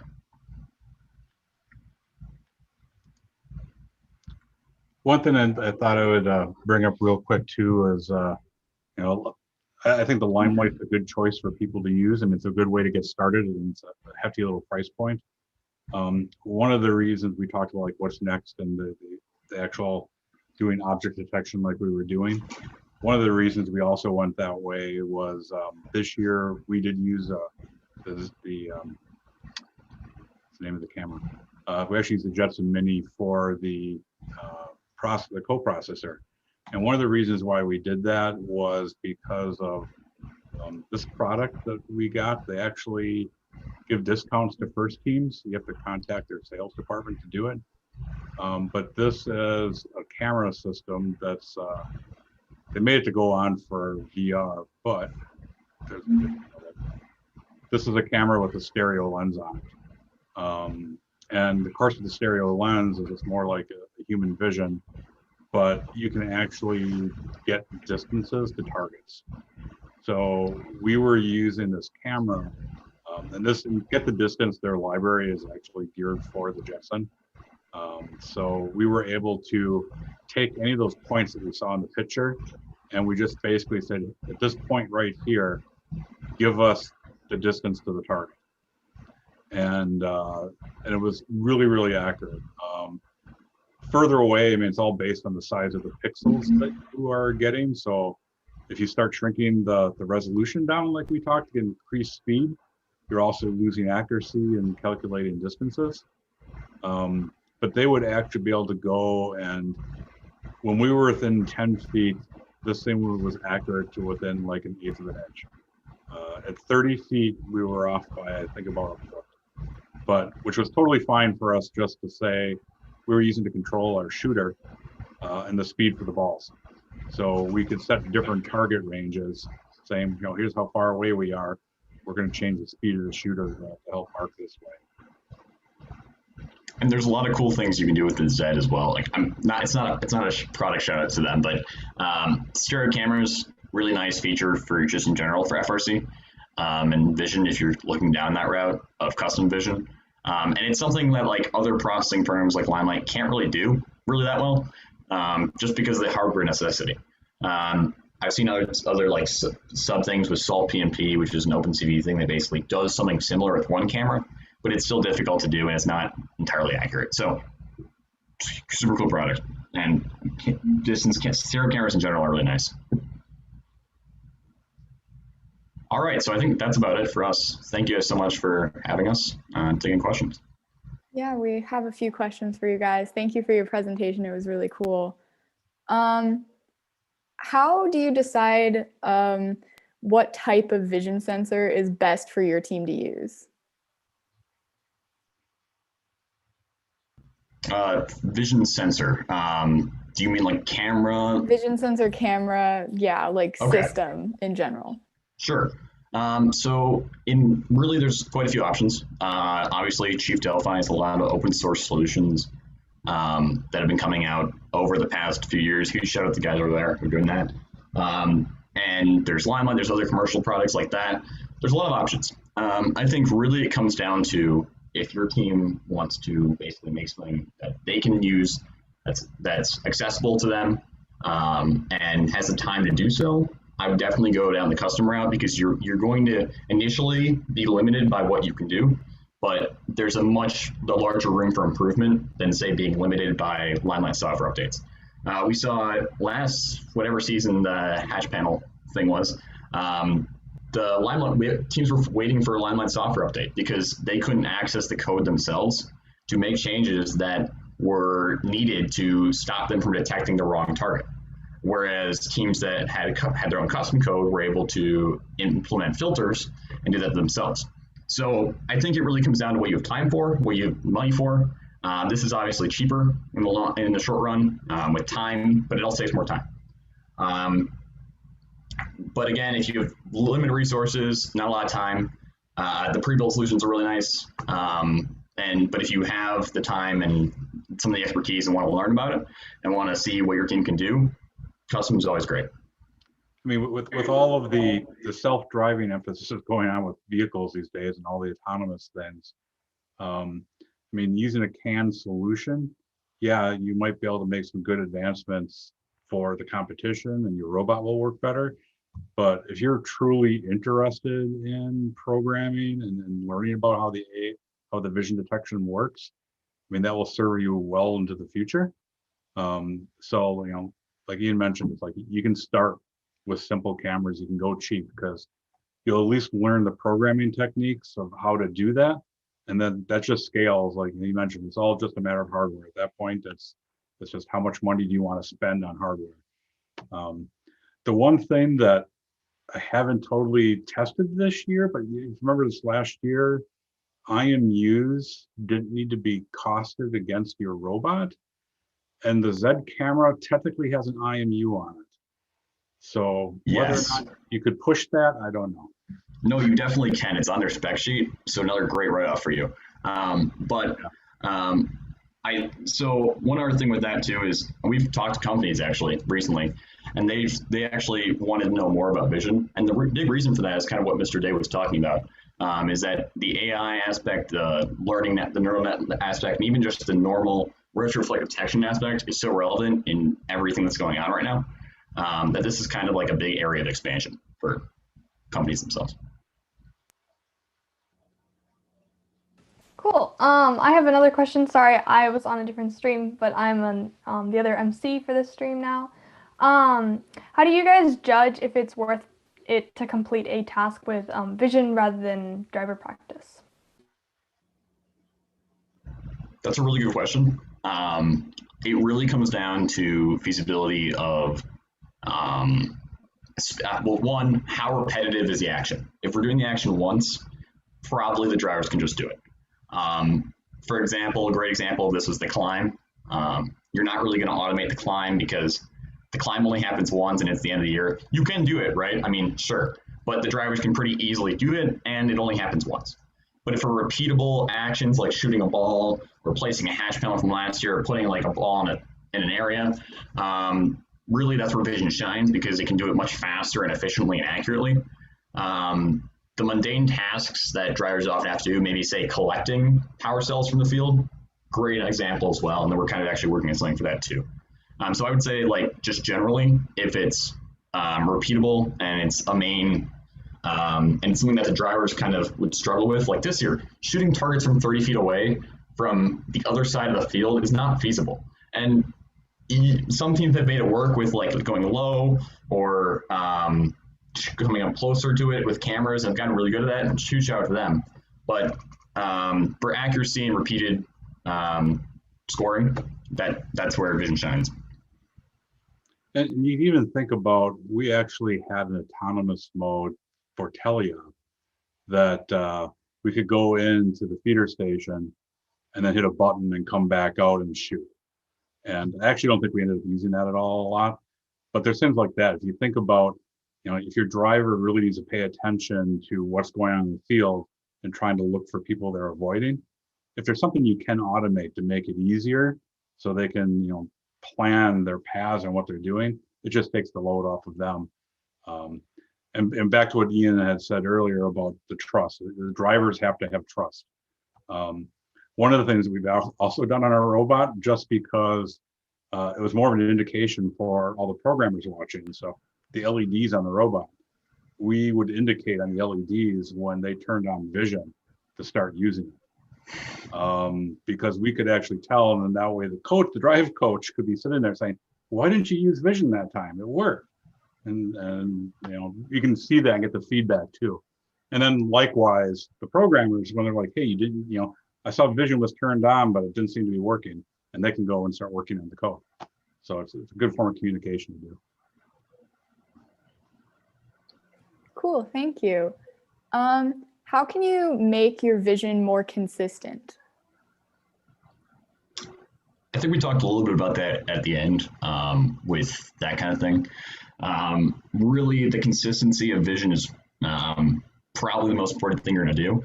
And I think it comes down to a lot of testing. This year it was a little bit hard because field elements were massive and not really like super easily replicable. Usually what we do personally is we just take like a sheet of Lexan or plywood and just put some vision strips on it at the measurements and the distances that it'll be, and just walk around the shop. If turn the robot, whatever you have to do, we actually have a thing that like makes it follow the target, so it makes it a little easier. And then just launch it. And so for probably the first 3 days before competition, we were actually late on our schedule this year, but a majority of that time is actually spent just making sure that the kinks are worked out. And if it happens to break a competition, then go simpler. We've had it happen where the super complex filtering system we built didn't work at all. And when we went back to the symbol, let's just find the color, it actually works pretty well and was able to be more consistent. So that kind of thing, a lot of testing, and also just ensuring that it's reliable and it's kind of usable in multiple cases. And another thing you can do too is, we talked about in the examples here show cameras. OpenCV allows you to feed in videos or still images. And so that's one of the things that we do too, is we'll take like the 2019 year he's talking about with the hatch panels. You had all these parallel lines that were on the cargo ship. And we actually went through and we started, let's just get rid of the green on one of these. So we had like a partial frame. So you start thinking about the different ways that your camera is going to see objects and test your code. So that was a case where, if you had code written that says, well, I want to go after the first vertical bar and the second vertical bar, and there's my center. Well, that one could be off screen, so you're not shooting at the center. Stuff like that. You could also take videos. I can't remember how one of our other mentors, he programmatically created an animation of a target and made the thing move across the screen. And we could feed that into the algorithm and you could watch how it worked. And, just a lot of testing and just verifying in these weird conditions it works. And if it doesn't work, you figure out why it wasn't working and try to make it better. I like the drone footages. So even before we have like a robot or something like that, being able to just pass in drone footage from that they release at kickoff. They did it last year. I think they did it before. I don't know. But this video was the drone footage. Yeah, having that drone footage, if it allows you to, if you're doing something like outside of like green light, having that allows you to test things a lot easier. If you're doing something with objects, but even if you're doing something with light and you have Blender or something like that, you can edit it to be more realistic. And yeah, even for the still frame. So like what I did with Kickoff last year, I took one of the still frame images, and you can just color green. I mean, take that color of, you see the reflective tape, color it in green, and then run into your vision code. Usually people have got things built up pretty quickly in the first week, but you can do stuff like that too. Thank you. Yeah, those were some really helpful tips. How has your guys' team's vision code progressed through the years, and maybe like some examples of that? Well, okay. We've done vision for a long time. It's gone from good to kind of not important, because there's always some seasons where vision's not a priority. Like there's multiple. I think that really it's definitely improved over these past few years. We've kind of seen an increase in reliability, and definitely like moving on to more advanced things like AI and stuff. But it's a learning curve, but it's not an impossible one. I mean, myself, I started 2 years ago, or I don't know how many years it is now because COVID's weird, but working on FRC and just starting the vision fresh. It's a continuing process. So if you have like on a team, say a rookie who's really into vision, have them work on vision. You have an extra person, have them work on vision. They'll get something the first year, it'll work. Then they do it again the second year, and it'll work even better. And so it's kind of like a continual process. And I think that process allows you to kind of overstep like the pre-built solutions that you see a lot. Yeah, that's one of the. I mean, we've had programmers have been more interested or less interested in doing things, and just if someone has any interest, just encourage them to do it. And then the big thing is making sure your code base. I mean, good control of your code base and keeping comments so people understand what's going on is all a good thing to do. I've only been a mentor on the team. I think this will be going on year 5 for me. And so when I came on, there really wasn't much vision. We were dabbling with it, and I'd say it wasn't working really well. Ian was the first one that showed a lot of interest in it, and we started just playing with tech. And so the first year, I think we just used Raspberry Pis. It was okay. I mean, it worked. It had a lot of quirks, but a lot of that was, I think, more due to we didn't have time to get things going. Last year is when we bought the Jetson and the Z, I think it was. We actually bought it the year before, but it was too late to use in competition. And so over the summer, we played with it, got it working. We said, yeah, this is going to work well. And last year is the first year we had that in competition. And I'd actually say our robot worked really, really well for the shooter last year in the division. One last question, kind of in the same vein. How much do you guys recycle your vision code from year to year? Honestly, a large majority. I would say a lot of it's rewritten, but the ideas really stay the same unless we're doing something truly like completely different, like with AI or neural networks or something like that. That's why I say it's like a continual process, because you will reuse your code. A lot of stuff, you'll make it cleaner, sure. Like I, last year, for example, made it module based and cleaner and object oriented and everything like that. But your code will kind of maintain the same because every year you're still detecting green. If you're doing something like this, and every year you're still detecting a shape. Your filtering is really, that's why I say most time you'll spend on is filtering, is because once you get that first code base down, the next thing is just sorting those shapes and figuring out what's a target, what isn't. And that'll let you do that better. And so that's why, yes, you reuse a lot of your code. That is a statement. Well, and like Ian said, most of the code remains very similar. The concepts are all still there. One of the things that we've learned this year and what we're working on for this next year's robot is, he mentioned we're using network tables to send the data down. The network tables are, I mean, depending on how much data you're trying to push through network tables, they are not the most performant. And it's also just a standpoint, if you're running at a high frame rate processing vision, and you say, I'm going to push this to the network table. Well, your robot probably does not need a new piece of XY coordinates, every single frame. You can save a lot of bandwidth on the network tables. by, like we mentioned earlier, reducing the amount of frames. But we're going to try this year, we're going to open up direct sockets. So rather than using network tables, we want to do direct communication to the coprocessor, and probably more initiated from the robot. When the robot says, hey, I need a new position, we'll request it right then and there. And we think that will, reduce the processing need because you don't need to stream all that data out. So it's trying to make it better. It's just a lot of iteration. That's all it is. It's just like a continual, kind of like your robot code base. You'll reuse libraries, things like that. It's a library, and you have to build on it.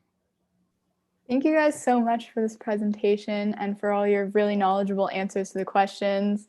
It was really interesting, and we had a great time listening to you and having you here. Thank you so much. Well, thank you for hosting this. You did a good job.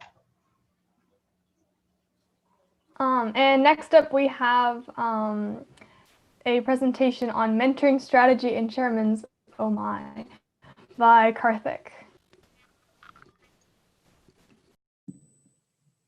And moderated by Sarah. Hello, everyone. Hi, how are you guys doing today? Karthik, we can't hear you. Hello. How about now? Hey, now we There can we hear go. you. You know, I'm just channeling my inner Elise right now to bring back the mute feature. I'm just saying it's a little late, but that's okay. I'm still awake, so we'll see how long that goes for. But I'm hoping there'll be a lot of good questions in chat to keep me going. And Sarah, you're gonna have to bring the power here. So let's do this. Alrighty, so welcome everyone to this Q&A. This is going to be, well, I guess a little bit of background on how this came about. We asked Karthik to come back to the 24 Hours of STEM and do a presentation, but he'd already given his classic strategy presentation at our first event, so we wanted to do something a little bit different. And so this has come out of just a few little nuggets that Karthik will sometimes throw into that presentation that vary from time to time. And we want to dig into them a little bit deeper. So we've got some questions to get us started that we're gonna talk about. But if you have any, please put them in our chat and we would love to answer them there. Yeah, and it's like no holds barred. Any questions you want, whether it be about robots, strategies, the topics that we're talking about, or you want to go off the tarmac, you want to talk basketball, you want to talk about fashion, you want to talk about math, we can do any of those sorts of things or anything in between. This is like, it's like effective for strategies after dark at this point. So we can just kind of do whatever we want to do here. So, I'm excited for this because so often, especially when I give this presentation to the championship, there's so many great questions and so many things. It's like, I don't have time to get into this. And so often the presentation kind of moves out into the hallway and then there's like these great conversations that go on like one-on-one or like one-on-5 with small groups. And sometimes I'm just like, I wish that was recorded because like that was like the best things, and so hopefully we get some of that. And this will be good. But thanks to 24 Hours of STEM folks for having me back. And thanks obviously to Team 1678 for hosting this part of the show. All right, so without further ado, we may get into our first topic here that we've preset, which is you have this saying that I've heard you say a few times now, which is that you like to mentor students to win. That's kind of your goal, is to teach them how to win. So can you talk a little bit more about what does this mean and why is it maybe a little different than what people initially think? Sure. Often people, where this comes about is people are always like, well, what's the most important skill that, students in 1114 get? And so just for anyone who doesn't know, I was the lead mentor for Team 1114 from 2004 to 2016. Now I'm just kind of like the person who just annoys people on Slack and stuff like that. But so, for 13 years there, I was like heavily involved with, I was running that team. And so people wanted to know about the inner workings of the teams. Like, what's the most important thing students on the team learn? And I would always say they learn how to win. And that would raise a lot of eyebrows because a lot of people, I still think within our community, competition is a little bit of a dirty word. And I can talk about that a lot in detail. And, I gave a TED talk on this topic a few years ago where, and there's two types of competition in this world. There's the competition that we're used to seeing and we're used to experiencing in our lives, where it's like, you're trying to drag your opponent down and but in first we preach the competition of trying to rise above. And that's what I like to call ethical competition. Don Abley has this famous quote where he says, there's only two ways to compete in this world. You can rise above your opponent or you can drag them down. Which one puts our society in a better place in the long run? And so ethical competition is something I believe in, but like knowing how to win is very, very important, because so much of life is a competition and we are competing, as students, you're competing for scholarships, you're competing to get into the schools of your choice, you're competing for jobs. And those things, like a university application, a lot of people are like, well, that has nothing to do with building a robot. You might talk about your robot experience or whatever, but with what we taught on 1114, I felt that the students coming out of our team were more prepared to handle applications, they handle any sorts of competitions like that, because they've learned to win on the team. So, the most important thing was not about doing a custom vision system because that's better than the Limelight. Like forget about that junk. Like that's not what was important about learning. Like learning, it was more about how to solve problems and how to look at a solution and figure out what's the best approach and how can we win at this. And if you can do that with a robot, or you can do that with a chairman's award, then you can do that with a job application or a university application or a scholarship application, or when you're working at a startup, when you're applying for VC funding, or when you're now working at a management consulting firm and you're bidding against other firms. You know how to go through these processes. And so I've always thought that that was the most important skill. And it's not saying that you have to win. Most teams don't win in first, and most of the time in life, you don't win. Like when you're competing for these sorts of things, how many jobs I've been turned down from over the years, like applied for a job with the Cleveland Cavaliers to be their data analytics person and, didn't go anywhere. But like, you're prepared for these sorts of things. And in first, it's not about winning, but it is about learning to win. And I feel that one of the advantages that our team had is that our pursuit of excellence was so dogged that our students really understood the process of going through and how much attention needed to be paid to details and how much strategic planning went into every little thing. Like, we're going to talk about this more with chairmen, but like the hours we spent strategically picking the song choice for our chairman's video, that was a strategic process, and that's part of winning. It's like leaving nothing to chance, or understanding that some things have to be left to chance, so we're trying to minimize chance in other areas. So that's the whole thing that we were talking about, trying to teaching people to win. Yeah, I really love this mindset because I think, it really does come into every aspect of life. Like you said, right? That job application, it is a competition, it's not a one where we have a bracket and we can see it all happen in real time. But at the end of the day, there is a winner. It's the person who gets the job. So in this sort of mindset, how do you handle when loss occurs, be it on the FRC playing field or, in life, like when you don't get the job, when you don't get the scholarship, when you don't get into the school, your dream school?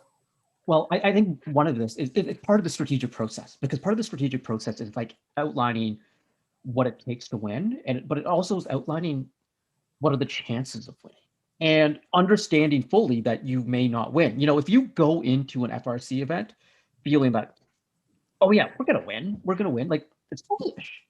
Even the best teams, there's only so much you can control in an FRC setting.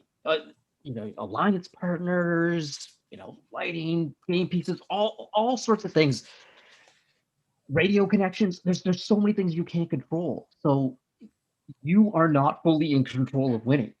And so it's understanding that. So the best way to prepare to handle loss is to be prepared for it, to understand that it's a likely outcome. It is the most likely outcome in many situations, and sometimes we get this. Like most people, when they buy a lottery ticket and they lose, they aren't like, oh no, I was really counting on that money or whatever. People get it in those situations, but there's like, you have to understand where you are. If you're applying to like one of these super elite universities, like you're applying to the University of Waterloo for systems design engineering, you have to understand that most people don't get in. Only 15% of the applicants do get into this program. So it's understanding that beforehand. So there's the legwork to that, but then also understanding that the outcome doesn't actually matter. like, that's hard to say because so often the outcome is things that we really, really want. And it's hard to say that in like more traditional concerns, like for a job. It's hard to tell someone that, you know, it doesn't matter if you got the job or not, as long as you really work through the process of like the resume and the interview. You know, that's hard. That's a hard sell. But within first, it's still a hard sell, but it doesn't actually matter if you win. Like, obviously you want to because you put so much time into it, but the journey is more important than the destination, you know, as Tony Stark would say. And so it's like it's those two factors. And now that being said, our team has been terribly disappointed by losses. I have been disconsolate by some losses that we've experienced. So no one's an expert at this. And I don't think anyone out there is great. I don't think anyone out there who really loves competition and really loves winning is good at losing. I think we get better with age and with time, but losing sucks. It's hard, you know, but you have to be able to handle things in context and look at losing as what it is. It's part of the process, and there's also opportunities that come with each loss, because I see teams who you know, if you're so focused on the outcome, sometimes you can be overly disappointed by a loss that you shouldn't be, or you can be overly gratified by a win that you shouldn't be too happy about. And what that means is sometimes you can win in many contexts, one of them being FRC, and you can win by luck, or you could win by, and we're going to talk about ethics and stuff more, but you could win unethically. And those are the things you should be happy about, you know? And if you get so excited, if your team, you know, wins by happenstance, it's like, yeah, but you forget the fact that you've struggled all season long and your process towards building the robot was great. You were fighting with your teammates constantly. Everyone started to hate each other. No one was having fun. That's not really a win. And you might get so caught up by like, oh, look, I got these like shiny medals, you know, and you might forget all the other stuff, but the process shouldn't overcome the journey. I mean, rather the destination, the outcome shouldn't overcome the process, whether it be positive or negative. Absolutely. You know, I think one of the things that I mentioned earlier on the chairman's chat that I've been thinking a lot about lately is resilience. And that, you know, coming out of that loss, I think one of the important things to do is to think, okay, what can we learn from this to make us stronger the next time, right? So if we didn't win, was it just bad luck? Okay, is there any way we can control that bad luck? Was there actually a variable there that we didn't see that we could get better at controlling going forward? And the same thing, you know, personally, if you didn't get that job, why not? What could you do better the next time? And that process of self-reflection and improvement makes you a more resilient person going forward. Right, and that self-reflection process is really important because I you know, I talked about this one in the TED Talk too, because it comes down to ethical competition. It's very easy when you experience defeat in first or in life to blame others as opposed to looking within to figure out what went wrong. And we see this all the time. We see it in schools, and it's so common where, you know, someone will be like, there'll be like, you know, the one girl with the highest marks in the school, and someone will just be like, oh yeah, well, she probably gets those marks because like she studies all the time and she doesn't really have any friends, or, you know, like she'd be having a much better time if she didn't spend all her time studying or whatever. It's like, why are we putting her down, or why are we putting him down, you know, when we could be looking as like, how can we look at their process and learn from them, or try and figure out what we've done wrong? And now you've got to be careful here, because there's a lot of people who are on the flip side who, when something goes wrong, they just blame themselves and they beat themselves up, and like that is not what we need, you know. And like, there's a lot of imposter syndrome that goes around everywhere, and there's two sides to the coin. But I think in general, and we see this in FRC a lot. You know, there's a team that, you know, goes to their local event and wins it every year, it's seemingly, and people are just like, oh well, their mentors build a robot, you know, or oh, they use the Limelight, they didn't come up with their own custom vision system. And it's just like, you know, like, how does that help anyone? Whether it's true or not, how does that help your situation? And it's all about the best teams in first. And I'm talking about the best of the best have all had times when they were not the best of the best. You know, and even 2056, who started off as rookies and just kept on, you know, some of their mentors started off at 11-14 and they remember what it was like to not win. And it was that process of always trying to get better. And when you lose, trying to figure out what can we do better? What more can we do? And those teams are the ones that become the best. The teams who just look at those other teams and be like, oh, we can never, why would we even try? Their mentors build a robot, you know, they all work at NASA. And it's just like, yeah, that's one way to look at things, you know, and if that makes you sleep at night, but like, that's not a healthy competition. Ethical competition is not about dragging your opponents down, whether they're above you or below you, you know, and it's not about putting people down. And the real way that you learn to win is to try and learn from winners and figure out what they're doing, you know, and it's easy to blame a system. Oh, we lost because of the refs. Maybe. I'm not going to say that some teams haven't lost because of the refs, but you know, maybe, but like any time that I've seen a team who really has lost a match or something because of a referee's decision, there's also 15 other decisions they could have made during their build season that would have made them impervious. I'm not saying that makes it any easier that they lost because of a referee decision, but why focus on that when you could focus on what can we do to minimize external factors? And that's part of the process of winning, because in life, we will never be able to control everything. There's nothing like that, you know, like life is not a game of chess. Chess is like one of the only games where you can control everything that's happening. It's your skill, you know, or if you're losing because you made a mistake or you've been outplayed, like it's not because of luck or anything, you know, like you see with so many other sports. But that's so not the norm.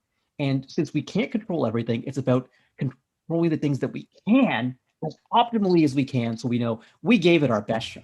And if you gave it your best shot and you learned along the way, you've won. You know, and I hate to be trite because I don't believe in this everyone's a winner stuff that just uses platitude to comfort people through loss. But I do believe that if you go through a winning process, you have won, and you will see those benefits at some point. And you might not see those benefits in your FRC career, and you might not see those benefits 20 years down the road when you realize, oh yeah, like the reason I did so well with these things is because of the skills I learned in first.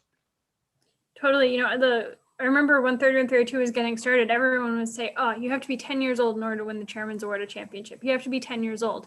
And it just felt like it was an excuse, right? Of, oh, we're not 10 years old yet. So, you know, we don't even have a shot. And we just threw that out the window. We never said that. It was just never on our minds. We were just like, we don't believe that's true. We've looked at the data and we don't see any reason why that has to be correct. And so we just went after it. And the goal was always, because there are only so many variables you can control in a subjective judging process. So we always said we wanted to be 10x better than anyone else, because then there was no question. And now, were we ever 10x better than everyone else in the world? No, but that was like the mindset of, if you want to win, that's what it takes to win. Right. And you know, I think there's so many times where we would be getting ready for an event and people would be like, why are you still iterating? You're going to win this event easily. And we're like, maybe, but like, one, why would we stop? Because we enjoy doing this. This is fun. And number two, it's like, you need to be ready for everything. And it's about minimizing impact. And it's, you know, and people would always be like, why are you having like these ethically long pick list meetings at an event where you're just gonna pick 2056 or get picked by 2056 and steamroll everyone? It's like, well, no, it's about the process. Because if we skip this pick list meeting, you can just be like, oh, we're gonna pick 2056 and then we're gonna get, you know, the 24th team back and it's not gonna matter. That would be denying every student and mentor on the team the process of going through the pick list, which is important. Like, the process matters to us. So we would never skip that stuff, even though in cases where the decision was very obvious what we were doing, we'd still go through that process and we would still talk our way through everything. And it's also, you know, often at the regional or now district level, it's that practice for the next level, right? If you skip it at the regional, then how are you going to do it at championship? If you skip it at the district, how are you going to do it at district champs? Like, you got to have the process, because that's what leads to the results. So if you skip it when it's easy, then you're not going to be able to do it when it's hard. And also, like, this stuff is fun. Like, this is not, you know, like, I don't enjoy working on my resume. That's not fun. That's a process like I have to do and I had to grind through. But you know, all the stuff with first, it's fun. So like, yeah, let's go through this process and let's try and identify how we could be better. I know our 2012 season with the robot ended as disappointingly as you could possibly imagine, being hacked on Einstein. And it would have been very easy for us to just be like, oh, well, we would have won that championship if we didn't get it. And whether that's a true statement or not, it wasn't going to help us for the next season. And so we just focused on, like, how are we going to make it? And, you know, I still think that our 2013 robot, despite being knocked out at the semis at champs, was the best robot, 1114 robot in history. I kind of almost believe that, close to believing that, pretty much believe that. And But again, then looking at that, were we disappointed with not winning champs in 2013 with what I thought was our best robot ever? We were disappointed. You know, we wanted to, but man, that robot, the process of getting that robot was like, it was pretty, you know, and like, there's a lot of winning there. And like at the end of the day, knowing you put out the best robot you possibly could have, that's a win. And I look back at that 2013 season, it's not a disappointment. You know, like even better that like two teams that I immensely respect, Canadian teams won championship that year. It's like, this is a win all around, you know, like they won, we won, you know, and like, obviously we would have rather have won that championship, you know, so let's not kid ourselves. And obviously it's hard to watch those matches, but at the same time, it was like, okay, that was a process that really, really works. And like, I look at 2014, for example, with 11-14, and we got to the Einstein finals, and that was not one of our best robots. We strategically, they played amazing at champs. Our driver at champs was just ridiculously good, and there were so many things that went there. But the process of building that robot, there were some mistakes, you know, and it wasn't, you know, we could have come up with something better. And you know, you have to be able to honestly evaluate these things and not judge on the, you know, so there's a lot there. All right, well, moving on a little bit because we do have a lot to cover. The next thing we had on this subject was ethics. So how does, when you know, we're both very competitive people, I think we would both say that very unequivocally. When you are competitive and you're going after that way, how do you make sure that you're doing so in an ethical manner and you're not compromising your beliefs? So this is a big one. And I'm glad we have a chance to talk about this because I don't think it gets brought up enough. I try and touch on it here and there. But I think one of the best things about FIRST is the unique skills that we develop that you don't really develop anywhere else. And I mean, gracious professionalism is a part of that. And I think Woody's credo has been embedded so much in the program that we don't even realize when we're learning about gracious professionalism. And I think for the most part, teams get it. But I think in 2020, we've learned a lot about the concept of performative activism. People doing things and saying things because they think they're the right things and they want to support them, which is great. Like that is good. The bad side is when they aren't necessarily living up to it. And I think that in FIRST, some people can fall into the trap of performatively saying the right things. It's like, okay, make sure when we post on Chief Delphi, it's all, you know, copacetic and everything. But then what you do behind the scenes isn't necessarily the best. And the system of competition we have in FIRST, there's a rule book and there's things that are very much illegal, but there's some things that are illegal that you probably can do and people won't know about. And I think that creates an ethical line. And I think there's a giant gray area in FIRST of what might be appropriate, might not be. There's no rule against it, but is it allowed? For example, there's a rule. If I'm at a competition and Sarah's at a competition, it would be illegal for me to be like, hey, Sarah, I think you should throw this next match. And it would be illegal for Sarah to be like, oh, well, Karthik suggested we throw this match. I think we're going to throw this match. But it would not be illegal for Sarah independently without any other team interference to throw a match. There's no rule against match throwing in FRC. My line of ethics is match throwing isn't okay. But there's for the record, I've never thrown a match. Yeah. I should have just said we're playing bridge or something, or euchre, you know, playing game cards or anything like that, you know. But some teams see these things, see these gray areas, and I think one of the challenges we have in FIRST with these so many gray areas existing is figuring out where our own ethical lines lie, because no one can tell you where your line should be. But I don't know, I've seen a lot of teams do things that I'm personally not comfortable with. And I think my lines have changed as I've gotten older and wiser, where I think younger me was a lot more cutthroat and didn't think these things matter. But now they absolutely do matter, you know? And I think like underhanded things like, oh yeah, like we go back anymore, but before the bag, the amount of teams that would just keep building after bag. Just, oh, no one's going to know. And it's like, it's a dumb rule. This rule shouldn't exist. Or that's a common one where people are like, oh, this rule that you can't build anything before preseason, like that's a stupid rule because like I can pre-buy, but I can't pre-build. And so then they pre-build. But it's like, well, you're hurting every team who follows the rules. And so ethically to me, that's wrong. But where do you draw the line? But I think it's really, really important that we push a strong sense of ethics in these programs, because if we don't, we need to take a look at our world and examine it. And right now, I think so many of the problems that we experience are because of a lack of ethics in leadership.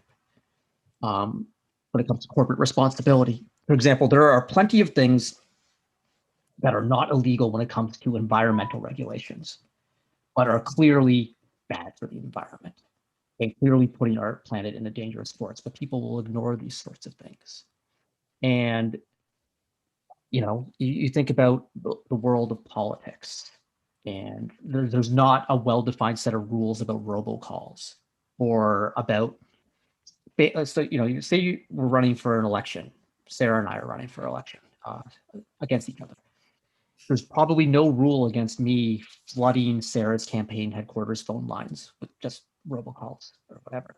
That, like, ethically is like not right, but if we're trying to change culture first, if we really are trying to change culture, one way we can do this, and this was Woody's whole intent behind gracious professionalism, is to create that sense of gracious professionalism. And so I think it's important that we teach kids that it is important to try and win. It is important to compete as hard as you can, but competing as hard as you can also involves competing ethically, and that getting that sense of ethics. Because I know my sense of ethics from first has transferred into my real life, and I know it's made me a better person in the business world. And now some people think it's made me a worse, because some people think that I'm soft, and I've gotten that from previous employers. And but to me, I've come to the point where I'd rather be a little soft but treating people the right way. And so I think we're faced with ethical decisions all the time in first.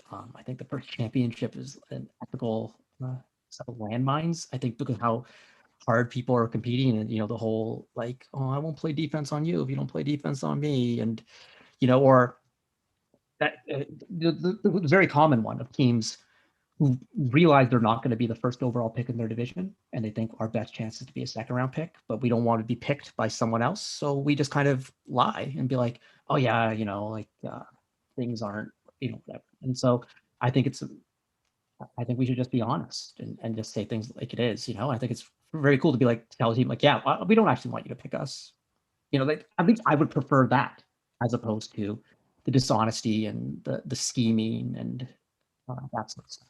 So I don't think, like, some people think that's part of the game. I don't.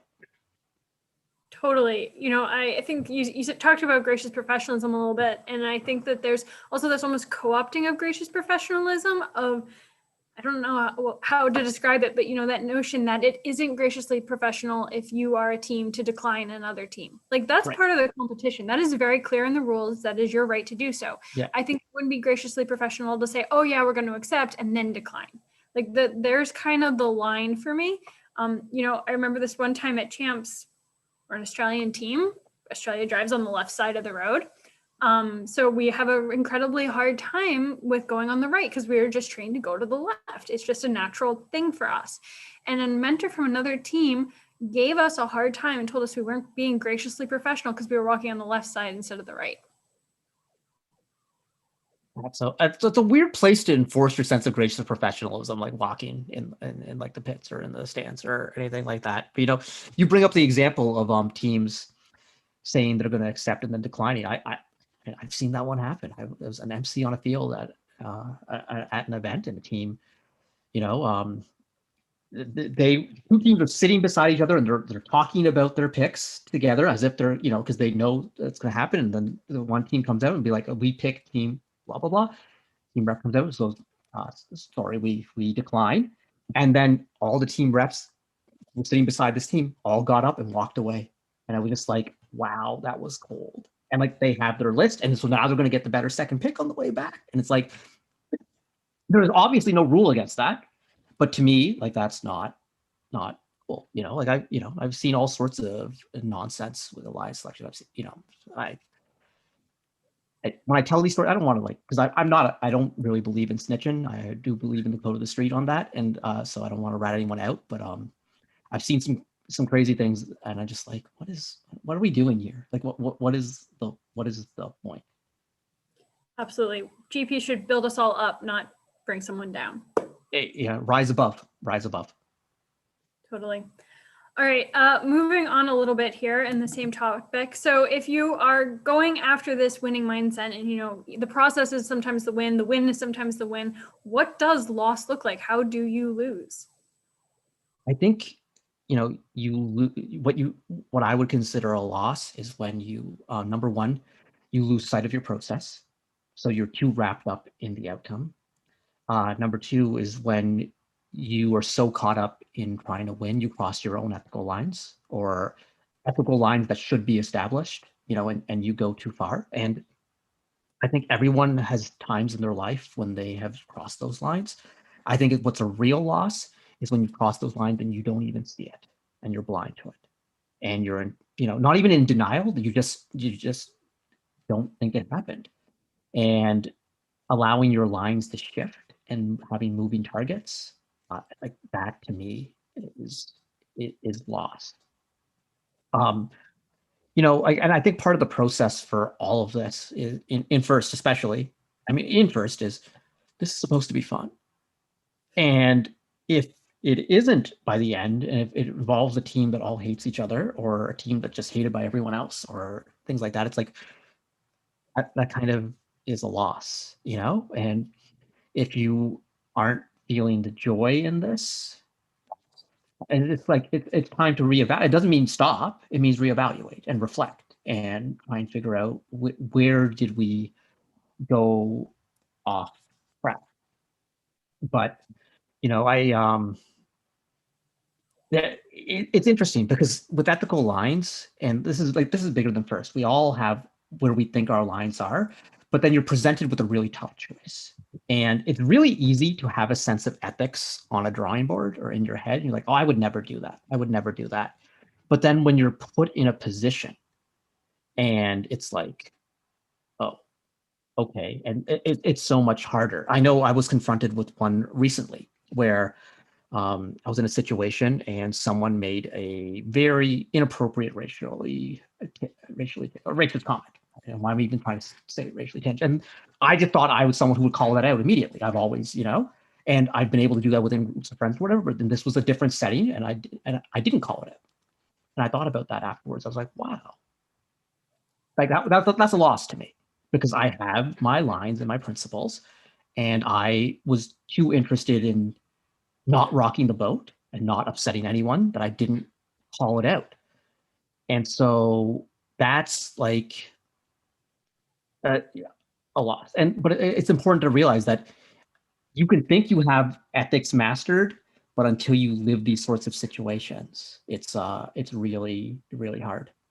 That might have been a little bit off topic, but I don't know. I think you know, the thing that comes to mind as you're talking about all this is, you know, I'm a little bit younger, but I've still gotten into those situations at work, especially not in my current job, to be clear, where there has been, you know, these ethical lines, and it's hard. And almost championship prepares you for those situations of, you know, when you're put in a sticky situation, what do you do? And it gives you that ability to think about it ahead of time because you've already practiced so much through FRC. Mm-hmm. All right, we have a few questions coming in from the chat. So the first one we might answer here is, how do you foster a culture of ethics and GP within your team? That's a really good one. And so I'm a big believer in the power of leadership. And leadership on FRC teams comes in many forms. It comes from mentors. It comes from lead students. But I also am big on, you know, leadership isn't always necessarily the people who are appointed leaders. Leadership is the people who are most respected in the room. And that could be appointed leaders. It could be, you know, it could be a multitude of people. But to foster that culture of ethics in GP, the leaders have to embody it and not just say it. It's great this goes back to what we talked about, performative things, but you have to live it. And so the people who are looking up to these leaders are like, okay, that's the way I want to live my life. And that's the way I want to be. You know, I'm going to anonymize the story here, but I know it was a former 1114 student who always, you know, looked up to me and whatever. And then one time we were in a different situation, professional situation, and she's like, I can't believe you exposed me to this. And I was like, you're right. You know, like that was me failing as a leader. And that breaks the culture of, you know, years of talking about ethics and gracious professionalism and then exposing someone to a misogynistic workplace, and it's important to, you have to embody it. So like, and also it's important to do check-ins on it.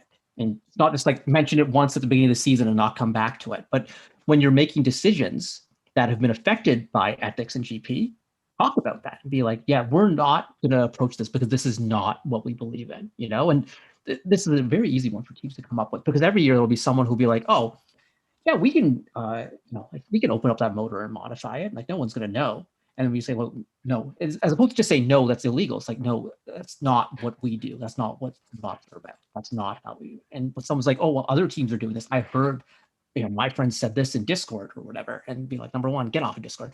Well, actually, sometimes you have fun in there, but I'm just saying like, no, but seriously though, it's like, just because someone else is doing it, it's just not what we do. And if we lose to that other team, that's okay, because it's about our process and it's about getting to the way, and we can be proud that we did things the right way. And it's really important to stress that, and to keep coming back to it. And one thing that I have not tried before in a team setting, but I want to start now is role play ethical situations and being like, okay, this happens, how would you react?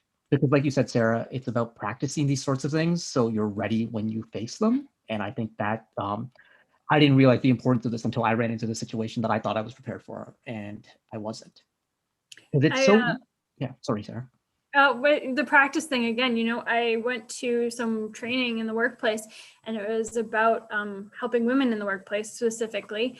And, someone asked, there was men and women in the room. And I think it was a guy who asked, I really want to support women. And when someone says something that, doesn't seem right, it gives me that ick factor.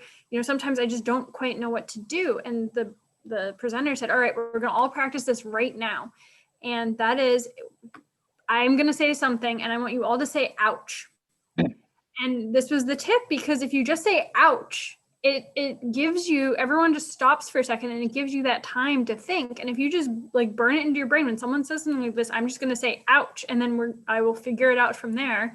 It kind of gets it started. So that practice. I mean, right. We say it for chairmans, we say it for the robot game. It's the same for ethical situations. These all boil down to the same formula.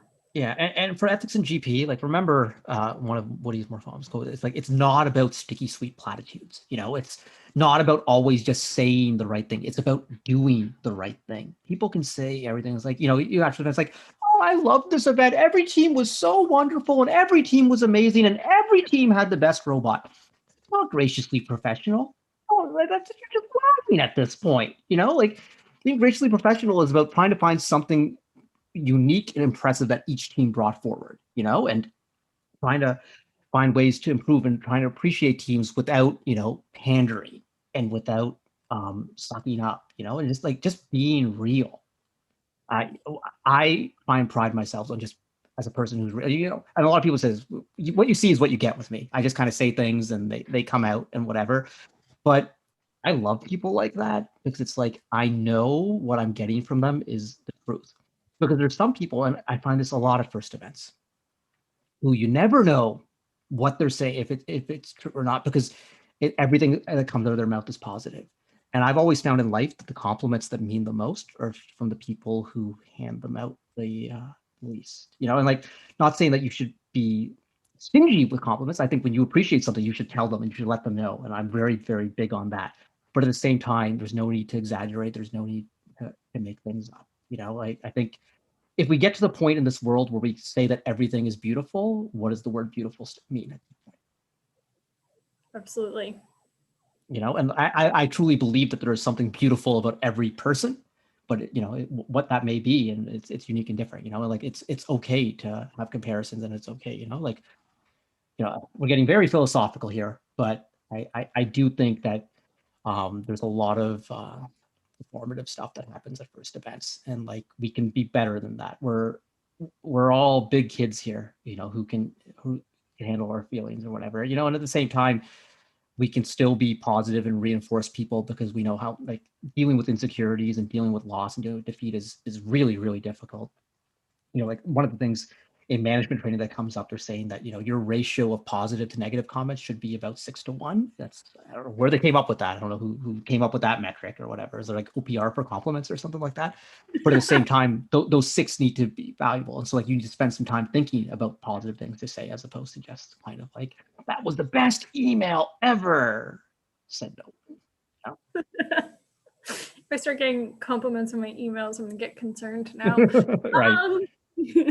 All right. I think one last question for this kind of area before we move on. What kind of questions do you ask yourself when reflecting on a loss? The first one is always why. Why did this happen? No. I'm sorry I'm not giving you more detailed and better answers here, but I think it's really important to break it down and just figure out, number one,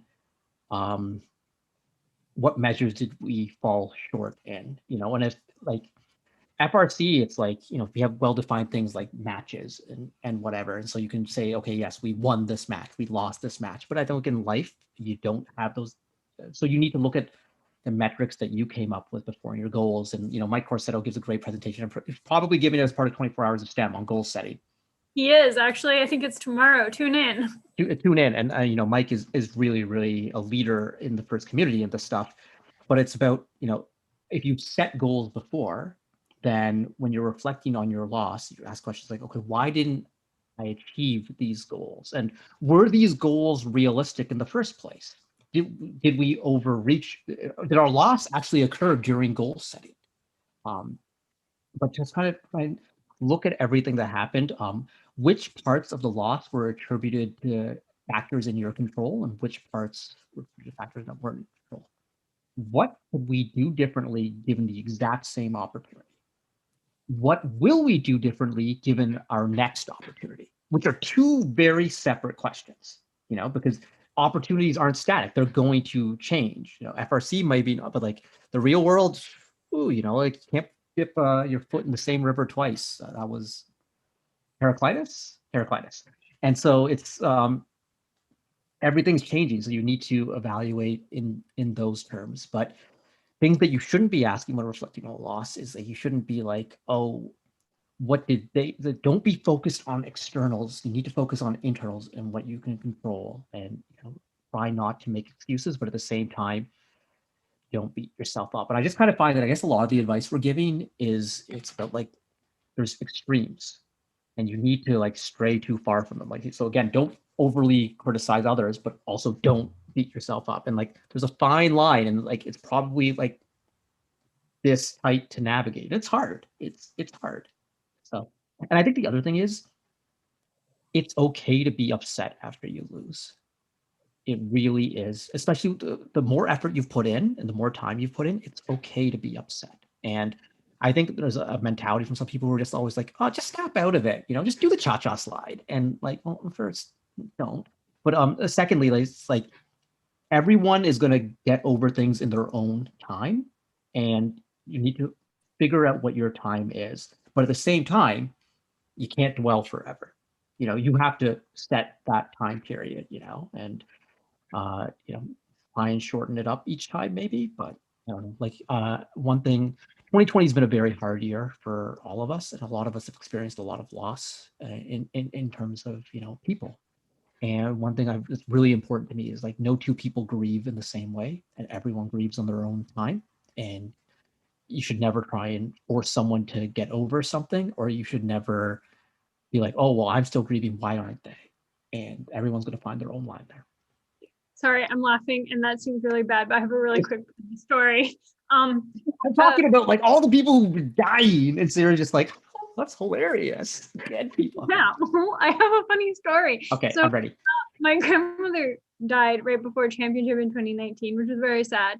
And as a result, because of just the timing, we didn't have a chance to grieve as a family. And so I decided to throw a surprise memorial service for my grandmother, which is just something you don't normally do. And so my grandmother had a surprise memorial service, which was really for my mother. But, just anytime people talk about grieving on your own timeline, our timeline in the Heimlich family involved a surprise memorial service, and that was our way. So there is no right way, there is no wrong way. Surprise memorial service is included. I just have to say it's 11:14 p.m. Eastern time, so make a wish, folks. All right. When we were on the chairman's chat earlier, it was 11:14 a.m. in Sydney, and I nearly said something about it. There we Symbolic. go. That's the thing with 24 hours of STEM. 11:14 just keeps coming up, right? All right. Moving on from this topic of mentoring students, our next topic that we want to talk about was chairman's strategy. So, Karthik, you are perhaps known most for your effective first strategies talk. You've given it numerous times, including on the 24 hours of STEM. 11:14 is really well known for their strategy and all of that. But I think one of the things we don't talk a lot about is how strategy also applies to chairmans. And I think in some ways maybe applies more than to the robot game. So can you talk a little bit about chairman strategy just to kick us off here? Sure. So when you think about the strategic design process for FRC, which is what my strategy talk is about, I think anyone out there who has gone on past first to become a project manager and has realized that project management is strategic design. And when you're solving any sort of problem or you're given any sort of thing, you break it down and you need to figure out what your goals are, what your outcomes are, all that good stuff, rank, objectives, everything. And I always say, and when I give my effective first strategies talk, that these things apply in life, and they apply to when you're applying for university, job applications, history papers, all that good stuff. But guess where it totally specifically applies is the chairman's award. The chairman's award requires a strategic design of figuring out what you are going to highlight to most impact the judges who you're trying to impress. That's what the chairman's award, the award portion, comes down to, winning over those three judges. And so it's about going through the rules and breaking all that stuff down and coming up with a plan. And then when we build robots, we are limited to 120 pounds and 16 PDP slots and how much battery voltage and all that sort of stuff. Well, chairmans, you're limited to. You're limited to 10,000 characters and a 7-minute presentation, a 5-minute Q&A, a 3-minute video. And you have to fit all your stuff within those constraints. And you can't do all. This is a strategic plan. If you don't have a strategic plan, you're just not going to be optimized. And so for 11:14, our strategic planning for chairmen mirrored exactly our strategic planning for the robot. We would have a brainstorming session. We would go through all the possible things that we can impress the judges with in terms of impact and what we could talk about. And then we tried to organize them. We figured out which things belonged in the essay. We figured out our strategy was going to be that our essay was going to be very factual and just like numbers, and because it's black and white, it's very well defined on paper.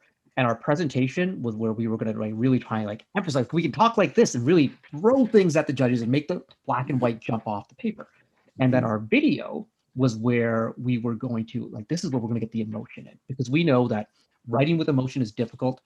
Presenting with emotion is it's easier than writing with emotion, but video where you can throw in music, that's where you can really make people feel something. And we had a whole strategic plan of where things were going to go. And so it was very similar to the robot, just allocating subsystems and trying to figure out, okay, so if we're only allowed, we were one of the first teams to do this back in Chairman's when you were allowed to submit a 10,000 character essay plus 4 pictures. Well, there was no rule about putting characters on the pictures.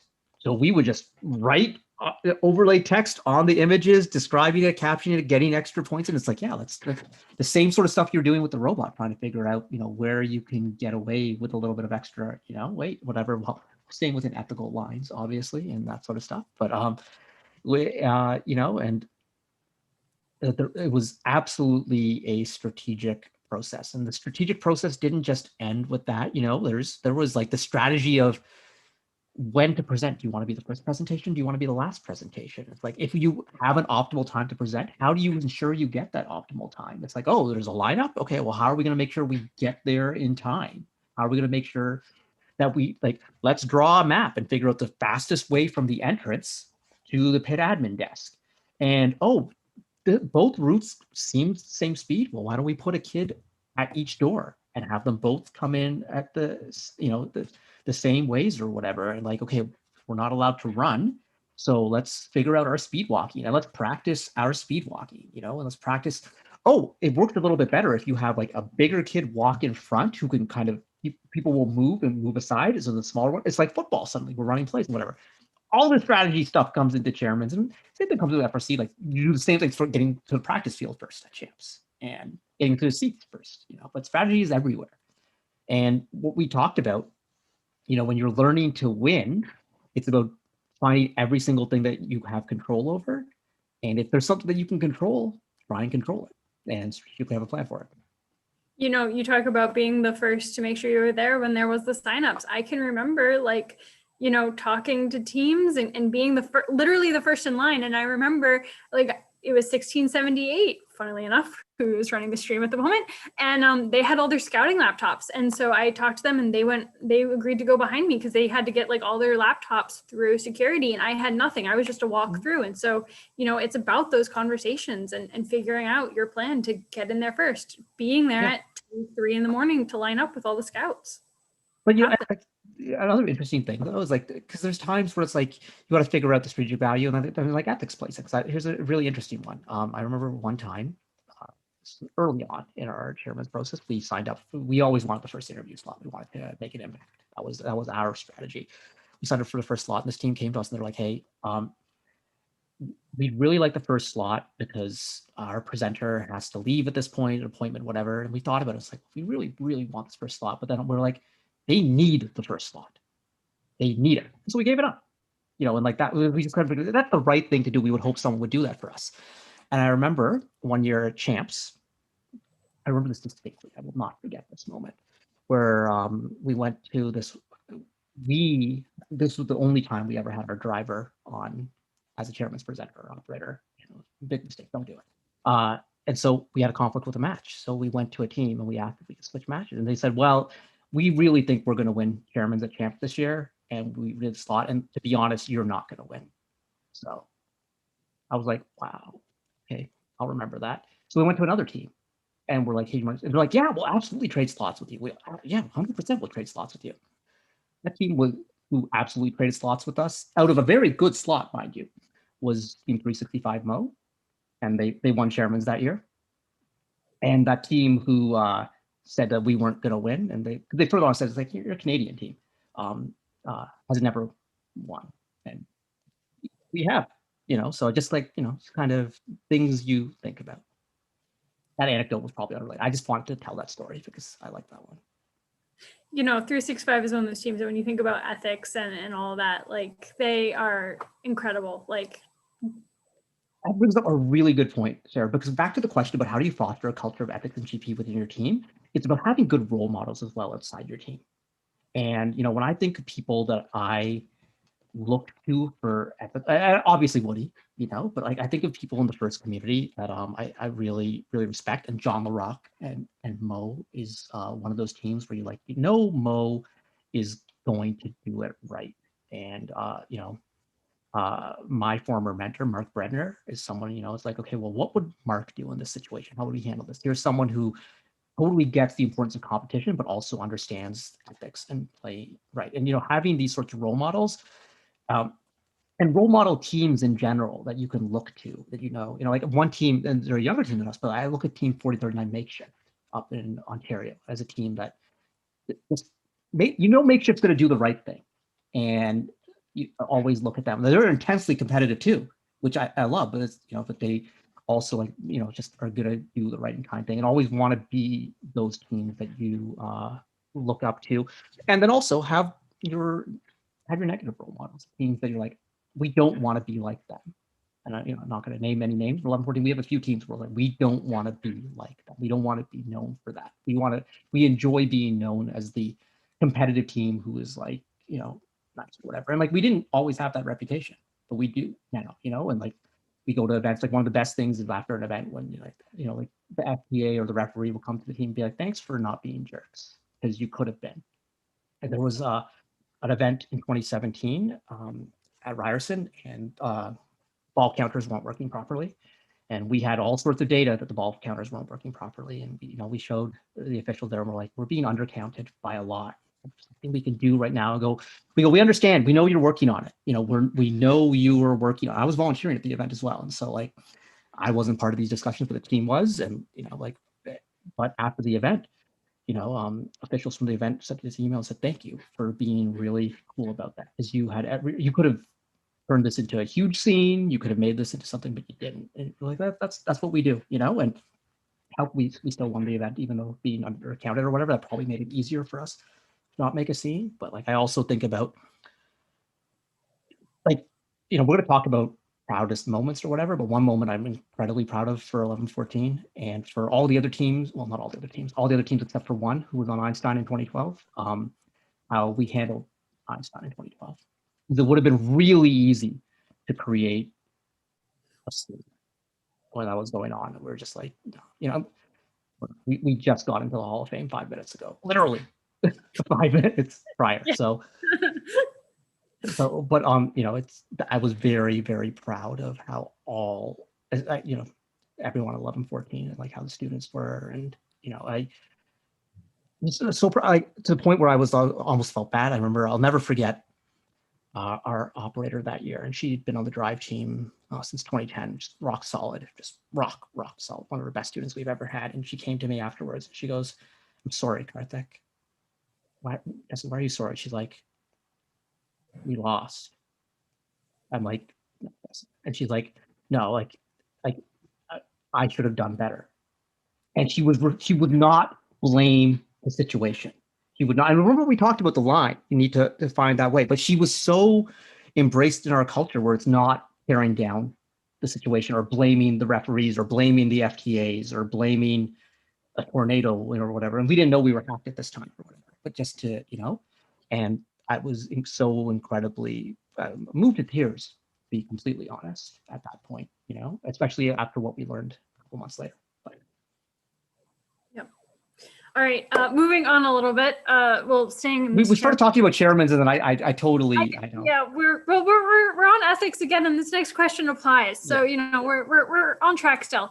You know, I think I've heard it. I'm sure you've heard it. I've had a lot of people tell this to me that you know, well, what you do for chairmans isn't ethical. You know, applying strategy to chairmans, that can't be ethical. It's about who's done the most. So how do you have this mindset of ethics but still, you know, spin? Because they're you know, that's what a lot of chairmans is putting a good light on what your team has done. So I think number one, it's about finding, like what we talked about earlier, about finding your sense of ethics and what, you know, and I know for us, 11-14, we would always, after the season, publish our essay. This is before essays were mandatory to publish, because we wanted to be able to say that everything in this essay needs to be above, because we're going to put it out there for everyone to see. And we want, you know, if they have to be able to look at this and be like, okay, that is legit. And there were often times where we would have discussions about like a certain stat, a way of presenting a stat. And sometimes people like, oh, that doesn't feel right. And we would back off of it, you know? And so like, we wanted to paint things in as positive a light as possible. But at the same time, we, you know, like we could have said that 11-14 has interacted with the most artists with the most Billboard #1s of all time of any first team, you know, with our, it would be a dumb thing to say. It sounds probably cool to someone, you know, but like, just because like we met Drake for a couple seconds is like, you know, like not, and I think there's like a line when it comes to spin, and you have to feel, I think it's less, not even about, can you feel comfortable about it, but do you think others are going to feel comfortable with this? Do you think others are going to think this is honest? And so this made us really nervous, because we were a numbers-based chairman's team, and there's a lot of teams who aren't, but we were a numbers-based chairman's team, and our numbers were obscenely high, especially in the area of starting teams, because it wasn't first teams, it was VEX teams, because we were responsible for almost all the VEX growth in Ontario, and those numbers were, and we could back all of those up, but man, those numbers, so TOTSA was really important. And we had a great conversation with Miss Daisy about this. And it was Kirsten and Al Ostro who told us, like, well, we did this thing called Daisy by the numbers, where any number that we thought was like intimidating to people, we had a book that broke it all down, and we did that on 1114, where we're like, okay, here are our numbers, and this is where the documentation form for chairman's kind of evolved from, like this idea that, you know, Daisy first put forth and 1114 did, and the Holy Cows or whatever. But I think when it comes to chairman's and ethics, like number one, all the things that we talked about with the robot apply here. Like you need to be honest. You can't be cheating. You can't lie to teams. You can't discourage. I've seen, you know, one year at Champs, we had a team that tried to intimidate our chairman's presenters. They did a trial run before them, and the team that we did the trial run for, steward our presenters, and were trying to psych them out. And they told other people they were trying to psych our presenters out because they didn't want us to get into the Hall of Fame or whatever. And like, that's like 18 lines too far gone. But I think the spin thing is really important because, you know, for everyone who's applying to university right now, or who's been through the process, you know about resume dishonesty. And with scholarship applications, job applications, if you ever have seen people's resumes that they put in and you're on the side of hiring, you just see stuff, you're like, well, this isn't true at all, you know? And I think it's really, really important that we teach people about being factual and putting your facts in the best light, but at the same time, not misrepresenting. And because once you misrepresent something, trust goes out the window. And like, hey, world, look, we're in the middle of a pandemic and we're trying to get people convinced to take a vaccine. But, you know, we have a lot of communities in North America who are very hesitant. And, you know, it's easy to be like anti-vaxxer, this and that. Like, plus, I want that vaccine to just throw it in me. Just put it right in there. But some people, you know, some communities have been lied to by healthcare for centuries. You know, we talk about forced sterilization and craziness like that. And so, but like once you are dishonest, you lose trust and you lose all sorts of respect. And so you don't want to do that with your chairman's submission, you know? And if you want to be a role model team, it's important to be beyond reproach. So our point on 1114 was, yes, we're going to be strategic, and yes, we're going to put things in the most positive light, but whenever we can, we're going to err on the side of caution. And so the way to overcome that was, like you said, Sarah, you know, you want to be 10 times better than everyone else. It's just like, we got to do more, you know? And so like, if we have to deprecate our numbers by 10% because like, oh, we're not sure if we can verify that one, we always round it down, you know? And maybe that's one of the best things. Do you round up or do you round down, you know? And where do you stand on that line? But I know you don't want to be that team when other people read the chairman's essay and be like, oh, like there are some teams that I have lost a lot of respect for, where I've read their chairman's essay, I go, I know that is not true. I know it's true. And maybe most judges wouldn't catch it, you know, but you know, the stuff matters. Yeah, I know. So for 3132, right, our championship chairman's year was 2017. And if you rewind in your head to, you know, January, February 2017 and where the world was at, there was a lot going on. And I remember we had this conversation as a team of, we knew we were international, and our message was STEM for everyone, everywhere. And we didn't know who the chairman's judges would be. And we didn't know if that message would be considered politically divisive at the time. And it was a full team decision of, well, are we going to stick with our mission and what's been our chairman's theme for the past 2 years? This will be going year 3 on this, just pounding in this message, or not. And the conversation came down to, there are things that matter more in life than a chairman's award. And we are not compromising our beliefs for that. Well, I mean, Woody, I keep coming back to Woody because like he's my idol, you know, and he put it best in so many ways, but like, you know, like such a basic concept of, you know, like what the whole grandmother test. And like, I think it's really important, like, would the people in your life who you look up to be proud of how you're handling yourself in this situation?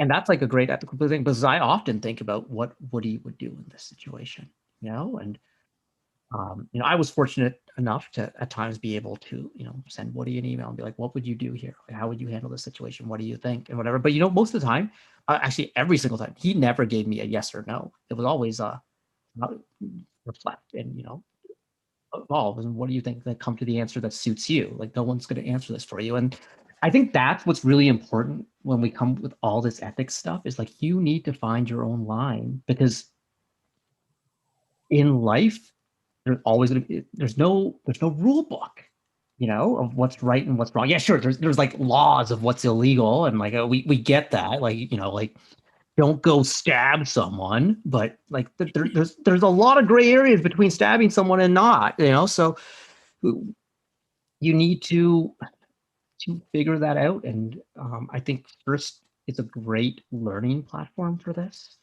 because you can make ethical mistakes in first, and I mean we obviously don't want to, but like in the real world it can be really, really affecting and damaging.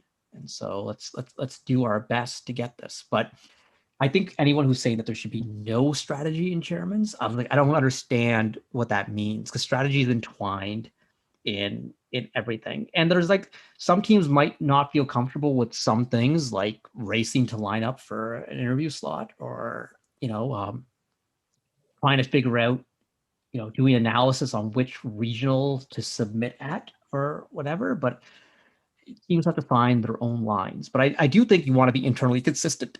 And why is your ethical line for the chairman's award different than for your robot? And if it's because, oh, well, the chairman's award is more prestigious and more, it's like, well, shouldn't your robot be held to that same level of ethical line? Or, like internal consistency when it comes to ethics is very, very difficult, because it's often comparing apples and oranges, but you do need to try and maintain some internal consistency. Because going back to that great question we had from chat about how do you maintain a culture of GP and ethics, when you're not internally consistent, people, see hypocrisy, and then it's like, whoa. And it's hard. Not being a hypocrite is important. Totally. All right. Well, I think we have one more question from chat about chairmans, going slightly differently. How do you make your chairman's submission feel personal and specific to your team? I think the number one thing is to find out what your team feel is, what your team vibe is, what your team message is, and line it up that way. I think we all have team cultures and team branding and things that our team as a collective are excited about. And I think it's tying it into that. You look at some of 1114's chairman's themes over the years, they really tied into things that the team was into. Like 2010, we themed it around the Olympics because it was an Olympic year in Canada. It was an Olympic year everywhere, but Canada hosted the 2010 Olympics. That was something we were into. In 2012, our slogan was "Ball So Hard" because of a Jay-Z song that we listened to a lot in the shop. And so we tied it to things that your team's excited about and can get behind is really, really important. And I think what's even more important here is chairman's has to be a team thing. So the feel of the submission shouldn't be based around the three kids who are dominating chairman's. That's when you get the divisiveness that we see so much on so many teams, where there's like the chairman sub team and the robot sub team or whatever. And for the teams who've evolved past that, it's because the whole team buys into it. So it's about figuring out what your team enjoys and focusing on your passions. And I talk about this a lot, but so much of 1114's chairman's submissions have to do with robot resources and scouting resources. That's what we love to do. I love it. Anyway, moving on here to our final topic, which we called random. So this is just, random. Yeah, this is where you should be going AMA in the chat, like literally anything. Well, maybe not anything, but most things. Go for anything. We can say no. That's true. Yeah. Go Take for it what it. you don't ask for. Our first question is, what is the coolest thing you've gotten to do through robotics? And then the follow-up is, what is the most random thing you've gotten to do through robotics? So the coolest thing, and like I'm a huge sports fan, for anyone who doesn't know, just like absolutely love everything, and been obsessed with it. And like when I was a kid, I wanted to be like the next Bob Costas or John Madden as a sports commentator or whatever. And it's part of why I got into emceeing because I love that part of it, like being talking about robots and getting crowds excited and being the hype person and all of that. But like my journey through FIRST led me to a career working for Vex and being in charge of designing their games and all sorts of cool stuff. And I was involved with a cool project where Bex's World Championship in 2016 was being broadcast on ESPN, and I was the commentator holding the ESPN microphone, working with Kristen Kenny, who's one of the sideline reporters for the Utah Jazz. And I was on ESPN for like an hour-long show, and the bottom line with like the score ticker was there, like my name in the ESPN font, and like that. I don't know, wow, like that was my dream, and it actually came true, like in a roundabout kind of way, in a way I never would have expected. But like, like for me, as someone who's just grown up, that was like I held the same microphone, the same stage that like Chris Berman and Scott Van Pelt and Stuart Scott all, and that was life altering for me, and then doing it again for CBS. In terms of random Degrassi was the most random. Like to realize that an 1114 robot not only was like on Drake's last episode of Degrassi, and so that's a big thing worldwide, but like especially if you're from Toronto and you're from Scarborough, where I'm from, like that you cannot top that. Or that like one of our 1114's Vex robots was in a Drake video. Like you cannot, it's so crazy to have this like connection and attachment, and something that whenever like I'm explaining robots to like non-robot friends who don't understand, like, oh yeah, like, like we played against the Cheesy Poops in the best world championship final ever. That doesn't mean anything to them. But if I could say, yeah, like, we were on set with Drake. It's like, and it was so random how it all happened, like, but like, but being able to say that I helped write the script for those sets of episodes, it's not just like that we showed up on the set, but like we were designing the episodes with the writers of Degrassi. It's super random. The next question from chat for us is, what are your top 3 FRC games and why? And they say both of us can answer. So I'm gonna make Karthik go first. Okay.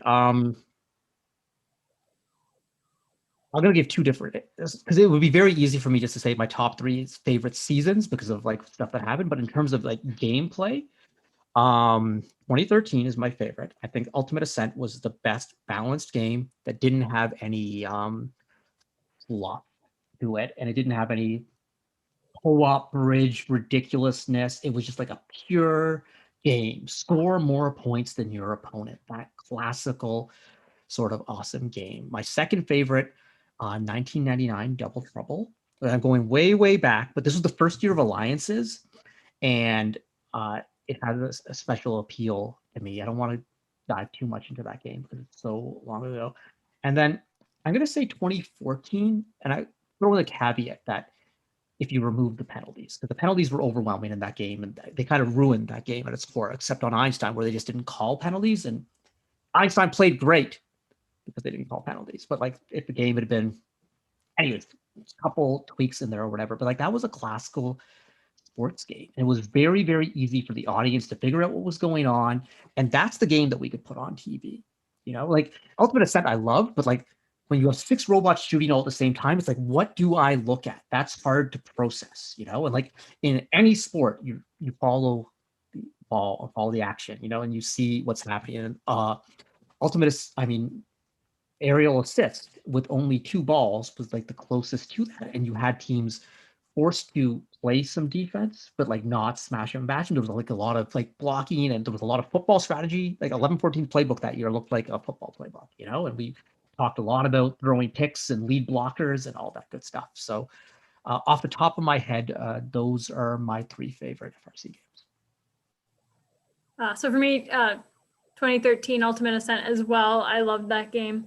The next one for me would have to be actually 2019. This might have been just because it was the first chance I really got to do FRC strategy, because I've been so busy on the awards and running the regional side of things. And I just loved the strategy behind that game. And I think we did it really well at our second regional, especially. So loved that one. And the third one, I don't know. That one's a lot harder to get to the number 3. 2014, I just didn't really enjoy. I think our robot wasn't great. And so if you didn't have a great robot, it was not nearly as fun. That's one thing that's hard to separate when you're talking about, your favorite game. And I find that people usually end up saying their favorite game was, something because of the robot. Like as someone who, was a professional game designer for a long time, like I've spent a lot of time dissecting and whatever. I'll say this, my most underrated game, I think a game that a lot of people in the community don't like that I do like was 2015, Recycle Rush. And the reason I like that one was I admire anytime the game design committees are willing to do something courageous and do something bold and do something different. But two, I loved that game because you were in control of your own destiny. And we've talked about this a lot in this presentation about trying to minimize chance and whatever. But by having just that robot game was a pure engineering challenge, and that was really, really cool. That like it wasn't as luck based. Your score was your score. And it's not because someone just parked in your way. And I thought that was really, really cool for younger teams who normally struggle. That there's nothing that frustrates me more than a team who's just trying to, they want to score their first match of the season, and then someone runs into them and totally illegal, and totally supposed to happen. I just think in game design, I want to see teams be protected so they can do these awesome offensive tests, not offensive. Totally agree. So I'm leaving my third one in the air. It's a mystery. All right. Also to myself. So, we get to make up the rules. That's the benefit of being on this side of the camera. The next question from chat is, what are you expecting or predicting for the game design challenge? What would you like to see? This kind of leads straight in from our last one. I want to be a little careful here because I was, if you've watched any of the teaser videos that First has put out, you've seen that I was on the review committee, so I kind of know. So I can't predict anything because that wouldn't be right. But in terms of what I would like to see, I want to see teams be bold with their game designs. It would be very easy to look back at past FRC games, like a great game like Ultimate Ascent, and just kind of duplicate it, change it up a little bit, and that's okay. That's a neat approach. And I do need to take a look at how things are going to be judged, because you obviously want to have a strategic plan for the judging and all that good stuff. But I have a file folder of games that I've designed that have never been played, that I never showed anyone to make sure I maintained the IP on them and it wasn't belonging to anyone else. And I have a lot of like bold ideas in there that would really change things up. I'm like games without time limits is one thing, because there's been a lot of studies that there's a lot of gender bias with time limits, and some people perform better in on-time situations like that. That's one that came up recently. I have games that are based on other sports, other past TV shows, plays off of things that have happened on Survivor and on Big Brother and all sorts of stuff. But like they're very different. It's not just like, okay, 3-on-3, 54 by 27, whatever. And like when you're just designing for fun and just creating ideas, and that might not necessarily be used by First or by Vex. It could be anything, you can be a little bit more creative. So look at the constraints that are there, but don't be afraid to be creative and find something different. It has to be grounded in reality, it has to be workable, but why does everything have to be 3-on-3? Why is that a thing? Because remember, when I started FRC, it was 1 versus 1 versus 1. And then they shifted to 2 versus 2. I remember when that happened, people were outraged. They're like, well, who's the actual winner going to be? You can't have 2 winners. They're like, will the final alliance play off against each other at Epcot? And people were just, but it was a bold choice. But that bold choice changed FRC forever for the better, because the community we have today would not exist if we continued playing one-on-one. Because back when it was one-on-one, no one shared their robots. Everyone hit everything. No one told anyone about anything. But 2-on-2, the whole alliance format really networked the community. You have to get to know other teams as opposed to just going to the event and just playing, and not meeting people. So who knows what the next bold decision that FRC could be, but it might change the landscape of FRC forever. And like we have to keep evolving before someone else goes out there and starts another 3-on-3 big robot competition. So that's what I would like to see. That was a good question. All right, next question. So I think everyone knows the big moments in 1114's history: winning world championships, winning chairmans, lots of regional wins. But what is the proudest moment you've had as a mentor that isn't one of those, big ones? So I always have a hard time answering this question, because I think that my proudest moments as a mentor, I think they're very personal, because I think they're usually about like the relationships with individual students. And I don't necessarily like to share that without their consent or whatever. But I think to paint those so I was thinking back, because you posed this one to me earlier via email. I was thinking back to like, can I paint these interactions with broad strokes? And to me, the proudest moments are about growth of students and seeing their journey from clueless grade 9, or if not clueless, ambivalent, or maybe I'm just here because my parents made me be here, or maybe I'm just here because I've got nothing else to do.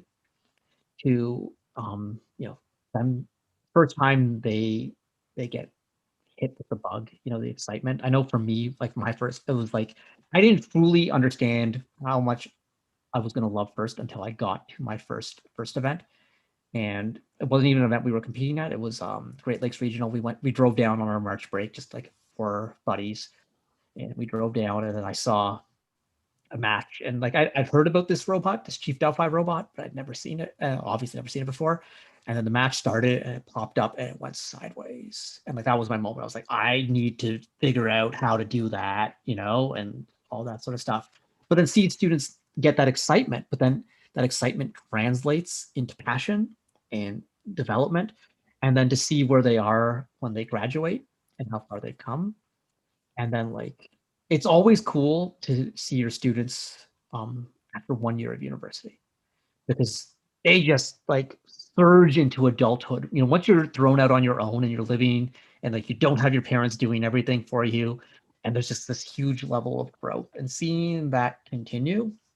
And now, like, having done this for a long time, seeing mentors who are adults with kids of their own and families, and seeing how much that's all changed, and seeing that person is like, wow, and they truly be able to see that the team culture and the lessons we taught, in that shop are being applied to who they are as parents, and who they are as business people, and who they are as community leaders is very, very cool. And then seeing alumni who've gone on to start their own teams or to mentor other teams, and seeing the spread of our team culture on other teams, and then realizing things that are taken for granted in Ontario. It's like, oh yeah, that was 11-14 thing, like most people, a lot of people complain about this one, but like people hear about like, if you go to a Canadian event, get ready for a line selection, because they're going to take 10 minutes to read all their sponsors out, and like that was just like an 11-14 thing. We started doing that,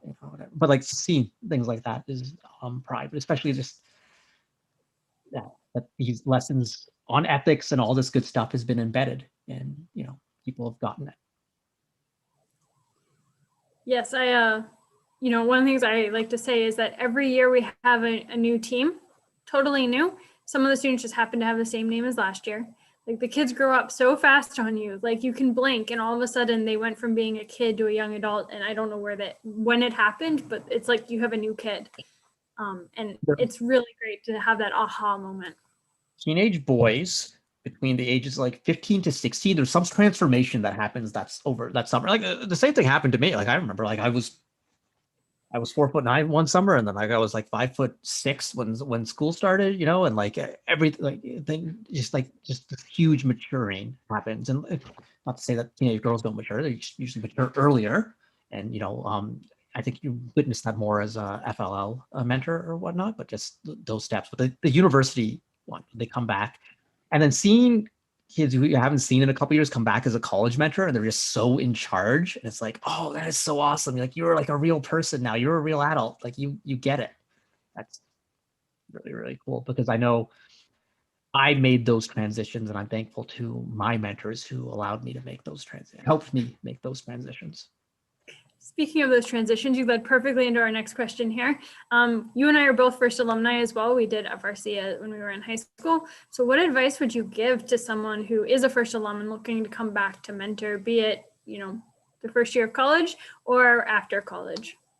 So I think the first thing is like when you get to, and I could probably give a whole presentation on advice about going to university, but I think when you get to university, understand that this is like a unique opportunity in your life, and it's only going to happen once. And even if you go back for other degrees and whatever, there's nothing like the experience a first year university, first year college or whatever, being on your own for the first time, and especially for people who've gone to school with the same people like their whole lives, which is a lot of people. You stay in one community, and you don't truly know who you are when you're 17 and graduating. Your identity is what's been carved out for you by everything. And like your identity might be the identity that was carved out for you when you were 8, and that your position within that friend group and everything.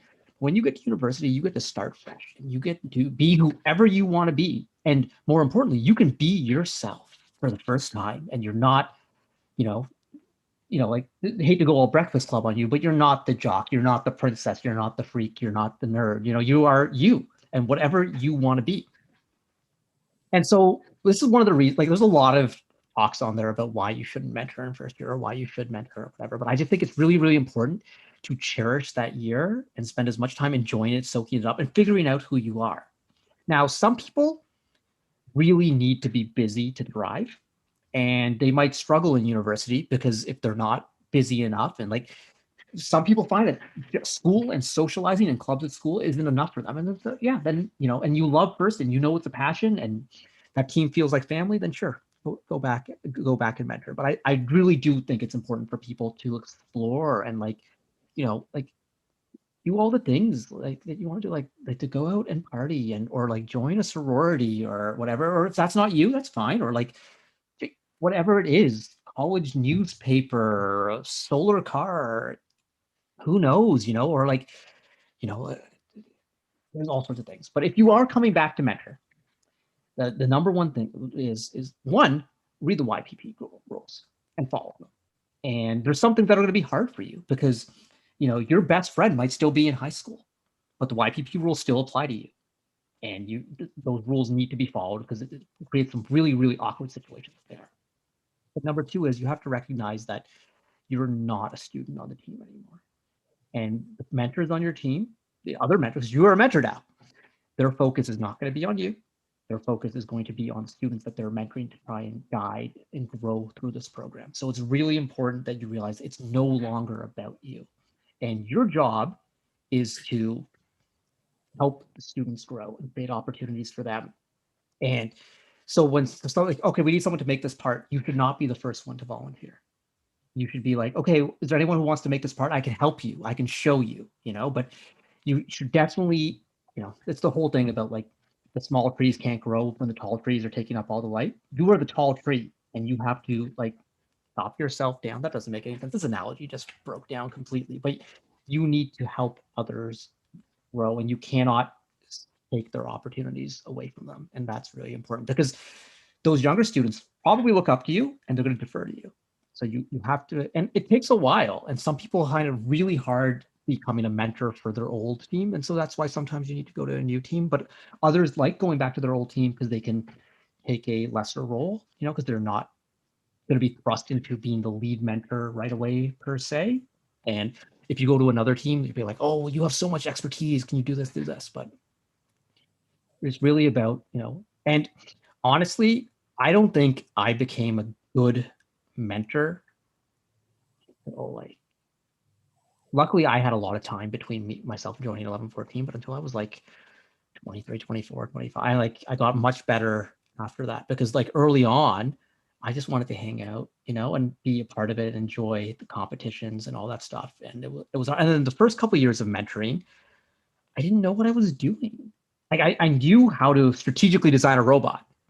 I knew that stuff, but mentoring, that was really, really hard. So that's my advice. It's not about you anymore. I had a student come to me last year who 31-32 kid had graduated, was looking to come back as a mentor, and they said, what advice do you have? And I said, well, this is going to sound harsh, but I say it with love. It's not about you anymore. And yep. I think that is like the key thing is it's about the kids, and you are no longer one of the kids. You're one of the adults. Yeah. All right. Well, we are just about out of time. We have like 1.5 minutes remaining. So very quickly, we have one last question from chat. Okay. Do you have advice on how to think about and approach match strategy for FRC students that are new to it? That's a hard one to answer in 90 seconds, so I'm trying to think of a short answer. I think that it is watch a lot of matches. So like right now, let's be real, this season, there may not be that many matches this season. So this season would be a great time. And it's going to be good research for the game design challenge is to go through some old games and watch some old matches. Blue Alliance is a great resource where you can watch fun matches. You don't have to watch, week one travesties or whatever, but watch a lot of old matches and start putting yourselves in the shoes of those teams. Like pick one team and watch a whole event of their matches and be like, okay, what would I have done differently? Like, what are the strategies in this matches? What are teams trying to do? And look at it like that. I'm very biased on this topic because I'm a huge sports fan, so I try and draw equivalences to sports. And I found that everything I do match strategy wise, I learned from watching football and drawing up plays as a kid, drawing up football plays as a kid and breaking things down and going through the Madden sheets and all that sort of stuff. So, but I know a lot of people aren't into sports, but like I'm going up past my time here. So I send me an email. We can talk. There you go. All right, watch matches. That's the advice that I heard. And email Karthik if you have more questions. Thank you so much, Karthik, for doing this. And we might hand back over to 1678 now. Thank you so much for that, guys. It was so interesting. You guys both had a lot of really interesting points that I'm definitely going to take into my leadership strategy and my chairman strategy and all these fun things. But thank you so much for being here. We really enjoyed listening to you. This stream is actually going to be ending now, and we're going to be so we could have just over. kept talking. Could have, except I have to go executive produce the stream now. Okay, all right. Yeah, I have to watch The Mandalorian, so don't let anyone spoil anything right now, please. So we're going to be moving over into that new stream, and the link will be in the YouTube chat if you are interested in continuing along with the 24 hours of STEM. But thank you to everyone who's watching. Thank you to all of our presenters. We had a great time.